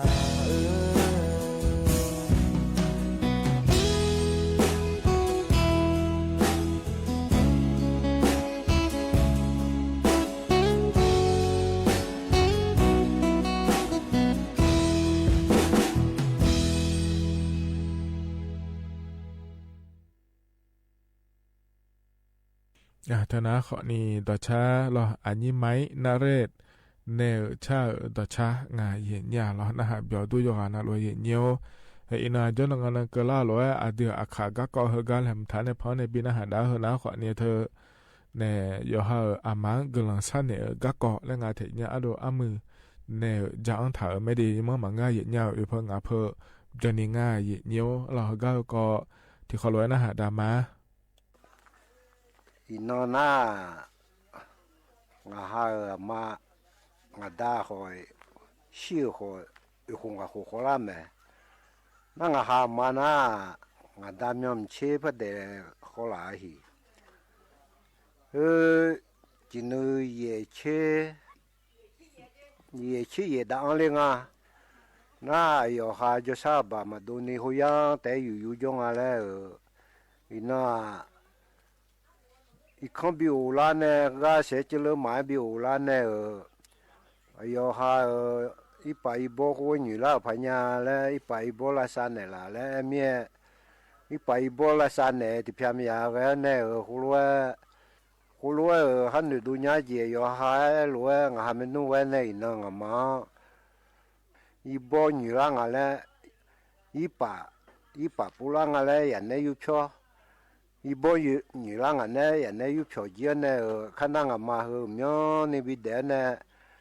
khana ibo pyu de ngolo ni bi jo ma le ibo pyu de ngolo ni bi jo ma le ti an che hu le bi de le ina nga ha me nu we ne yo na lu ipa ibo hu lo la sa ne lo yo na lu nyu ji ma nya ho yo ha ma myo bi de mo nya la du ne hu lo ina hu yo jan ne ma yo na lu ti ga ti ji jong a lo ya ni bo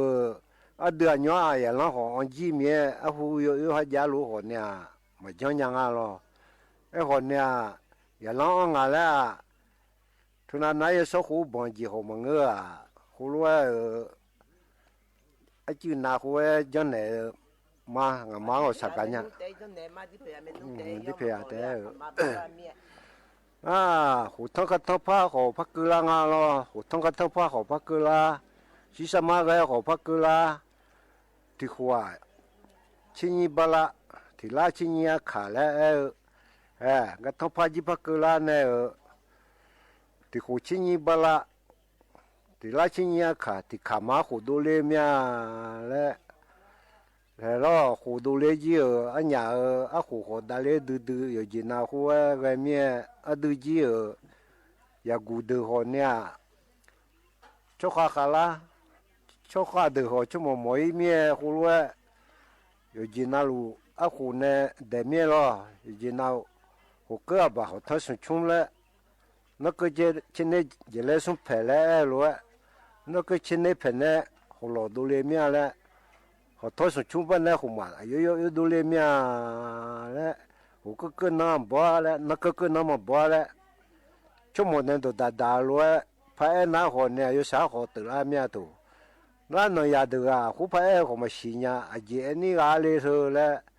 那湖啊别怕嘛个啦有啊那有阿不中啊嘞阿不是呀那个节不他啊有啊用力啊嘞和那有啊那路我说啥个啦？阿都也你呀咯。Nyo sa ako kram nyo sa saray na. Dia ayu tu tale. Amare di ako ko si dole lo ya si le adi pe me nu la dio ne khoja jata ne la dio lo ma tu bibra ma nga ngama ula nga po ula mie yo na ujura budo mu ula nga ya yo na dio ne ani de yo na ujura ne nga po ma ujura ne nga ma jo sabi do la le dio ne ma pyo homo nga ma homo nga ni ma pyo homo la ha chela la yo du cha nya nga ma ji bura pho nga he nga ma ji la ha cha cha ho ja khra me tu mie yo nu nu jon ne lo ti ji yo ma bon le yo nu nu jon lo la ha cha ne nga ma i no u i me he jon la ne u i so me ga ma เธอหน้าขอนี่อายุเนี่ยเดือขาก็เกาะรออาดูอามือในจังถ่าเอกาพอเนี่ยบินาดาเดน่าเบียวดูเยเนียวเฮกันเอาเนี่ยตัวชาติบิมเล่พนักดามาเดเยเนียวเดหลุมาเล่ชาตัวชางาเยเนี่ยรอน่าเบียวดามาเยเนียว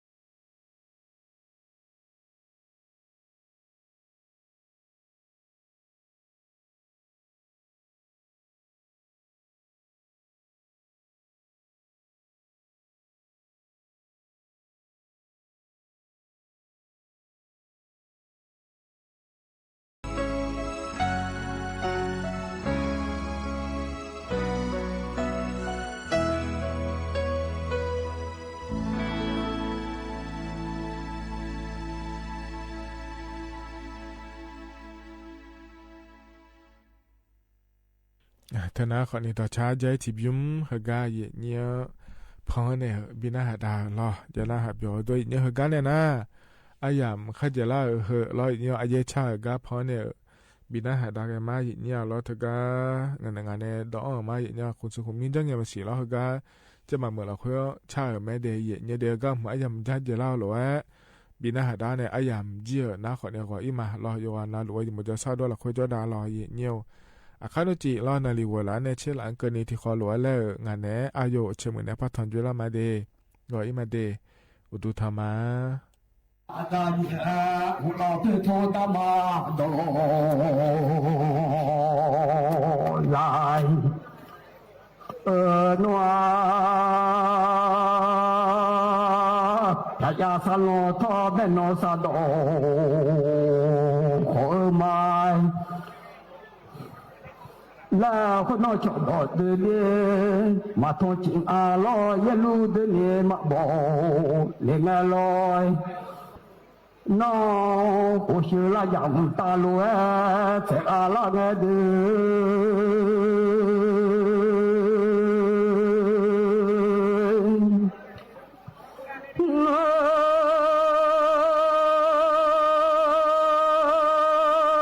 อซาเลอัดนอยิมซาเลทินอยิมซาเลอัดนอนอมซาเลทินอมยาเลมันเนทิวเปียยามาเงยและถึงเนทิวเปียยาละเลยิเลมันดันเนทิดงเปียลาลายถ้ามาเอลิอาลาถึงเนติโนกิลาลาพาลิลาลอยาดื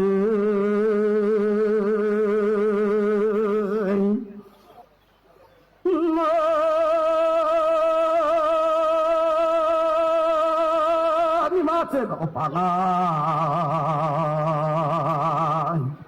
อีแลนี่มาปาเล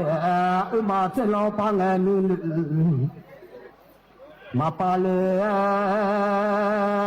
นี่มาเจอกับปังอาเลนี่มาที่กาตาออนมาเจอรอปังเนยที่กาตามาเลลอยาเลย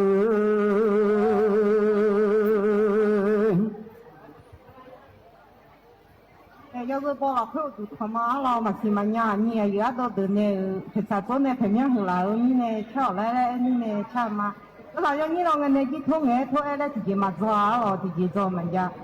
自己嘛参加好你，自己嘛啊，一拿好就啥都给，瞧一拿啊就啥都弄来嘛，一拿啥嘞，一拿那么啊啥嘞的，那面。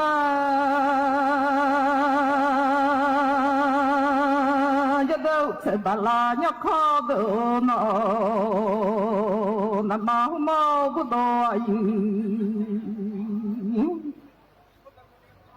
đồ của tôi giờ khát già lên nó gì mà thế lại là thế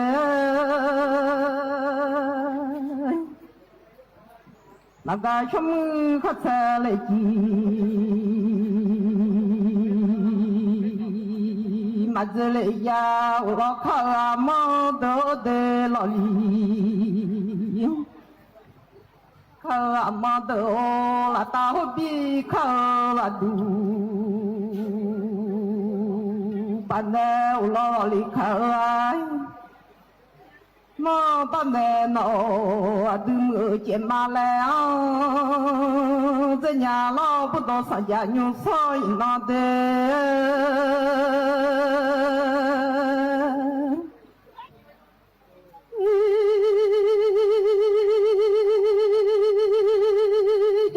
你们，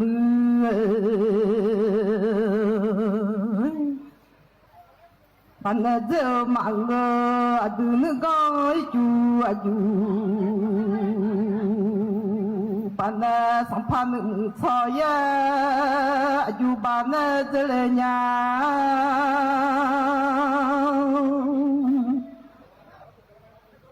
สัมภาระก็จูจูบายแม่สัมภาระหลวงพ่อสัมภาระต่อขอที่นาเลยละเมียบุตรสัญญาอยู่ใส่นางเด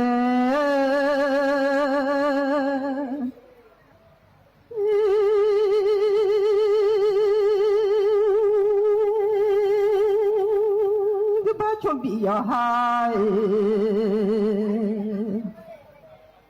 giờ con lão phải lo cho thế giờ hai giờ gì thọ khó vất sơ bị sơ sống phiền và là bây giờ sơ phải mù bộ soi yên nói mi chỉ xong một đợt ta yêu ra yêu là nó mi chỉ phải thung ta mà đó dài mía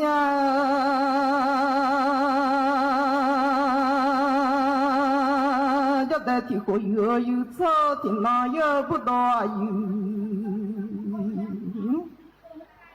đó ta mà vợ nhau chịu sợ và nó thỏa lu bu gì là vợ chồng ta chung mình nông và lại giờ lo và nó thỏa khá gì bây giờ và nghe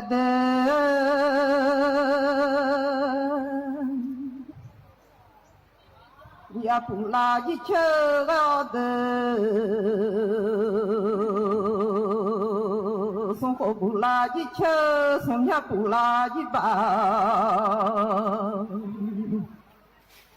ha du ma za ji ơ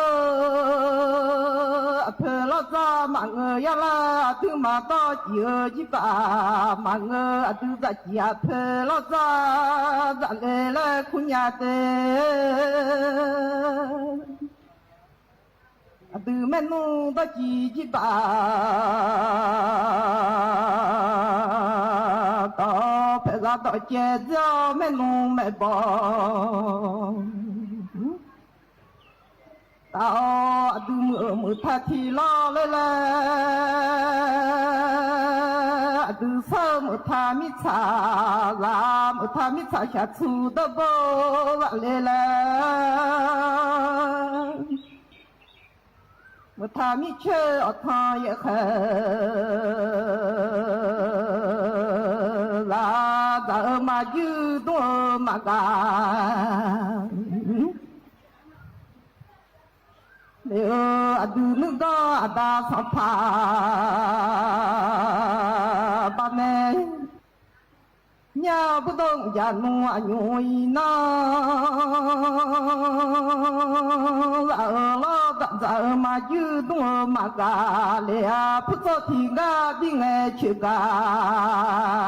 thì gà lối đi lên nông nhà nó cứ thật sự đi nghe hư nhi đi lên nhà là nhi phút cho lẽ ayu là nông mai thế là nhi phút cho lẽ nghe khỏi thế đã được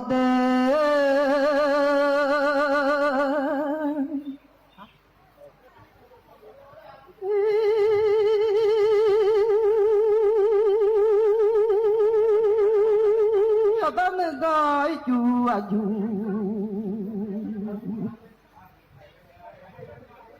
bạn nè ba mươi soi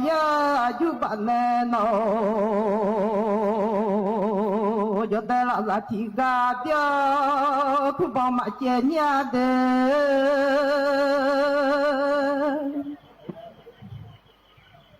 là nè thì ga tiêu thì che nhung mà là lo mà đê lên đi cho ta là giàu mẹ rất gì nhà là nếu mẹ rất gì, 我可能老为老娘嘞。là hư ra nhi là lo mà đẻ lên nhà con nó phá vỡ lo nhà lên mi phát sĩ phụ mà nhi mà chơi mà lại đẻ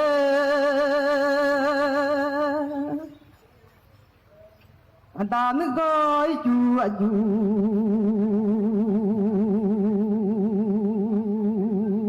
ra mà nữ thôi nhà chú ngơ ta sắp phá là ta yêu cô cho rằng là cho mi rằng về mặt thế thà lẽ nhà nô phụ cho thì ga thì nghe chịu ga chính cả lô đi ở đó cứ xa ra cho mi là sao mà xem nhà với cha nu cho mi là nghe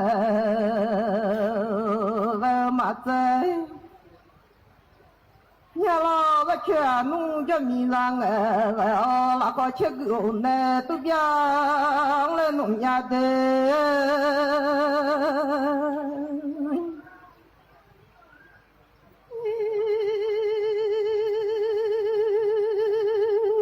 có chiếc gỗ nè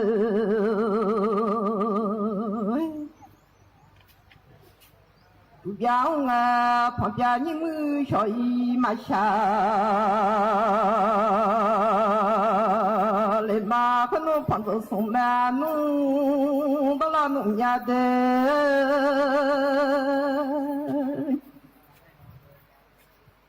họ cả sớm giờ đam mà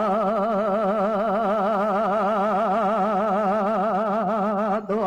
hồi nó chua đam mà đó là nông nhà đê là mưa chua đam mà đó là nhà nô là khó khăn giờ đam mà đồ là nhà từ khờ một thà thì lo từ sơ một thà mi xa vào lên lo từ khờ một thà thì lo một thà chơi đó nghe chúng mẹ mà bố gia là một thà chơi đó nghe chúng mẹ nào lên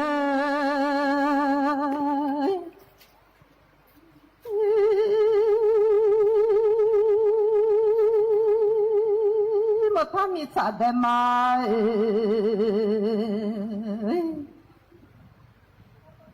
nhà ra nhà lê một tháng mi chơi lo bò đọc phê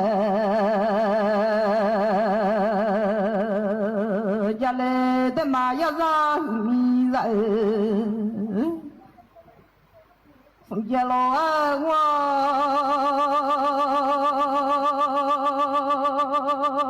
đêm mưa lu ya gì ông nghe thế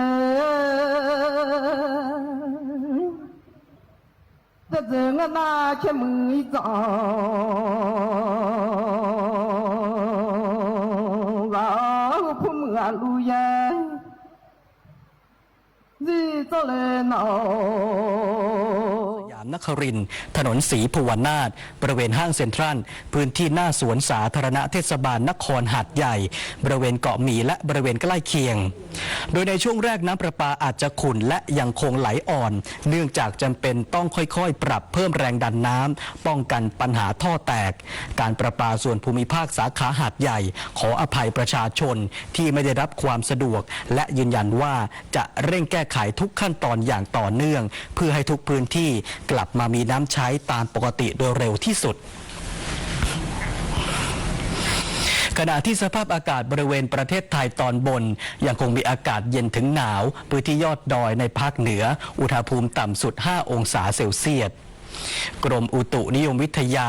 รายงานพยากรณ์อากาศ 24 ชั่วโมงข้างหน้าประเทศไทยตอนบนมีอุณหภูมิสูงขึ้นกับมีหมอกในตอนเช้าแต่ยังคงมีอากาศเย็นถึงหนาวขอให้ประชาชนในบริเวณดังกล่าวดูแลรักษาสุขภาพเนื่องจากสภาพอากาศที่เปลี่ยนแปลงรวมถึงให้ระวังอันตรายจากอัคคีภัยที่อาจเกิดขึ้นเนื่องจากอากาศแห้งไว้ด้วยเนื่องจากบริเวณความกดอากาศสูงหรือมวลอากาศเย็นกำลังค่อนข้างแรงที่ปกคลุมประเทศไทยตอนบนและทะเลจีนใต้มีกำลังอ่อนลงภาคเหนืออากาศหนาวกับมีหมอกในตอนเช้าและอุณหภูมิต่ำสุด